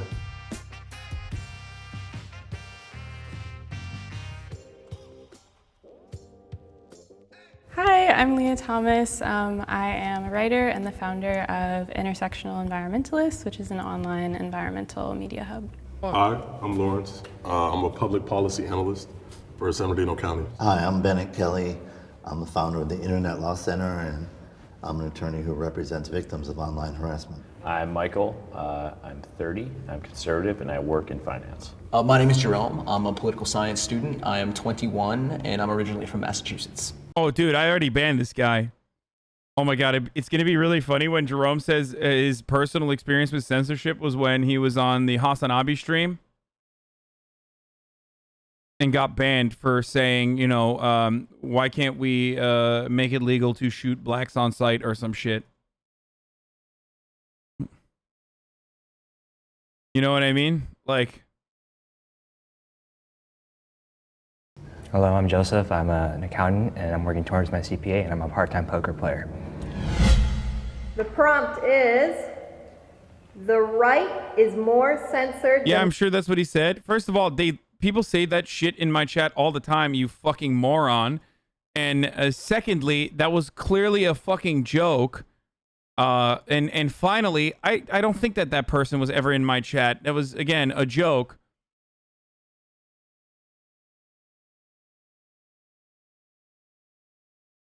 Let's see. Manchester's pretty rough. Chris D'Elia back. Hasan says him nah. No, dude. Oh man, I wish there was some fucking dumb shit that I could dunk on him on. Colorado and active shooting go hand in hand. Yikes! I know Colorado not famous for a bunch of fucking mass shootings. You're right.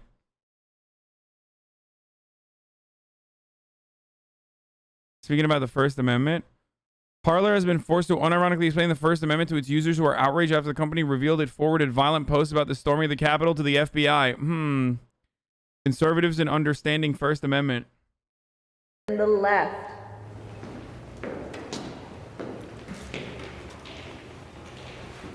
I mean, we think it's obvious, right? Yeah, I'm assuming most of us are conservative-ish, you know, in that spectrum, but I think that a lot has happened during the January 6th riots. That's why we see it more, and that's why it's more big of a problem now. You know, Parler can't even be on the App Store, or, you know, I mean, Trump got kicked off Twitter. I mean, he's the leader of the free world, basically, at least for the U.S., and, you know, he doesn't even have access to a social media.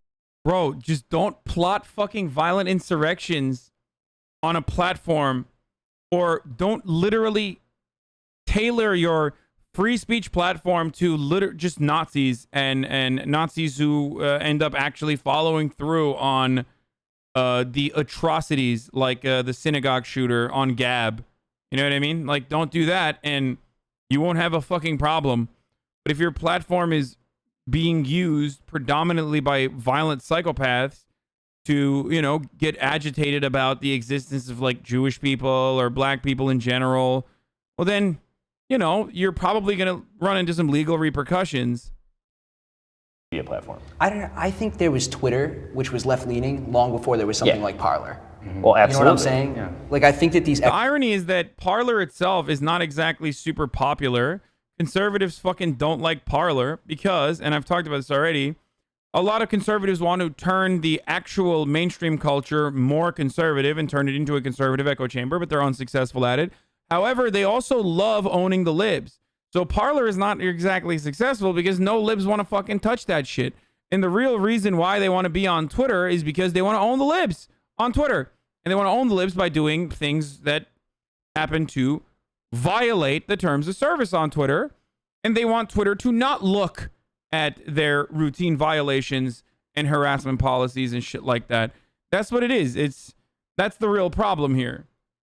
Parler is not fun. There's no libs to own. Before there was something like Parler.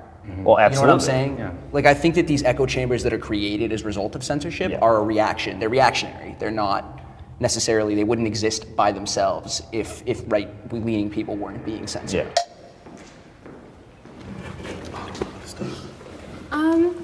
I guess I disagree because usually when I think of conservatives, I do think of the party of law and order. So that was definitely something that Trump spoke about often, like there are consequences to your actions.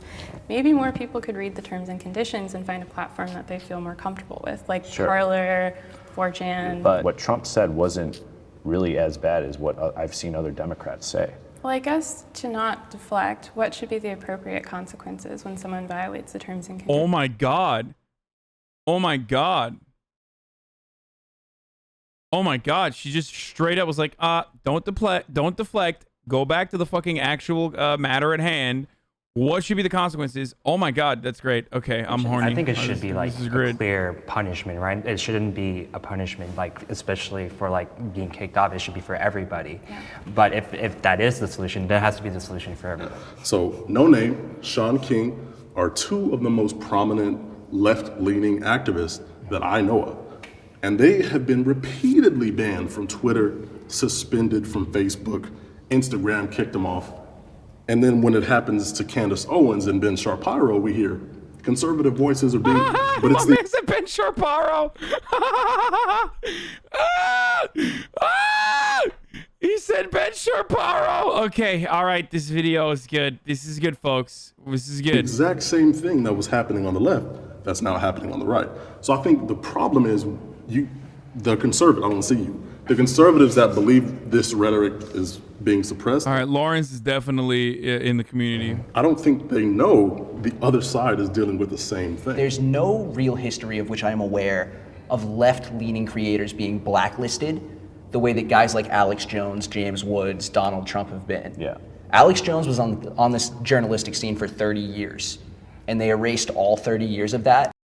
The journalistic scene for 30 years?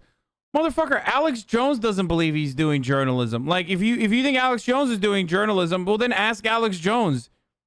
He will tell you that he's not doing journalism. And also, this notion that, like, left-leaning investigative reporters, thinkers, are not blacklisted from every fucking outlet by those who espouse the values of freedom of speech, by the way, like Ben Shapiro or fucking Alan Dershowitz. These are the guys who blacklist people like Norman Finkelstein or advocate for the banning of others that believe in things such as Palestinians are human beings. Like, it's psychotic. Norm Finkelstein, Noam Chomsky, these are thinkers and prominent writers that have no place in mainstream media. They just routinely are fleeced, okay? And have been blacklisted from schools and shit too. I mean, they fucking canceled me. Like, come on, dude. It's such bullshit. Wait, why isn't Alex Jones a journalist? Motherfucker, Alex Jones is not a journalist because he himself admits he's not a fucking journalist. I'm not a journalist either, by the way. If people say Hasan is a journalist, I say, no, I'm not a journalist. I'm a commentator. Alex Jones is an entertainer. He's a conspiracy theorist and an entertainer. And his legal defense in a court of law is literally that. When there was a custody hearing taking place, his legal defense for the psychotic things that he said, in order to render them, bullshit, they had to run with the defense that it is just entertainment and he doesn't believe anything he's saying. He is literally legally a snake oil salesman. Same with Tucker Carlson. So these guys, when push comes to shove, know exactly what they are doing. Okay? And they are not journalists. So for weirdos to fucking turn around and be like, no, they're actually real journalists, is so stupid. Like, why are you simping for Alex Jones and arguing for a position that he himself does not believe in? Kind of weird, dude. Kind of weird to be a fucking stan like that. How about the White House YouTube channel? They eliminated all of Trump's videos, all of them. Do you not see the difference though? Because Sean King says abolish the police, and say Alex Jones, for example, says Jewish people are the own most of the property in America, and if you want to deal with property owners, deal primarily with Jewish people in 2015. So obviously there's a stark difference in rhetoric and consequence even. You call the virus Kung Flu, and then a rise in violence against Asian Americans. But who called it Kung Flu? President Trump. Did he say it directly though? Yeah, Yeah, very directly. He tweeted it, yeah. He tweeted So it? And he said it. there are reasons for the differences in consequences, but I think if we understand that it's happening widespread, because I've seen people on the left say kill cops, permanently banned, permanently done. Right. So I think we have to take a step back, remove ourselves from the box that we're in, and kind of, okay, is it happening over here too? There's ideas that exist on and offline that are abominable, that I disavow unequivocally, but that I subscribed to when I was younger. When I was younger, didn't understand what I was necessarily looking at, didn't have enough worldview or perspective to know that these were not good ideas. But because that they were censored by the forums that I was espousing them in, I never had the opportunity to have them challenged. I would never have the opportunity to have a conversation about why these were bad ideas. Someone should be like, so what do you mean? Just explain. Elaborate. Why don't you describe to us some of these ideas? I want to know. I want to know what he's talking about. This motherfucker is just straight up a poll user, okay? Oh, 100%. He was a groiper. He's a groiper who's been reformed and still probably holds on to a lot of the groiper takes, but yeah, 100%. Oh, I was in a forum and I had some really crazy ideas. There was no purveyance of the ideological free market, and that's really the only way for these ideas to go away. Take, for example, white supremacy. Yeah, dude. Yeah, no, it's just only debates. That's the only way to do it, guys. No, straight up. Yeah, that's how the Nazis were defeated, and that's how this will always take place in the ideological free market.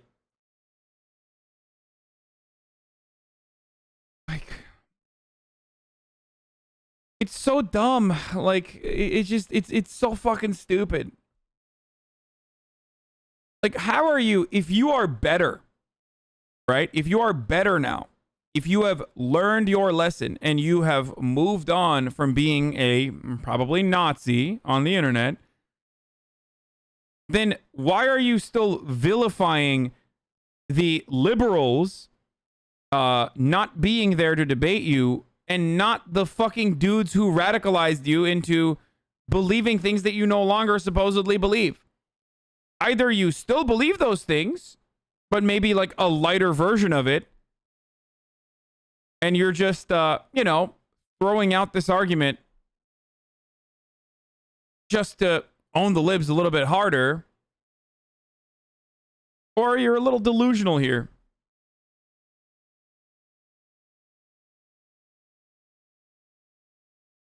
People who have those beliefs don't go away when you ban them from platforms. Those beliefs don't go away when you tell them to shut up. Those beliefs don't go away when... It's literally not true.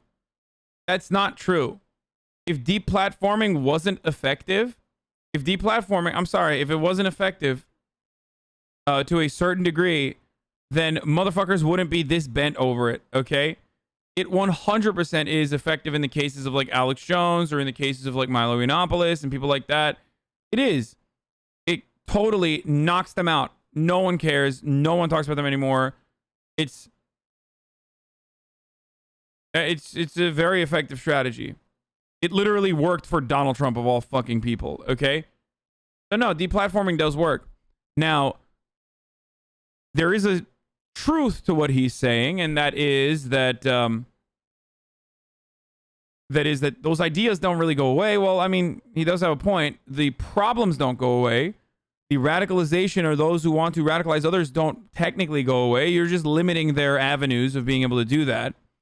I also am a believer that you can have a debate with people like fucking Nazis and shit like that. You just have to be very capable of knowing where they're, knowing what their talking points are and how to defeat them effectively and dismantle those ridiculous points of view.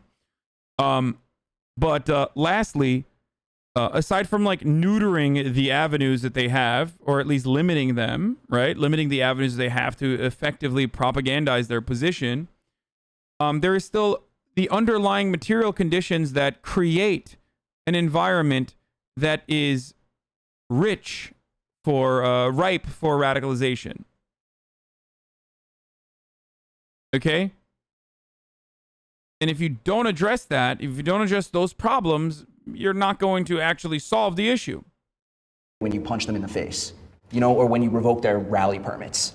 But when do we draw the line? Because if somebody, let's use Kung Flu, for example, what I said earlier. Let's say it's Alex Jones that says, oh, this is a Chinese virus. They brought it here. And then we see a rise in hate crimes against Asian Americans. When do we draw the line? Because he would still have the platform. Yeah, I mean, I don't think we should deprive the people who are actually committing these crimes of the agency in committing them. Right. Like they are doing that, and they frankly would be doing that I just don't get it. Like, what? So you just were a bad person and a Nazi back in the day on your own? Like, full agency? Is that what you're saying? Like, you were not radicalized by someone? Like, I want someone to ask him, like, so how did you become that person then? Were you just a gigantic piece of shit and a Nazi? Like, you were born as a Nazi? Is that what happened? But because that they were censored by the forums that I was espousing them in, I never were bad ideas. There was no purveyance of the ideological free market, and that's really, the beliefs don't go away when you ban them from platforms. Those beliefs don't go away when you tell them to shut up. Those beliefs don't go away when you punch them in the face, or when you revoke their rally permits. But when do we draw the line? Because I love that, because this is literally a 2014 talking point, 2016 talking point. Like, what? Are you still making a fucking argument about Charlottesville right now? Like, is this the only motherfucker in 2021 who is like willing to make a pro Charlottesville argument? Like, what the fuck? If somebody, let's use Kung Flu, for example, what I said earlier. Let's say it's Alex Jones that says, oh, this is a Chinese virus. They brought it here. And then we see a rise in hate crimes against Asian Americans. When do we draw the line? Because he would still have the platform. Yeah, I mean, I don't think we should deprive the people who are actually committing these crimes of the agency in committing them. Right. Like they are doing that, and they frankly would be doing that regardless of whether or not there was somebody who was using. This is such a fucking idiotic argument. Again, it's like the agency of committing crimes. Like, what the fuck is this argument, dude? This is so stupid. Inflammatory rhetoric online. That's exactly my point when I say these ideas don't go. I mean, just own them by talking about ISIS, dude. Do you think ISIS should keep up propaganda videos on the internet? Say it with your chest right now. You love ISIS. Explain to us how much you fucking love ISIS and why you think ISIS should keep throwing up propaganda videos. Away. And then you feed those ideas, you build the anger. So for example, if you ban a white supremacist or a huge white supremacist group from Twitter, there's still probably going to be white supremacists chilling and hanging out outside of Twitter. Right. But it would be harder for that white supremacist group on that platform to inflict harm towards black folks, right? Because then I do feel safer. So if I'm being harassed by a white supremacist group or someone who's saying that black people don't deserve to live, I do feel safer as a user. Are they going to stop being a white supremacist? I don't give a fuck. I don't care. They can do whatever the fuck they want to do. That's their free speech. However, it does make me feel a lot safer. I just think the left is now catching more up to us and realizing that the censorship is happening, and then now it's kind of touching their side too more. And maybe with Shaun King, you see it. You know, I've definitely seen it pick up more in the past few months on both sides. I mean, with the left, it's, I mean, the example I gave was from 2014. I know. That's been around for a while, even when you're looking at the civil rights movement and you're looking at the literal burning down of civil rights headquarters and things like McCarthyism. that. My parents and my grandparents and my great-grandparents in the civil rights movement were continuously policed and harassed for their beliefs, violently so, jailed for their beliefs. So I find it almost, it's hard for me to compare when civil rights folks are being imprisoned and killed for their beliefs. However, because a conservative can't use Twitter, I'm supposed to feel bad. Well, I don't think there's a comparison. What I wonder is whether or not there is a leftist ideologue, someone who is similar to Alex Jones or someone like that was blackballed from 6 social media platforms over the course of 12 hours. Who? On the left, it doesn't really happen at all. Look at what they admonish, like abolish police, you know, give everybody health care. Like, what in that world, what in that realm? I'm not a left-wing Alex Jones motherfucker. That would imply that I'm like a believer, or at least a staunch advocate for conspiracy theories that are delusional and psychopathic, and like I advocate for them. And I also urge, in many ways, my audience to go out and take fucking violent actions against the victims of fucking what would be like the school shooting thing of, it's more so the Jimmy Dore, I think, than myself in that situation. Would be like, you're done. You don't need to, you know, you're talking about killing people. So we're saying burn it all down this summer during the riots. Buildings, but that's not, you know, But that's people. still people's property. You know, they build it, they save their whole savings. You know, 2 billion damages as a country. We need to say that violence is bad. Burning people's, you know, stuff is bad. And killing. I think we need to give perspective to unarmed it. people Yeah, it is has to bad be too. context. Yeah, because we can't say burning buildings is bad and then not understand the reason as to why they're burning. I don't agree with burning them, but we kind of got to give context to both. You know, we can't just say this is all terrible. You know, I don't want to be anecdotal about this, but at the same, so my parents are immigrants. You know, they work for everything that they have. My mom, she came from a family of 6, and they didn't have a lot when they came to this country. And each of their siblings, including my mom, they had to work for everything that they have, and they made something of themselves. So and then we also have rental properties. So if one of them burned down because of a riot, that's our life savings right there. We put a lot of money into that. Do you know, so I guess let's take it back to the civil rights movement, because usually I think the future sometimes is a better indicator of what's like morally right and wrong. I lived about 10 minutes from Ferguson and was there when those buildings were burning down, and it was incredibly terrifying. But I also remember the business owners who said, I can replace my windows. What I can't replace is a lost child. So hearing those business owners, hearing them, I can talk about them hypothetically and how I hypothetically think they might feel, but I also can talk about people who had their own buildings burned down. Of course, you know, and people who do say that they're on like, you know, the Black Lives Matter side, of course. Not necessarily, a lot of them are white. But at the same time, you know, like I go back to business because, you know, I'm an accountant, you know, I care about the numbers and all that stuff. But and I care about Black lives. All right, I care about lives. we all care about Black lives, but also too, like a lot of misinformation was spread about those riots too, with the hands up, don't shoot. They said that he was facing backwards, and they found out that he wasn't, and he didn't have his hands up. You're talking about last year, or no? Talking about Michael Brown. That's what started this. Yeah. Let's just not get and then they're into that. spreading the misinformation, and then it also. And also, if you'd like to have the perspective, so I was there that day, unfortunately, and we can talk about censorship. So after he was killed, he was on the ground for 4 hours. Our radio stations were turned off, and our news stations were turned off. So we didn't have information as to what was going on, which I agree allowed misinformation to spread. Exactly. However, to say that, so no, I'm not agreeing with you, but I'm saying maybe like know what the people in that community were faced with before speaking on something that you don't know. No, it's terrible. That's terrible. The censorship of those radio stations is awful, and I think it contributed to a lot of misinformation. Not just misinformation, but pain and destruction that happened within those communities because people weren't being given the information they were entitled to. Yeah. You know, I think that in itself is an argument against censorship for sure. Tech companies should be allowed to ban whoever they want.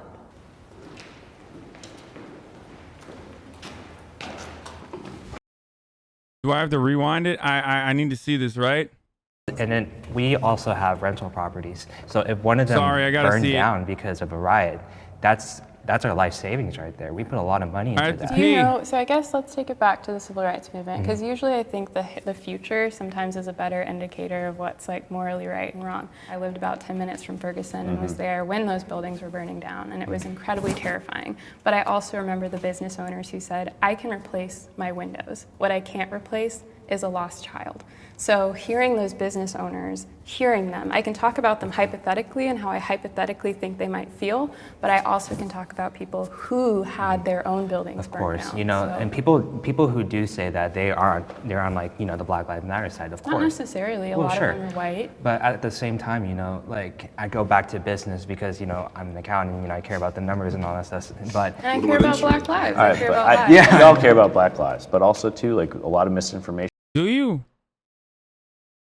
So why is every conversation that you guys are supposedly having about Black lives revolving around the aftermath of a Black life being taken, where you are spending more time on fucking property damage rather than the actual fucking state monopolizing violence and using it upon innocent Black people? Kind of weird. I don't really understand it. Also, if you're an accountant, I'm sure you have heard of a really unique concept. I don't know if you boys are aware of this. Some of you might not have heard of it. It's called insurance. Well, I know the accountant knows insurance because he actually gave that $2 billion figure, which actually came from insurance claims. So I know that this motherfucker is aware that insurance exists. You know what I mean? I know that he knows. Because, you know, he mentioned it. So was spread about those riots too, with the hands up, don't shoot. They said that he was facing backwards, and they found out that he wasn't, and he didn't have his hands up. You're talking about last year, or no? Talking about Michael Brown. That's what started this. Yeah. Let's just not. And then they're spreading the misinformation, and then it also. And also, if you'd like to have the perspective, so I would. Life insurance exists too. Just use it to get a new life, idiots. Yeah, exactly. True. Fucking owned. There that day, unfortunately, and we can talk about censorship. So after he was killed, he was on the ground for 4 hours. Our radio stations were turned off and our news stations were turned off. So we didn't have information as to what was going on, which I agree allowed misinformation to spread. Exactly. However, to say that, so no, I'm not agreeing with you, but I'm saying maybe like know what the people in that community were faced with before speaking on something that you don't know. No, it's terrible. That's terrible. The censorship of those radio stations is awful. And not siding with the conservatives, but I've heard stories of shop owners who do not have insurance, who had their shops destroyed. What about those shop owners? Brother, I don't think you understand. Okay? People aren't saying it's good that those shops got fucking destroyed. I'm not saying that. Okay? It's bad. But if the entire argument revolves around, once again, your shop being fucking destroyed in a conversation that originally started because a person's life was taken, then you're basically saying, well, this guy's fucking shop got destroyed. That's actually worse. How do you not get that? Oh, sick, dude. I'm glad that people's shops got burned. Yeah, I'm a leftist. Okay, is that what you expect me to say? Is that what it is? Ultimately, human lives are more important than property. Okay? So what you have to remember is, why do you care about the property being destroyed? Well, you care about the property being destroyed because that ultimately is going to hurt a human being. You don't care about the property being destroyed for some completely separate reason because you care about property in and of itself. The intrinsic value that you have with the property being destroyed is how it pertains to the life and livelihood of another human being. Okay?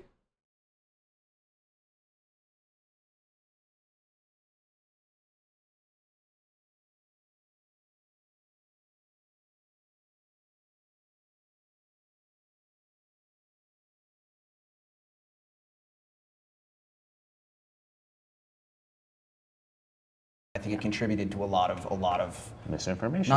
Not just misinformation, but pain and destruction. And by the way, I said this exact same thing about the fucking Capitol building too.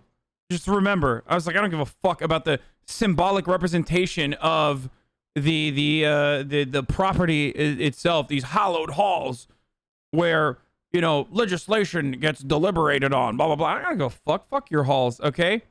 I don't care about that. I care about the message that it's trying to send.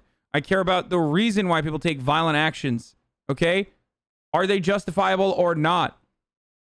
I care about the trauma that was, that members of Congress were subjected to, for sure, and staffers and so many people who legitimately thought that they were going to get fucking killed.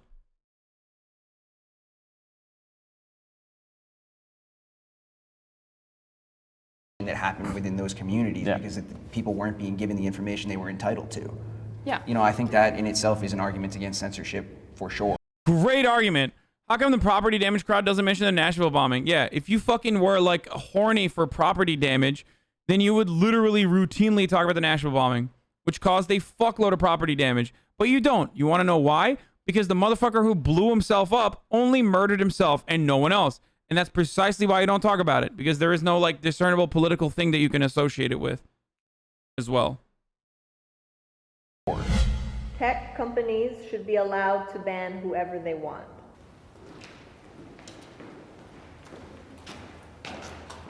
Oh. It's a hard one, honestly, because it... Wait, what? Is it whoever, just based on what they deem is wrong? Like, I don't know. Wait, what? I worked in a... So there is no censorship problem then. Okay. GG's, never mind. End the video. So if you stand up and say tech companies should be allowed to ban whoever they want, and you say yes to that, then you've eliminated your position in its entirety. Country club once, and they had the strict dress code for employees and even for members. I mean, you could, as long as it's legal. Right, that's the one caveat. I mean, you can't say no Jews, no whatever. Right. I mean, as long as they have a set terms and conditions, then yeah, they can ban whoever they want. They shouldn't just ban whoever, Well, I think they should be able to say, okay, you're done, even if it doesn't necessarily impede on the terms and conditions. Basically, I think what we're having is a free market response, saying they let them do what they want and let consumers go where they are, but you have to have a functioning free market where people can go somewhere else. But they can't right now, though. That's the problem. Who wouldn't be able to go? Parler being removed from the App Store. On web services and App Store, and basically it's an antitrust law kind of thing, because basically they're trying to create a monopoly between all the social media like Twitter and Facebook. And I mean, dude, conservatives are so delusional with the way that they talk about antitrust. Bro, you can't love Ronald Reagan. You can't love Ronald Reagan while simultaneously acting like you give a fuck about antitrust, okay? You can't do those two things. Okay? You can't say you're a conservative and then say you also want antitrust laws. That's the government infringing upon free market competition, okay? That is what free market enterprise and free market competition is. Deregulation causes monopolization. Antitrust laws are government regulation. It's not free. It's not a free market. Sorry, it's the fucking truth. that's what I read off of it. I've actually talked to an owner of one platform who says they do more to combat hate speech. This dude is still a Nazi, probably? Oh, Jesus Christ. Oh my God, he was throwing up the OK sign on the fucking video. Oh, dude, yeah, this guy is still a fucking groiper. 100%. 100%, dude. Listen, the OK sign in and of itself does not imply that you're a fucking Nazi, obviously.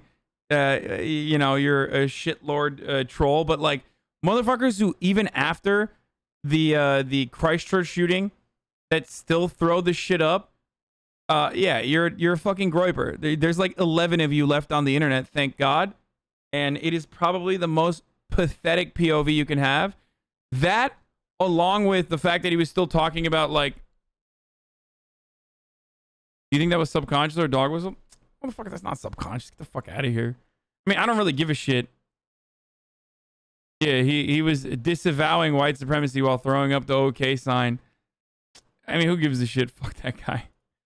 Than some of the larger entities, but they still can't get picked up on, Apple and the Google Play. That's my problem.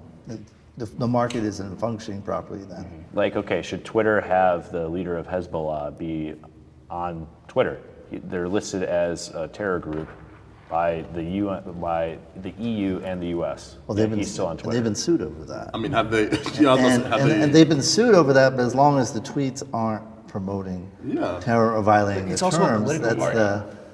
That's the thing. Hezbollah is a political party in Lebanon. Parliament. I know Bin Laden's dead, but if he were alive and he made a Twitter and he didn't tweet anything that violated the terms and conditions, to his point, wouldn't they be able to still stay on the platform? And I think that I think that should be fair because you need. Well, I I mean, not necessarily. I want to sound I agree. They should just ban. Okay, why? Work through it.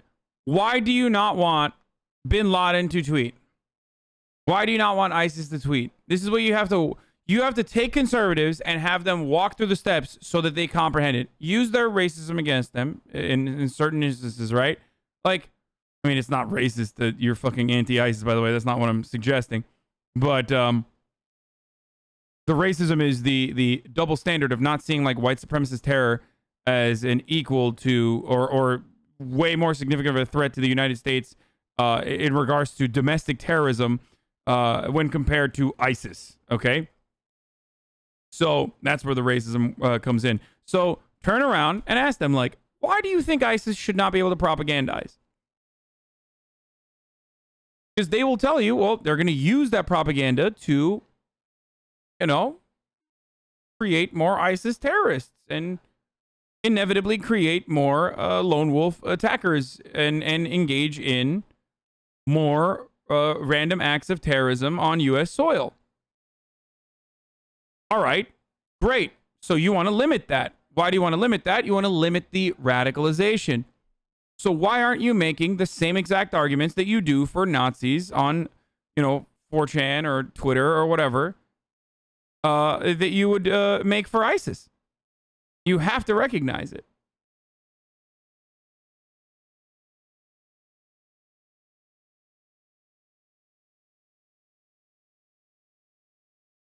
Like, what is this? What is this double standard? Like, oh, you're at which point you just have to admit that it's okay when white people do it. Like, you literally just believe that it is okay when white people do it. That's what you are saying. I'm sorry. That's what you're saying. If you don't think ISIS, if you think ISIS should not have a Twitter account, but, white supremacists can and should, then you're a fucking hypocrite who thinks that white supremacists are good for doing what they're doing.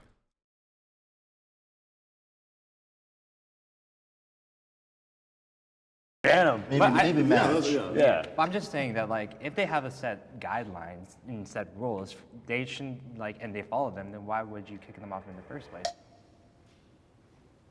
I mean, if it violates their terms and conditions. Kyle Kalinske says that they start banning leftists too. What do you say to that? I say that they have always banned leftists and they will continue to ban leftists, and that we understand contextually that some of this is appropriate. Okay? It's about the context of who's being banned and for what. I've said this time and time again. I've had this conversation with Kyle specifically. Okay? Free speech absolutism isn't real. It's not a real position. No one is a free speech absolutist. There are obvious infractions and obvious limitations to free speech. The argument that we always have revolves around what your personal limitations are for free speech, rather than whether you believe in free speech absolutism or not. Because if you truly believed in free speech absolutism, like very few people do, I guess Noam Chomsky could be one, maybe Glenn Greenwald to a certain degree.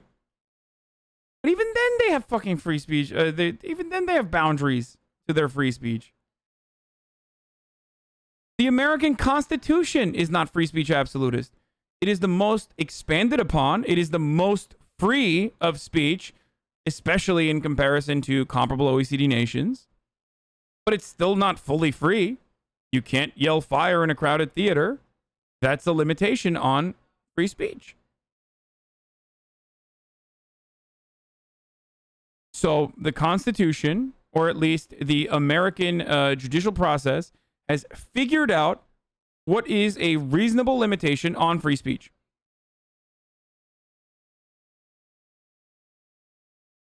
That exists already.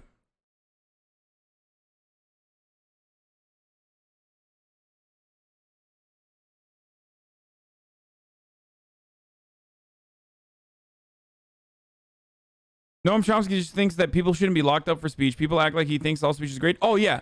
And Noam Chomsky and I are in agreement in that. I don't think people should be locked up for speech. Don't. I think they can ban whoever they want, but I guess just a hypothetical, if all of a sudden they were like, we don't want to see breastfeeding, so we're going to ban everyone just because we want to. Technically they can because they're a private, business entity, but I guess morally it kind of rubs me the wrong way. I want to agree, but I feel like if I do agree, then I feel like I would be giving social media and tech companies far too much importance. Right. People exist with. Hate speech is worse than other crimes you can get jailed for. I mean, I guess that's true. I can like hate speech can be worse than like, I don't know, getting fucking jailed for being in possession of marijuana.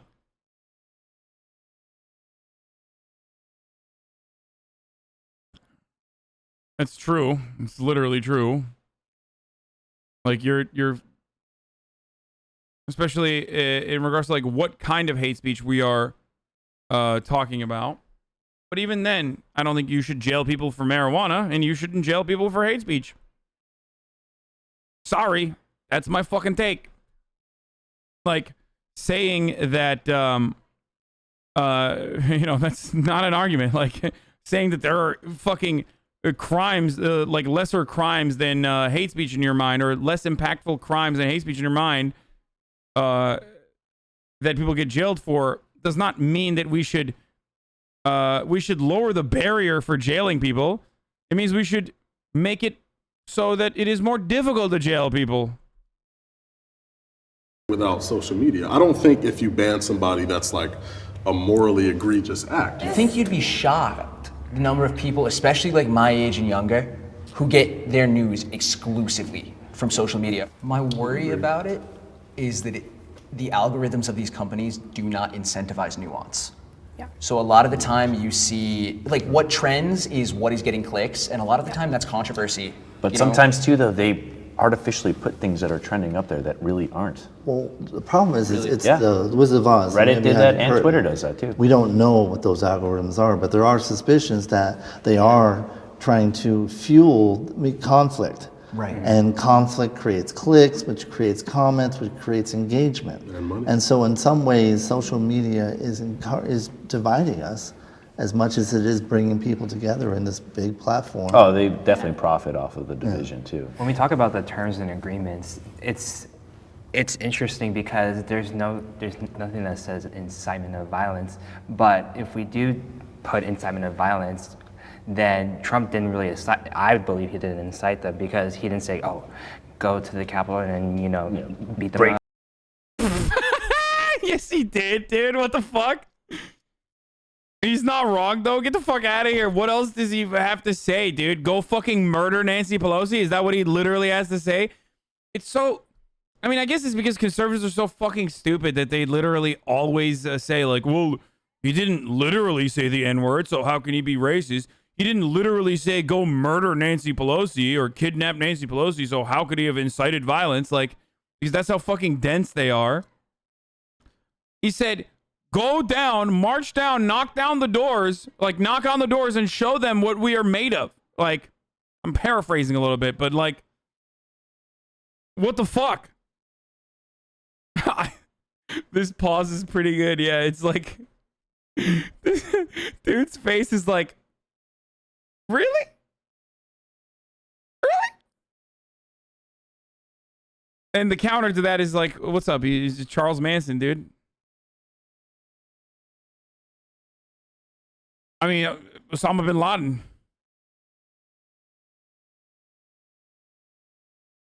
He didn't literally fly the plane into the fucking towers.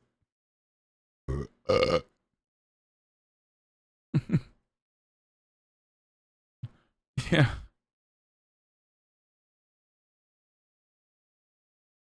Did I say mountains?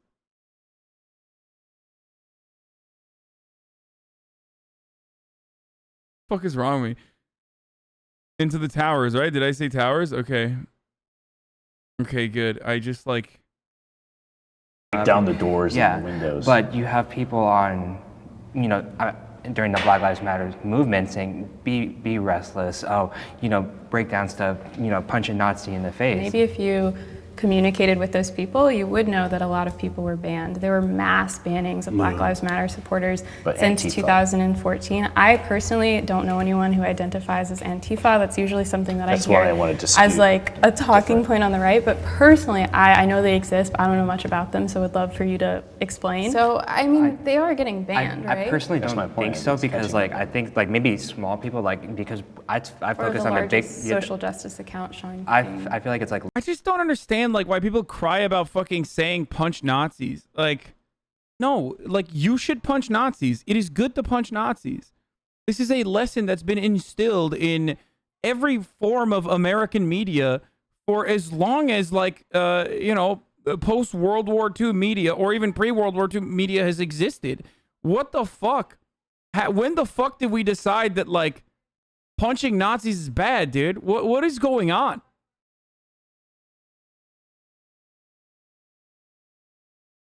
Like, just hear them out. Maybe they're right this time. Yeah. What the fuck? Why do you ever find yourself in a position where you're like literally functionally defending fucking Nazis being punched?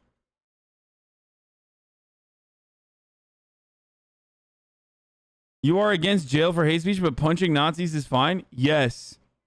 Yes, if someone is like, I'm a fucking Nazi, then yes, punching them is a nicer thing that you can do. I find it really weird. Like, this try to fucking extend this argument to its like logical conclusion all you fucking want. But ultimately, like, punching a Nazi is self-defense.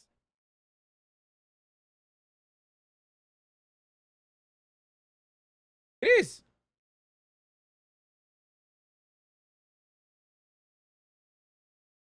It is. It literally is. It is always self-defense. Because when you are a Nazi, when you have decided to literally come out and be like, I'm a fucking Nazi, well, you have straight up taken on. I mean, it's the same with ISIS, motherfucker. Like, it's the same with ISIS. Same shit. Yeah, punch people who are ISIS. Yeah, there you go. I said it. I mean, probably don't, because you might get fucking killed. Probably better to let the authorities deal with it, but unfortunately, authorities don't really deal with Nazis. But yeah, like, whoa, chill, brother. Is that what you're gonna say? Like, would these motherfuckers ever turn around and be like, oh, I don't know, sir. Maybe we should debate ISIS? No.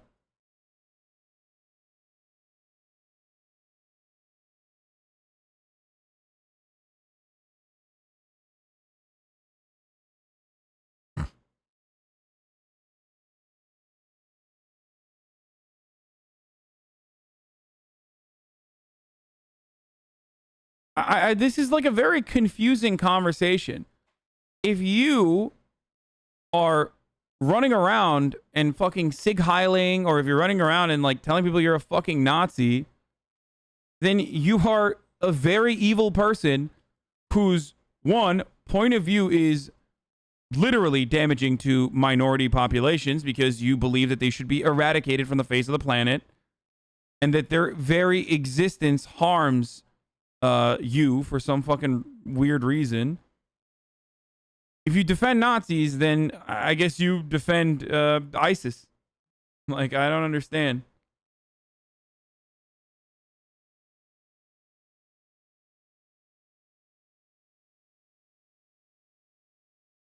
Larger people who actually sit in violence, like Maxine Waters, Chris Cuomo, Don Lemon, like Chris Cuomo's inciting violence. He said like, who said protests have to be peaceful? Yeah. I think a good basis point to like look at that from is whether or not someone who goes on and incites violence, who is a politician, is being treated differently than like someone who goes on and incites violence and is a protest organizer. I think as a concern, yes, the inequitable enforcement of terms and conditions is a concern to me on whatever side it's on. And I think back to their various examples. I mean, I think one good one is the Covington kids. Are you guys familiar with this? Of course, yeah. Where a lot of people were putting things like, oh, we're gonna kill these. Bro, I love this. I love this. I love this. I love this. Dude, it's like, this is the Fallon Fox of white conservative grievance, okay? What Fallon Fox is to transphobes who are like, but remember that one time Fallon Fox broke someone's fucking, whatever the fuck bone that like breaks regularly during fights in their orbital bone in 2016 or 2014? Well, guess what? You can't fight in the UFC no longer. And this is the same fucking thing. Okay, look, it's not even the same thing. This is like an actual worse situation that these kids were subjected to, ultimately. Like, but the way that conservatives fucking use this as an example, like, if this is the end-all, be-all of your... if this is literally the end-all, be-all of, like, victimhood for conservatives, then, you know, they're doing all right, man. They're kind of doing all right. Yeah, it was so long ago that Jubilee has to explain it to us again on screen. Yeah, I mean...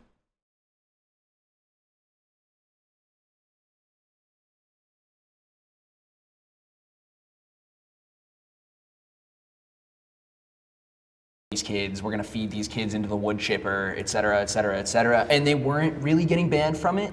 Yeah. And there was postulation in right-leaning circles that it was because those kids were wearing MAGA hats. Cancel culture is a conversation that has been happening in liberal spaces as well. Maybe we don't have like Fox. I don't know. We have these other stations, but maybe it's just not reported on a lot. However, like, that's dumb as fuck. Anyone who says like those kids should be fed to the wood chipper is a fucking freak, okay? And there are freak ass liberals out there who like to get their freak on and say freak ass shit. All right? Straight up. But again, if you are spending this amount of time talking about this sort of shit, then, you know, you don't have a lot of worries, it feels like. However, I do... The guy who said that got banned immediately? Yeah. Hear so many conversations about cancel culture, forgiveness, and accountability happening in liberal circles as well. Spreading lies should be protected as free speech.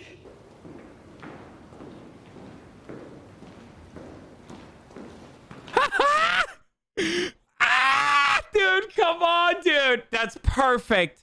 Oh God, that's perfect. Oh no, that's it. There you go. There you go.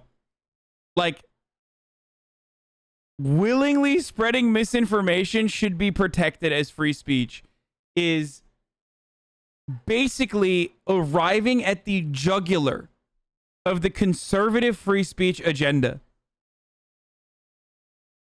It's so good. It's just, oh, it's great. Oh, fuck. It's literally a self-report. Okay. My thing here is that I think we have to be very attentive to who... Because he's going to say, they're all going to say, what's to say, what are lies? Like, what's verifiable information? And then they're going to bring up like 3 PolitiFact videos or articles, which, by the way, PolitiFact is garbage in a lot of circumstances. It's basically fucking, you know, it's DNC PolitiFact. But, again, like... this notion that you're going to involve yourself in this postmodernist, like, what is the truth really actually kind of fucking argument is so stupid, okay? If you are willingly spreading lies and propaganda to deliberately misinform people, then no, these platforms should not offer you a fucking platform. We You're make doing that. the arbiter of the truth. When I think about lies and like people's lies, you know, I think about people's truth, you know, people's perspective, people's opinions, and, you know, that should be protected in that sense, because if you feel something and you believe in something or you have an opinion on something, that is your truth. That is well, maybe to some people it's a lie, maybe to most of the people it's a lie, but that's your truth, and you have the right to say your truth, right? When Donald Trump started this campaign of, you know, I hate this. This is literally just like, bro, this is straight up, I say this all the time. Conservatives are such fucking snowflakes, dude. I'm sorry. Like, they literally operate on this notion that, like, just because I'm a unique little American baby, that means it's true to me. And because it's true to me, it should be true to other people as well. I should be able to just try to convince other people of my lies, okay? Oh, motherfucker, your opinion is garbage, okay? Sorry. It's so stupid. It's so fucking stupid. Election was rigged. He actually does believe that. That is his truth. It seemed like a lie to a lot of people on the left, and probably some people on the right. But he has the right to say that. You know, there's nothing in the Constitution. There's no law saying. Well, the question that begs is who says whether it's a lie? Yeah. Who decides it's a lie? Yeah, who's the arbiter, like you said.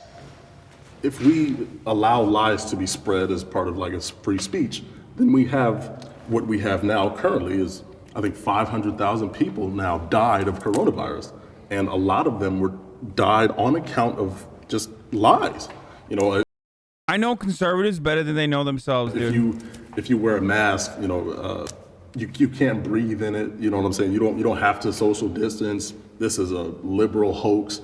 So if we protect lies in the realm of free speech, they have real life, real time consequences. You know, we protect people from certain things that are dangerous. And if I said, take this placebo, don't, because it'll cure cancer, and people did that and died, that would be dangerous. Theoretically, you would be liable, correct? I would be liable If you too, use yes. your credentials to say, drink this and it will cure your cancer, and Right. someone did that, you would be liable. But would CBS give me airtime for a commercial for that?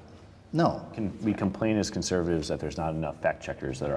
Yo, that's infringing on your free speech, brother. Come on, say it. Say it, motherfucker. Turn around and be like, well, no, CBS should give you a platform.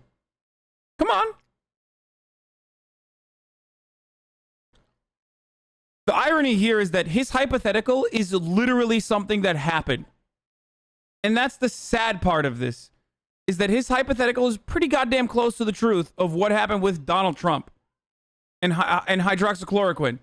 Like, that was literally what happened.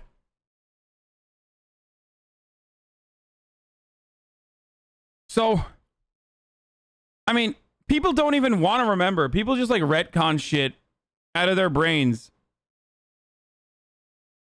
Right? They just try to fucking retcon shit immediately and forget that, like, what was that witch doctor lady? The Holy Ghost Senda Power lady who was like put up there by Charlie Kirk and a bunch of other like psychotic right-wingers. Dr. Stella Emanuel. Yeah, Dr. Demon Seaman. Straight up was advocating for it, and Donald Trump was defending her on mainstream media. They're on the right. There's Snopes, there's fact check, they're on the left, but there needs to be someone to take to. Snopes is on the left? Oh, yeah. Snopes is not on the left. It's liberal as fuck, okay? It is liberal as fuck. I'm sorry. They shit on Bernie Sanders and stuff, too. It's so dumb. But here's the reality. A lot of fact checkers, or people that present themselves as fact checkers, first of all, they're of course not ever going to be unbiased, but they end up siding with liberal shit by virtue of how much fucking Republicans lie. Okay? Liberals lie all the goddamn time too. I call them out pretty fucking regularly. But oh my God, dude, Republicans just, there's a reason why the 3 Republicans got up and rushed to the fucking table when they were like, spreading lies should be protected free speech. Motherfucker, the reason why you got up and ran there is because you know you lie. You know your side lies all the time. You would have stayed the fuck back and then argued that we need to do something about fact checkers, though, because like who's actually fucking looking at what is a lie? If you truly held a position that you do not want people to actually spread lies, then you would have held back. You wouldn't have rushed there in unison. to say spreading lies should be protected as free speech. You would have stayed back, and then you would have got up there and been like, well, here are some of my concerns. Once the fact check becomes the owner, the facts are donates. Last I checked, facts. Yeah. Well, if they're actually. And here's the other part of it. Fuck, I'm just going to continue with this again. Like, this is something that normal conservatives do regularly as well. It's not just fucking Trump or abnormal conservatives or Nazis that are anti-vaxxers. Normal conservatives also fucking lie routinely. Like, Democrats will recognize the truth and how cruel the world might be and then refuse to do anything about it. Their lie is like the actions that they're supposedly going to take down the line. You know, they are honest about the actual problems. They just lie about what kind of solutions they're going to implement. Republicans just lie about the problems and are honest about solutions that they are going to implement because they do follow through on those solutions to non-existent fucking problems like voter fraud. Voter fraud is not a real thing. Okay? Voter fraud is not a real thing. It is a statistically, it is negligible. It is statistically unimportant. And yet, it is a foundational plank since the fucking 90s or 80s, even earlier than that, actually. Or even 60s as well, actually. Black people voting, voter fraud, if you want to think about it that way. It has been a fundamental plank of the Republican Party's messaging agenda for a very long time. Conservatives have always lied to justify voter suppression or implementing some form of method to ensure election fraud happens, which is not a lie. Election fraud is real.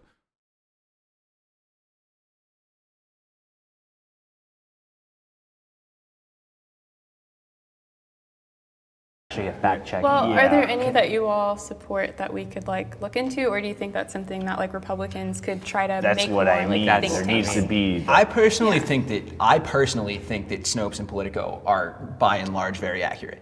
Yeah. I think that, I mean, I think, oh, I'm sorry, go ahead. No, you continue, please. No, I think that they're by and large very accurate, but I think as with literally any media source, I mean, you can't look at, there's nothing that will be the unequivocal truth. Right. There's nothing, you know, so you need to like look at, things I are mean, well, you need to look at it and know that scientific it's being written from a place of bias. Oh, I mean, sure, like hydroxychloroquine is not gonna like cure you of COVID. Right, You know, but that's not liberal or conservative, that's just true.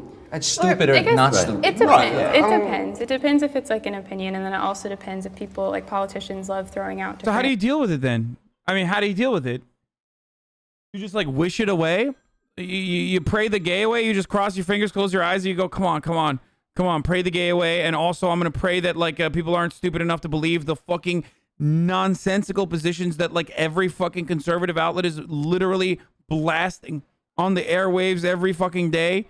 Is that what you? Is that what your solution is? How do you counter misinformation that's deliberate?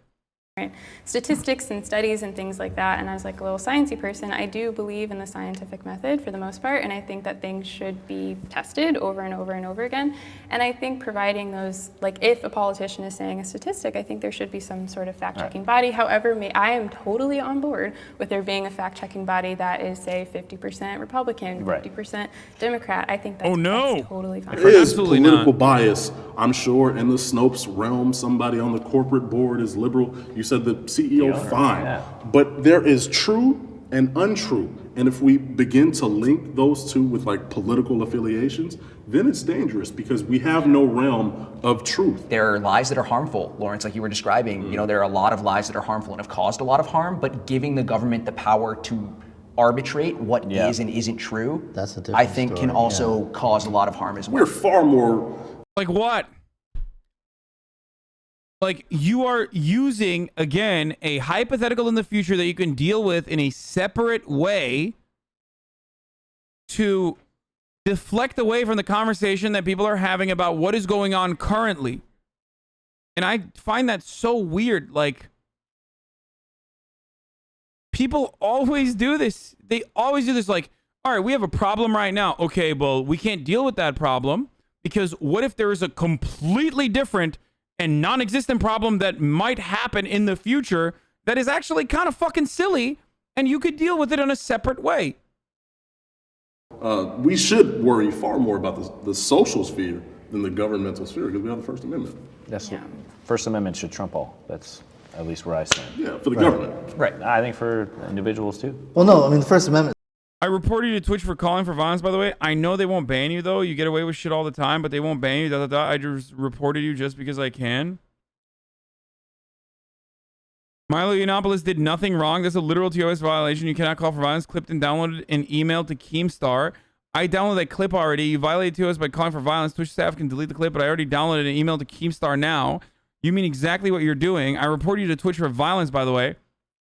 Created 1 hour ago. I really hope that like Twitch has a way to figure out from their IPs or whatever what the fucking sock account like the original user belongs to. I would love to see the fucking shit that this motherfucker says in other chats in his like original account. You know what I'm saying? Oh my god. I emailed Keemstar. What is Keemstar gonna do? Fucking be like, I can't believe Twitch streamer HasanAbi said punching Nazis is good. Like, really? I feel like this is again one of those positions that's like, that's kind of a self-report. You know what I mean?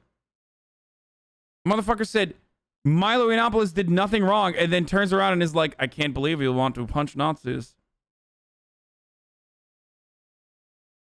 Oh no, not Keemstar, dude. Oops. There you go. So much for freedom of speech, boys. Just deleted them. Government restriction on speech. Yeah, not so a lot of people that say. Yup, some people on the left literally said kill cops. Some people said burn these motherfuckers, and Twitch staff didn't ban particular leftists. Interesting. Wait, I said that? Would you like to explain to Keemstar why Twitch let you get away with calling for violence against the police? I never said fucking kill cops. What the fuck are you talking about?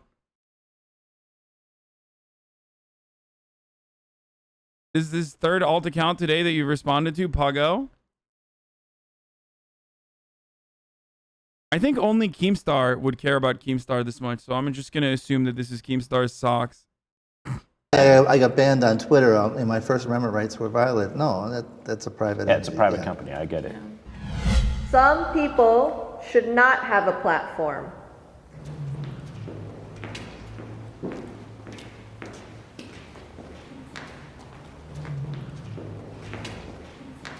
I know this kind of goes against my freedom of speech outlook, but like we were saying before, like I don't want to see Hezbollah having, a Twitter feed, or I don't want to see, ISIS having a Twitter feed. There's definitely a fine line. I can't say everyone deserves a platform. There's this thing called the paradox of tolerance. Yeah. And I don't know if you guys are familiar with it, but it's essentially saying that if we're tolerant of everybody, if we give everybody a voice, and we're like, all right, everything everybody says is okay as long as you feel that way. If we're tolerant of everything, then eventually our tolerance will be snuffed out by people that are intolerant. I think if they're causing harm, so like you That's all were all saying, exactly. that's when, and like serious harm, I don't think that we should encourage that. So whether that's like the illegal trade, The kill cops of line an is the endangered Papela D community species, line? or Oh, yeah. that's a terrorist organization, I think as a society we should kind of.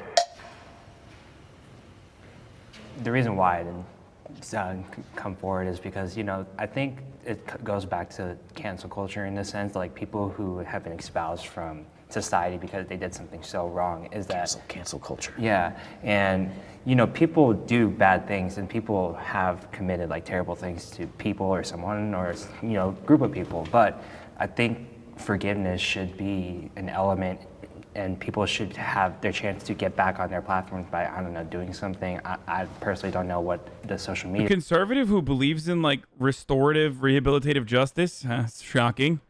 I assume it's just for Nazis. I fucking doubt that it's going to be for like, people who have been regarded as criminals by the state. Media companies would do, but I do agree, though. I do believe in reform. I do. Also, like, I guess deplatforming versus banning versus just people not really wanting to mess. Stop assuming? Why would I stop assuming? This is like what I'm doing. It's a fucking shitty Jubilee video that I'm having fun with while also making points about how fucking stupid some people's like free speech absolute positions are. Like, what do you want? Just go watch the video on your own then. Stop assuming, idiot. mess with them anymore. And usually the people who are really vocal about cancel culture sometimes are people who they still have their platform. Yeah, I got to do another ad break here. It's 4 hours in.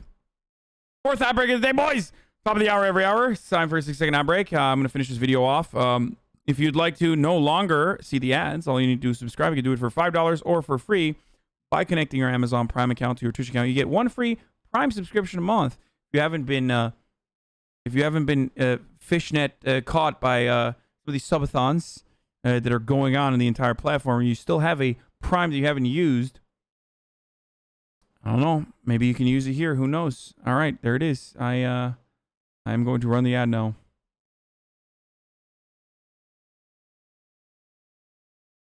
Okay. Platform, they still have their Twitter, they still have their Instagram. They're just mad that society has been like, R. Kelly, we don't like you. Or like, you know what, we don't like that you caused a bunch of harm to people. The other thing I think about with deplatforming is that you rob somebody of their opportunity for absolution.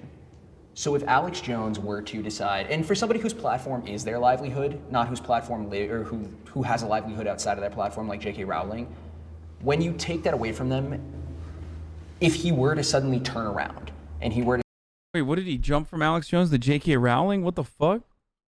say, okay, the frogs aren't gay, you know, and like he was right about the frogs, these though, people which aren't is weird. controlling the weather, he would have no platform to come and say that, which I consider to. What do you mean, dude? Like, some sort of deterrence measure should be implemented, right? And I think deplatforming is an acceptable one.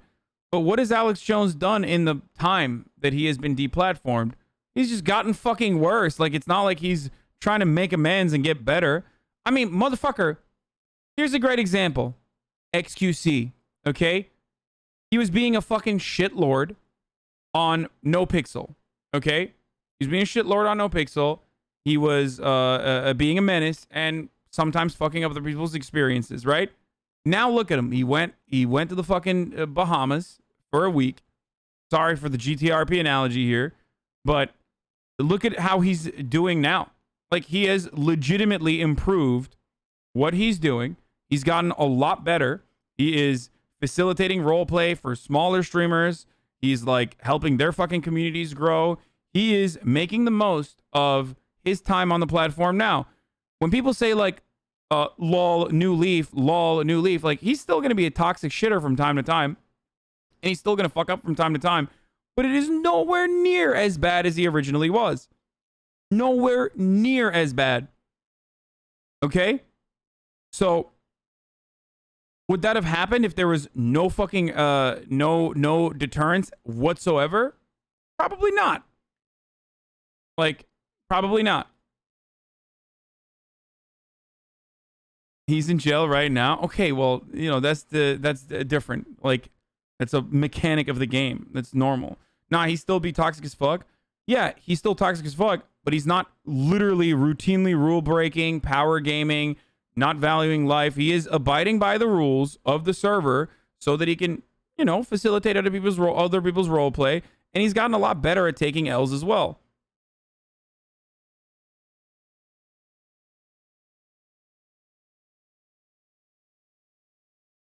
So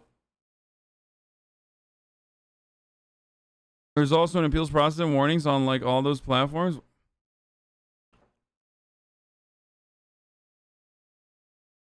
Can you watch the Unicorn Riot video? No. So I do believe that just curious, did he ever apologize to you? I mean, he gave like a half-hearted apology on his stream, but it's fine. Look, what I'm trying to say here is that people that demonstrate that they are trying to get better is something that I always advocate for. Like, I am a believer in rehabilitation. If I did not believe in rehabilitation, I wouldn't do what I do. Okay, he did kiss you, no? He did. This is true. He did kiss me in the game. Like, as far as the out of game stuff, I'm saying he gave an apology. It's fine. It's whatever. I accepted it. What I'm trying to say is he's a person who demonstrated that he is getting better. He understands and is making amends for the actions that he had taken. And that's a great example. I mean, he might fuck up still, okay? But in regards to defending big streamers again.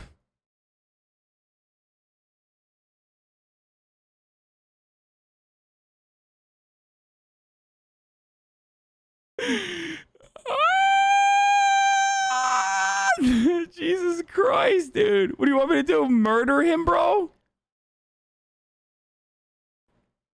Oh, my head hurts. And become better, you need rehabilitation either from self or from outside influence. Yes.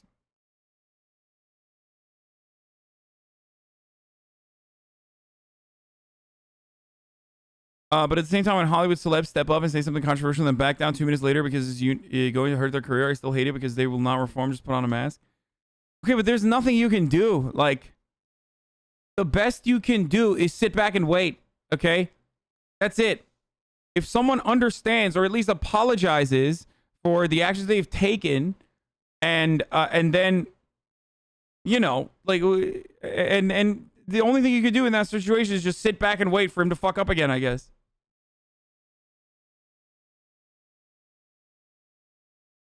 Never stop applying pressure. What the fuck? Yeah, no, murder motherfuckers, dude. What are you talking about?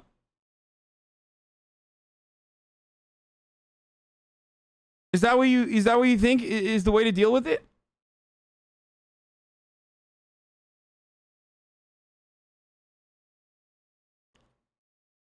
So weird.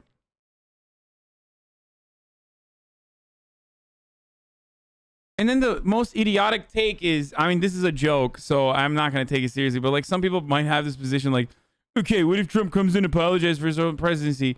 Like, there are layers to the actions that you have taken, okay? Murder is not the same as punching someone. Murder with a weapon is not the same as punching someone. I don't know how the fuck to describe this, like, to someone. Like, a president willingly fucking pushing for white supremacist values is entirely different than a Twitch streamer, okay? Please. There's different levels to it. Sorry, not layers. Be a problem. Am I the only one that's not in favor of this whole like forgiveness, you can come back thing? It depends. Yeah. Yeah, I'm not, because I feel like it depends on the degree. Yeah, because I feel like I hate cancel culture. I hate the notion that we can essentially exile somebody for what they did. But on the same hand, I still believe that consequences are real. And if you do something that causes lasting damage, then you need lasting consequences. You know, if somebody is a manslaughter, we put them in jail for life. If somebody, you know, does something to harm somebody for over a long period of time, you should not be able to redeem yourself and come back to the same place that you were when you caused that harm. You're gonna have a niche audience like Alex Jones. I'm sure he still has dedicated followers. But to say that everybody needs to forgive you, oh no. Because I might not. I don't it depends on your religion. It depends on so many different things. But yeah, but I think people are able to come back to some extent, but they're hating on the fact that they're not able to make as much money. I can think of personal instances where I had opinions that were heard out of context, that were rather moderate or something like that, where people had very visceral reactions and immediately things started to come apart. How dare you. And I wished for more of a chance to be heard. And like I'm not gonna state these things, but they were not anywhere near the vein of what I was talking about earlier. These were things that were just kind of unpopular and easy to take out of context. And I wished that I had more of a chance for people to hear me out, as opposed to kind of react viscerally from the start. And I think there's also personal accountability. So for example, if I say something online and a bunch of people, whether they're my followers, especially if they're people who I know and trust and they have a really visceral reaction I just want to know. it, sometimes I think I just want to know. I just want to know what he means. Like, I want freedom of speech. I like freedom of speech. I just want to know what, you know, what these ideas were. I just want to be showered in the marketplace of ideas with these. Stop censoring yourself, sir. You claim to hate censorship, and yet here you are censoring yourself. Get owned. I wonder what it was. Just curious. I just want to know. what's missing on Maybe he said the U.S. deserved 9/11. Bitch. Oh, that's funny. Remember when I got banned for that too? And remember when I elaborated on it like 10 seconds after? And yet everyone just did not. Most people that were very upset with what I had said did not even want to finish that sentence.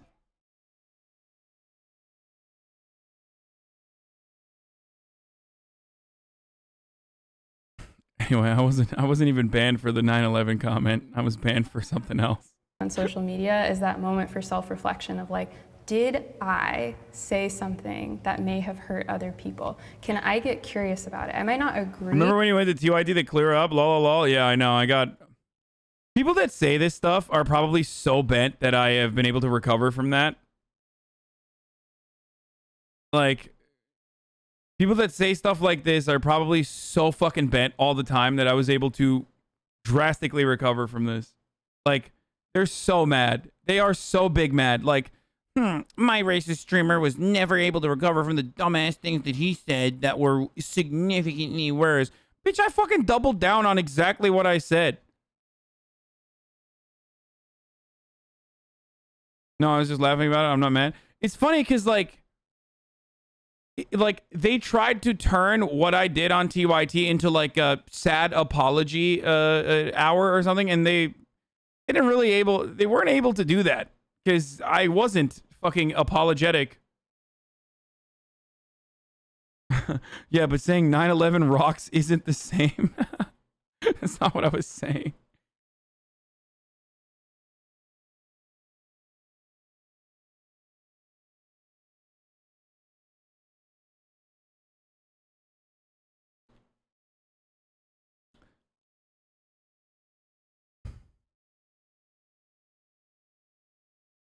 So,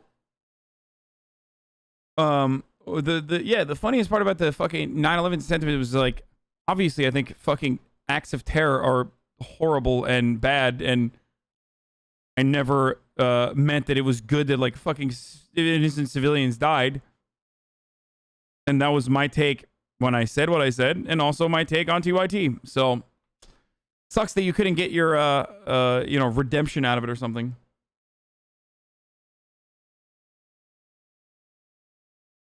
Saying with that person being hurt, but can I at least empathize with it? Or do I want to get back on social media and say everyone is silencing me so then I can have a more niche audience of people who only agree with me? Because at this point, I think that most people just want to feel seen, heard, and validated on the left and on the right. And I think there are a lot of people on the right that do not feel seen, heard, and validated. I'm not going to say that what you all are feeling is a figment of your imagination. I think it's coming from somewhere and needs to be attended to. You know, you see all these bad things about happening to Trump supporters, and like they're getting their car keyed or stuff like that. And then my parents are always like, maybe you should just keep it to yourself. And that's a shame, because I thought we lived in a society where we could talk about, differing ideas, and we had that platform to have that free speech and, to have a healthy debate. And so it's kind of, I feel, especially my family and on social media, is that they want to put me into submission to suppress my voice and my conservative opinions. I can kind of. I know exactly what this video is. Hold on, quick commercial break with this video. It's one of the dumbest videos ever made on this subreddit. It's one of my favorites. Hold on. Wait, why the fuck isn't it loading?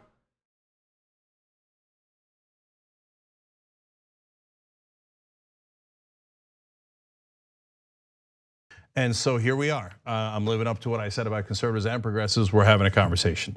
So you said America deserved 9/11. Did you mean that? Yeah.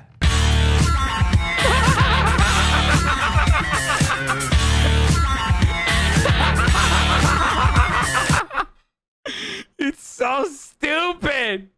It's such a stupid video, dude. It's probably one of the best OK Buddy posts.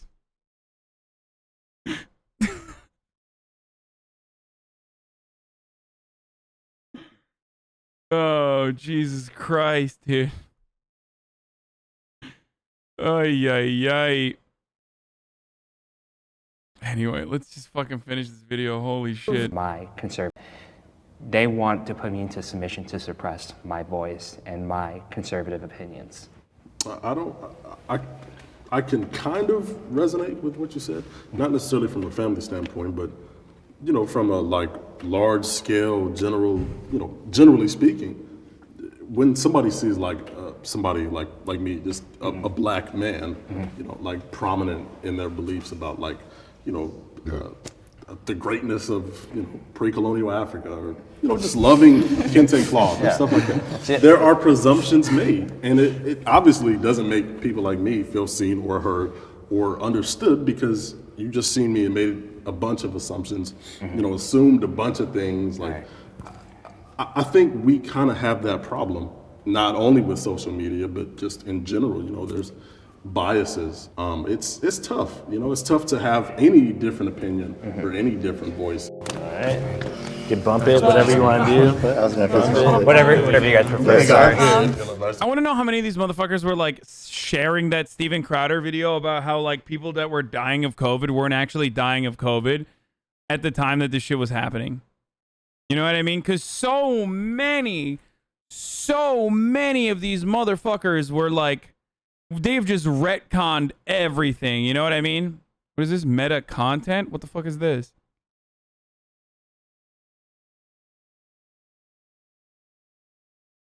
Holy shit. What is this? XC's fan group is making live streams a system of mediocrity. When he's streaming, the sub is flooded with clips every 30 seconds of what he's doing. Doesn't matter if it's funny, failed, wicked, winning. The swarm comes. The average XC post gets 500 upvotes. All of the clips posted during this time are downvoted to oblivion, despite the content due to the following upvote, juicer content, and downvoting everything else. Here's a result of the hot page of XG doing nothing, just saying he's going to turn himself into some other random bullshit. This clip is at 700 at this time. I know we have these waves of content due to the current meta of Twitch, D&D, Apex, Hearthstone, World First Fails, NSFW, IRL, but to have the sub 70 to 55% dominated by one Twitch streamer and his community makes the subreddit void. This is 24 hours.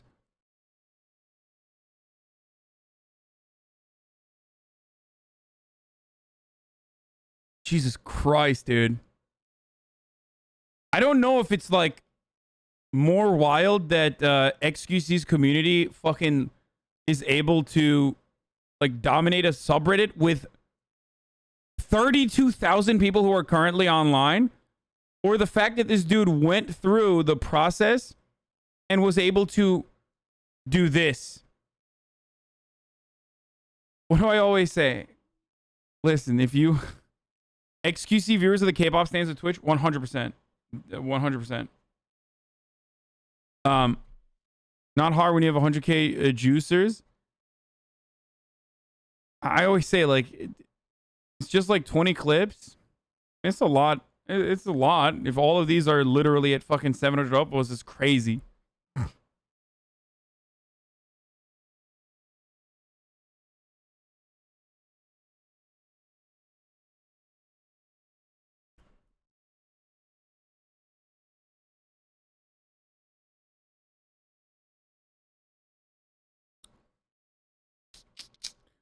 I think there are communities that are very active on Reddit.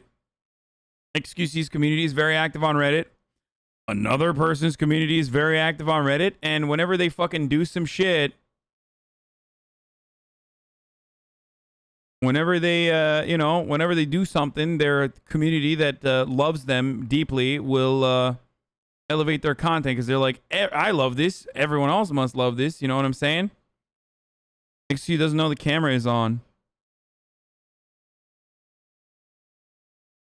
Oh, give me something good. We have a okay. That's how you do it. A 12. Where are you going? 12. Huh? Okay. That's how you do it. A 12. Where are you going? 12. Huh? Card? What is it? Oh, bro, you don't fucking kiss Go your Mr. roommates? Like, I don't right? get it. I kiss all my Gomer. fucking homies. You know what I'm Go saying? where? How'd you Bro, I kiss my homies all the time, poker. dude. Just like that. Look. We've gone over 15. I like poking. God, I in just don't. 4K? There's just really fucking good players I don't here, think right? he knows the camera's yeah, on it's now, a, but it's a little more skill based. Yeah, it's like bringing a shitty car I don't into think he cares. supercar race kind of thing. That's very cute, dude. That's actually some good ass. I looked at. Look, there's a lot of mid XQC clips on here for sure. Like for sure. But I like that. This is like a solid position that this person lodges, and then the first fucking XQC clip is like actually a good one and wholesome. Mango's been banned for 3 days due to sexual content. Fucking joke. Hasan, wait, what the fuck happened here?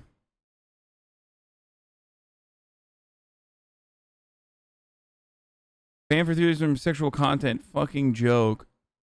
What was it? Click comments and Lud explains.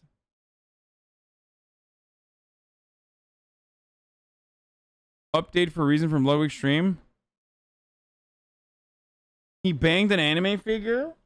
He said dick and balls. He humped an anime figurine. That's it?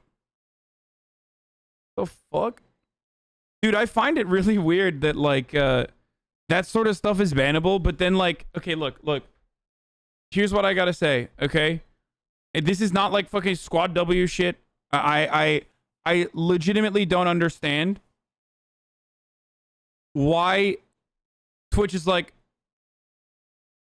fine with the fucking hot tub streams literally all day every day, which by the way I'm fine with. I do not have a problem with it.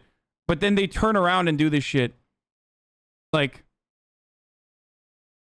I think that the hot tub streams are perfectly fine, and the people that fucking freak out over it are dweebs. Chill the fuck out, okay? Just stop watching, you fucking horny freak, if that's how mad you are about it. All right? I have literally no problem with that. But also, like, if that's okay, then what are we doing? Like accidental booba or accidental, like, one fucking freeze frame of blood and you're gone. You can do an entire fucking you can do an entire stream in a hot tub. It's like a cheat code. I do not want them to ban hot tub streams, okay? I do not want them to ban hot tub streams. Please do not misunderstand what I'm saying. And I hope Twitch does not ban hot tub streams. I just wish there was I wish they were more accommodating to people that like accidentally have slip-ups of other shit, or even not get them and not immediately fucking ban them for some shit like this.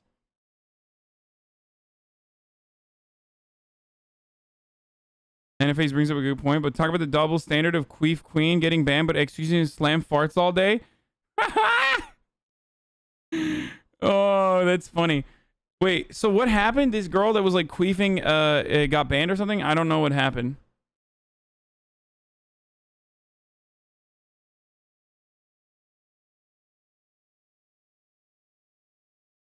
Why is a hot tub stream fine? Like, what do you actually learn from a fucking hot tub stream? What do you actually learn from literally every Twitch streamer's broadcast?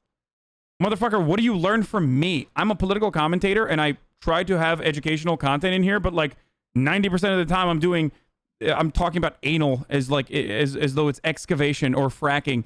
What did you learn? You're not here to learn. You're here to be entertained. Some people are entertained that way. Yeah. Welcome to America, where the learning channel is not famous for educating you on anything other than, I guess, American immigration policy. I don't know. A lot of female streamers are kind of upset about hot tub streams because they invite a lot of unnecessary sexual harassment of female streamers who do not want to do them. But I don't know. Okay, so what is really stupid about that is, and I'm sorry to say this, and I think people are gonna get mad at me for this. What's stupid about that is like, why the fuck are you mad at the hot tub streamer? You're literally saying that what, like, because women sometimes sexualize themselves, then like, and people don't know how to react to that and assume that all women need to be objectified? No. It's still the fault of the person who is doing that, and not necessarily the fault of the other ladies who are in fucking hot tubs trying to farm donos and money. Like, don't shift the responsibility away to other people in hot tubs. I think the reason why people get mad at that, I'm gonna be honest with you, is because they just don't like that the audience shifts away to those people. And it is literally bottom of the barrel fucking content. It is. It 100% is. You are putting zero effort beyond working out in the gym, having a healthy diet, or maybe being naturally gifted in a lot of ways, and going out, getting a hot tub, getting a nice camera, and setting it up, and filming yourself, and being hot enough that people want to watch you.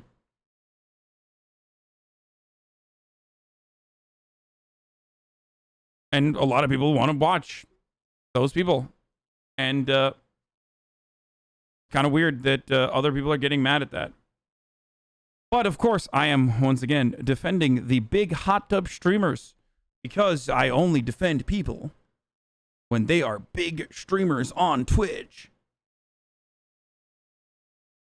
React content is in the same vein, but doesn't get the same level of hate. I mean, it used to. It doesn't anymore.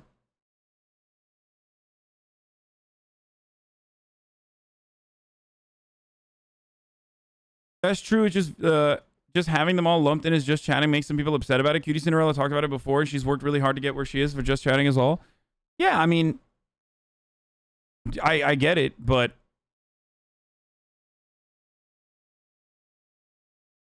it's very clearly different. And if you're being a fucking asshole in Cutie Cinderella stream, you deserve to get banned.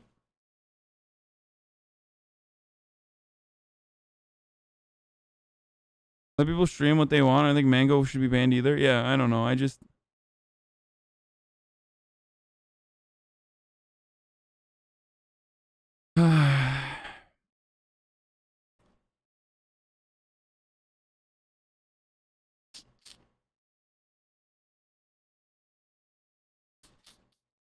Like, imagine thinking that dudes are being horrific fucking creeps on the internet because women show booba.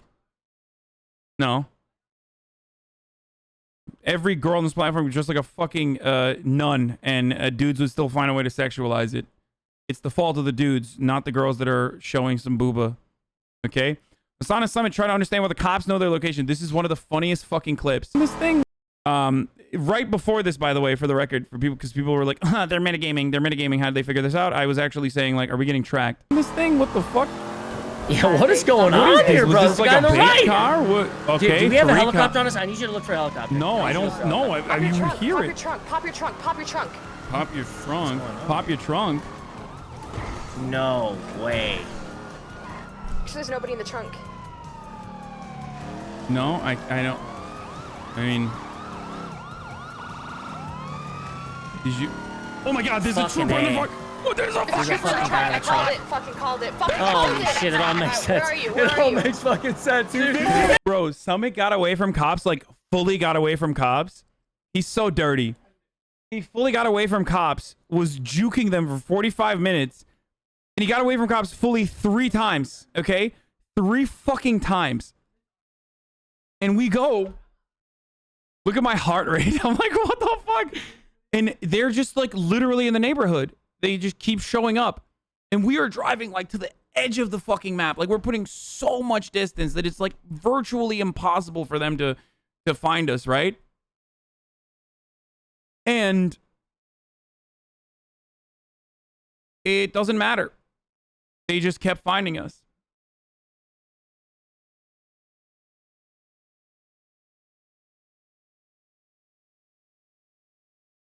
It was incredible. And it led to incredible fucking content. I got a last minute call, a phone ring from Nino, connected me with Riley and Malachi. Malachi failed the laptop, so he wasn't even able to break in. It's not 133 ping, that's my heart rate. They were chasing us because we robbed a bank together. It was me, Summit, Malachi, and Riley. We robbed a bank together. There is a guy, Ron Watson, who is like a news guy, who's a snitch, who fucking dry snitched our cars that we had placed in our escape plan. Ron Otterman. He saw that we were trying out fucking jumps and literally called the cops and said, these guys are very suspicious. Like, you know, you should check in on these cars. They read the license plates, saw that those cars were stolen. And Trooper Andrews literally climbed into the fucking trunk of the car and waited there for 30 minutes for our bank robbery to be done with the hopes that maybe we will get into his fucking car. You know that in character? I know Ron is the one who fucking snitched. Yes. But I don't know, I don't know the rest of the shit. The funniest thing is like, wait, Ron was in the other car? No. Wait, really? I did not know that. Shut the fuck up. Are you serious?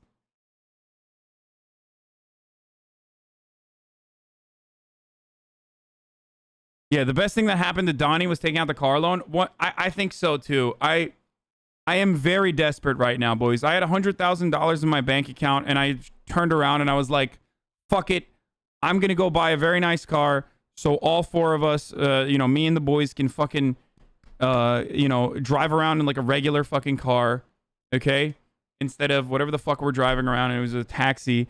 And now I'm in $320,000 in debt. Well, not in debt, but $300,000 loan that I have to pay off over the course of 16 weeks. I'm going to try to fucking knock it out. And I have to pay $18,000 every week. And yesterday I did a 14-hour stream. I figured out what I was going to do. Like I wanted to get the car modded out and you know, get some, you know, hang out with Eddie a little bit. He taught me how to do like how to take lines in races and whatnot. And basically it was the most fun I've had in a while doing roleplay. It was so much fucking fun.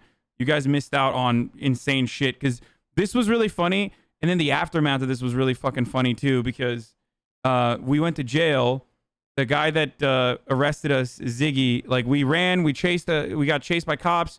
We got pushed into basically a river. We jumped into the rapids. I got arrested, like technically not in the water swimming, but like near the fucking like inside of the water, but on an area where you can like walk. So did Summit. We went to jail. We got out of jail. Ziggy gave us a ride back, and like we fucking lockpicked his car, and we were just like fucking with him. It was a lot of fun. Especially because all of my efforts to make money have ended up with me losing money. Yesterday I was supposed to make some money, including fucking working at the Rooster's Rest, where I cracked out and just did a fucking 10-minute blast, sold as much and upsold the fuck out of these people on all of the food that we on all the food that we were able to sell. I go out and there's a cap on how many receipts you can get. I turn around, I walk outside, and my car is fucking busted. I had to take the fucking car. Someone fucked my car up while I was working.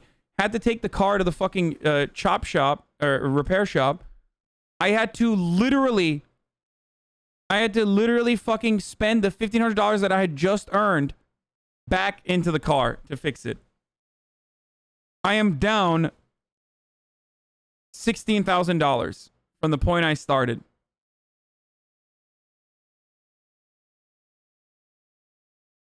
$16,000 from when I started. $300,000 in debt, but it's created a lot of fun. Today's going to be a super profitable day. Yeah. Do you think someone's sabotaging you on purpose? Probably. You need to make around 35K this week to make up for it. Oh, God. Imagine being a person, IRL, losing 50% of their value on a new Audi/BMW. I mean, it was very stupid. Did you do the fight scam with Sasuke? No, I'm going to do that, though. Can you repair an exploded car? Yes, you can. Yeah, I had a lot of fun. It was a lot of fun rolling around with Summit. I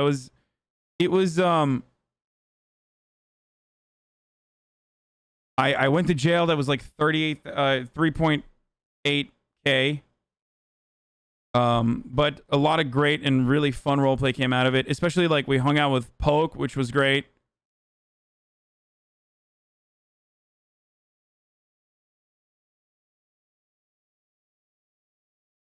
$35K is 5. Black Panther, when they fix Hunter's Harvest, is game over. Tony, change your picture again? Fuck.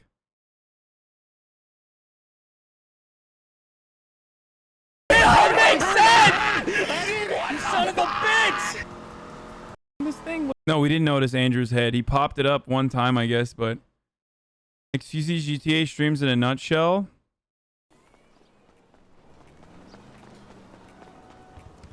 Hello?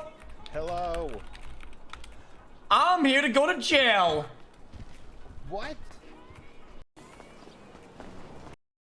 Yeah, I've done that too.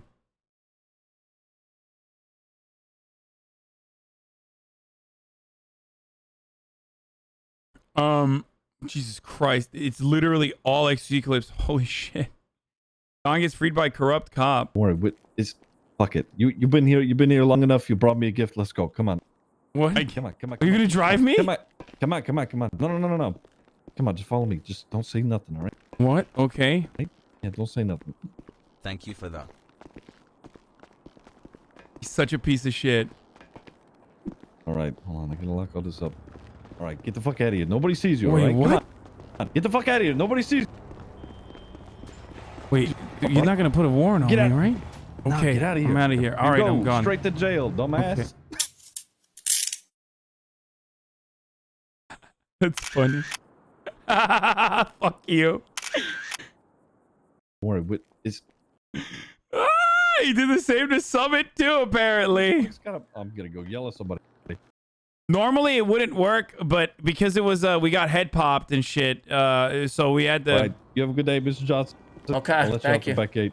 Alrighty, thank you. No problem. I'll see you later. I'm stupid. You fucking dickbag. The best part is he runs back into shit on you. I should have ran the other way up and jumped over the bushes.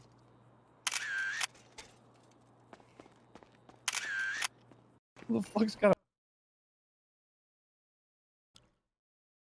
Can we bid on you getting the car repoed? No. Do you know if the devs have a way to get a racing wheel working with a driving mod? No, I don't know. Damn, his head is huge. Yes, dude. Boy, Summit and I have the opposite heads. I think everyone knows this already. Everyone has made fun of it. Yes, he has a very large head, and I have a very small head in comparison to my body. I have a normal size head, but my shoulders are wide, so isn't what the officer did entrapment? No, that's not serious, guys. These aren't like, we're just fucking around. We're playing cops and robbers, okay? The best way to describe this is we are playing cops and robbers on a server. Fucking great. Those guys have made, I mean, you know, someone's been doing roleplay for a while, but Hasan has definitely made a huge, he's been doing so good on roleplay, and I know that he kind of gets, like anxiety about, you know, stream stuff with, you know, roleplay, and my God, let me tell you, we all experience that. But for us, it's different. Whenever we get off of roleplay, that dip happens, you know? So, anyway, we're fucking great. Yeah, I know. If he doesn't start correctly, skip to the levels of luck are crazy. This part was hilarious. Oh, yeah, this Rami with the fucking EMS. All right. Vulture 176, Pillbox Medical 2, 47. Not in my eyes. Hold on. You guys need anything from me here? We good? Oh, we good here, guys, or what? All right. Yeah, Rami. Yeah, get up there, Rami. All right, no problem, guys.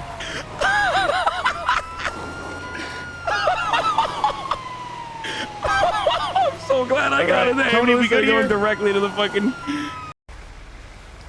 All right. Vulture 176, Pillbox Medical.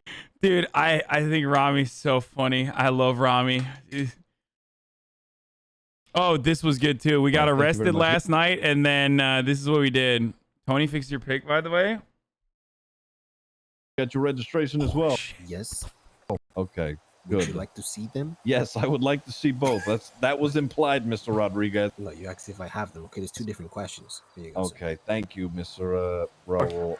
Yeah, I got your back if you need it, bro. I swear to God, you better get the fuck out of my driver's seat before I shoot you back. I will shoot you. I'll just get your back. I'll just get your back. Okay, I can get back to the front seat. I can get back to the front seat. No, get okay, let me just shoot you in the back. I will shoot you in the face. He's getting the seat, Charles. He's getting in the back seat. Jesus Christ. We just wanted to play with the horns. Oh my fucking god. We fucking I made him call. I made someone call 311 because they fucking kept my ID on my phone, right? So we made him drive us back into the city, and then we were just like fucking with him while he was Okay, all right. I'll be right back with you. Just give me one. No, they're not gonna pull guns. If they just pull hopped guns into the driver's seat. If either of them get in the driver's seat again, I will fucking shoot them. Okay? Do you hear that? If either of you get in the front seat, I'm going to shoot you dead square between the eyes. All right. Thank you very much, you guys. Oh, this was pretty funny too. Mr. Pecorino? So we drove by a cop at 122 miles an hour, okay, on the highway. This unknown number calls me. This is the conversation. Pecorino? Yes, who is calling? Mr. Pecorino, this is Sergeant Rosen with the Blaine County Sheriff's Office. Reason I'm giving you a call today is you just caught your vehicle doing 112 miles an hour northbound on Great Ocean Highway. And I'm not making any accusations here, but what I am telling you is that if that's you, you need to slow it the fuck down. Wait, I'm sorry. You saw my vehicle going what? 100 and what miles down the highway? 112 miles an hour. That's insane. That's crazy. Was your vehicle stolen? I don't know. I didn't think so. Does someone have permission to be using your vehicle, sir? Sometimes I give my friends permission. I should have said, did it look sick as fuck, officer? Or, so you're such a bad liar? That's the point. I'm literally a bad liar on purpose. Yes, you'll be surprised to find out that I also am not a magician when I tell cops, like, I'm a traveling magician and please cuff me so I can practice getting out of it. I'm also a terrible liar in real life as well, which is why I just don't. But maybe it's one of my friends or something. But I'll tell him to slow down, all right? All right. Thank you very much, Mr. Pecorino. Yeah, no problem. Don't let me catch that vehicle speeding again. All right, absolutely not. Listen, I gotta go. You have a wonderful day. It's funny because every cop in the city knows that this is my car now. And apparently, like, I've seen so many people. A lot of people are. So you're lying that Donnie hates crime? Yeah, no, I love crime. Sorry, just the truth. So I wrote some stuff down. Hold on. Let me see if I can fucking pull it out. Wait, where did it go? Wait, what the fuck? Is it gone? Wait, what? Oh, here it is. So there's a recap. You guys saw most of the recap. Okay, you guys saw most of the recap already. Hold on.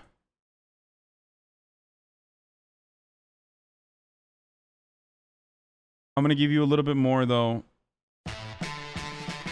This is the OG Liberty City theme song, by the way. But, all right, so yesterday I fucking decided to eliminate some of my debt by making 18K and instead ended up with minus 14K in the pocket, or 16K in the pocket. So totally fucked on that front. I'm done bad, boys. I'm done motherfucking bad, all right? I'm done motherfucking so bad. But today's gonna be better. That's GTA LCS on PSP. Yes, I have played this game. It's not even a joke. Pretty sure I played this game.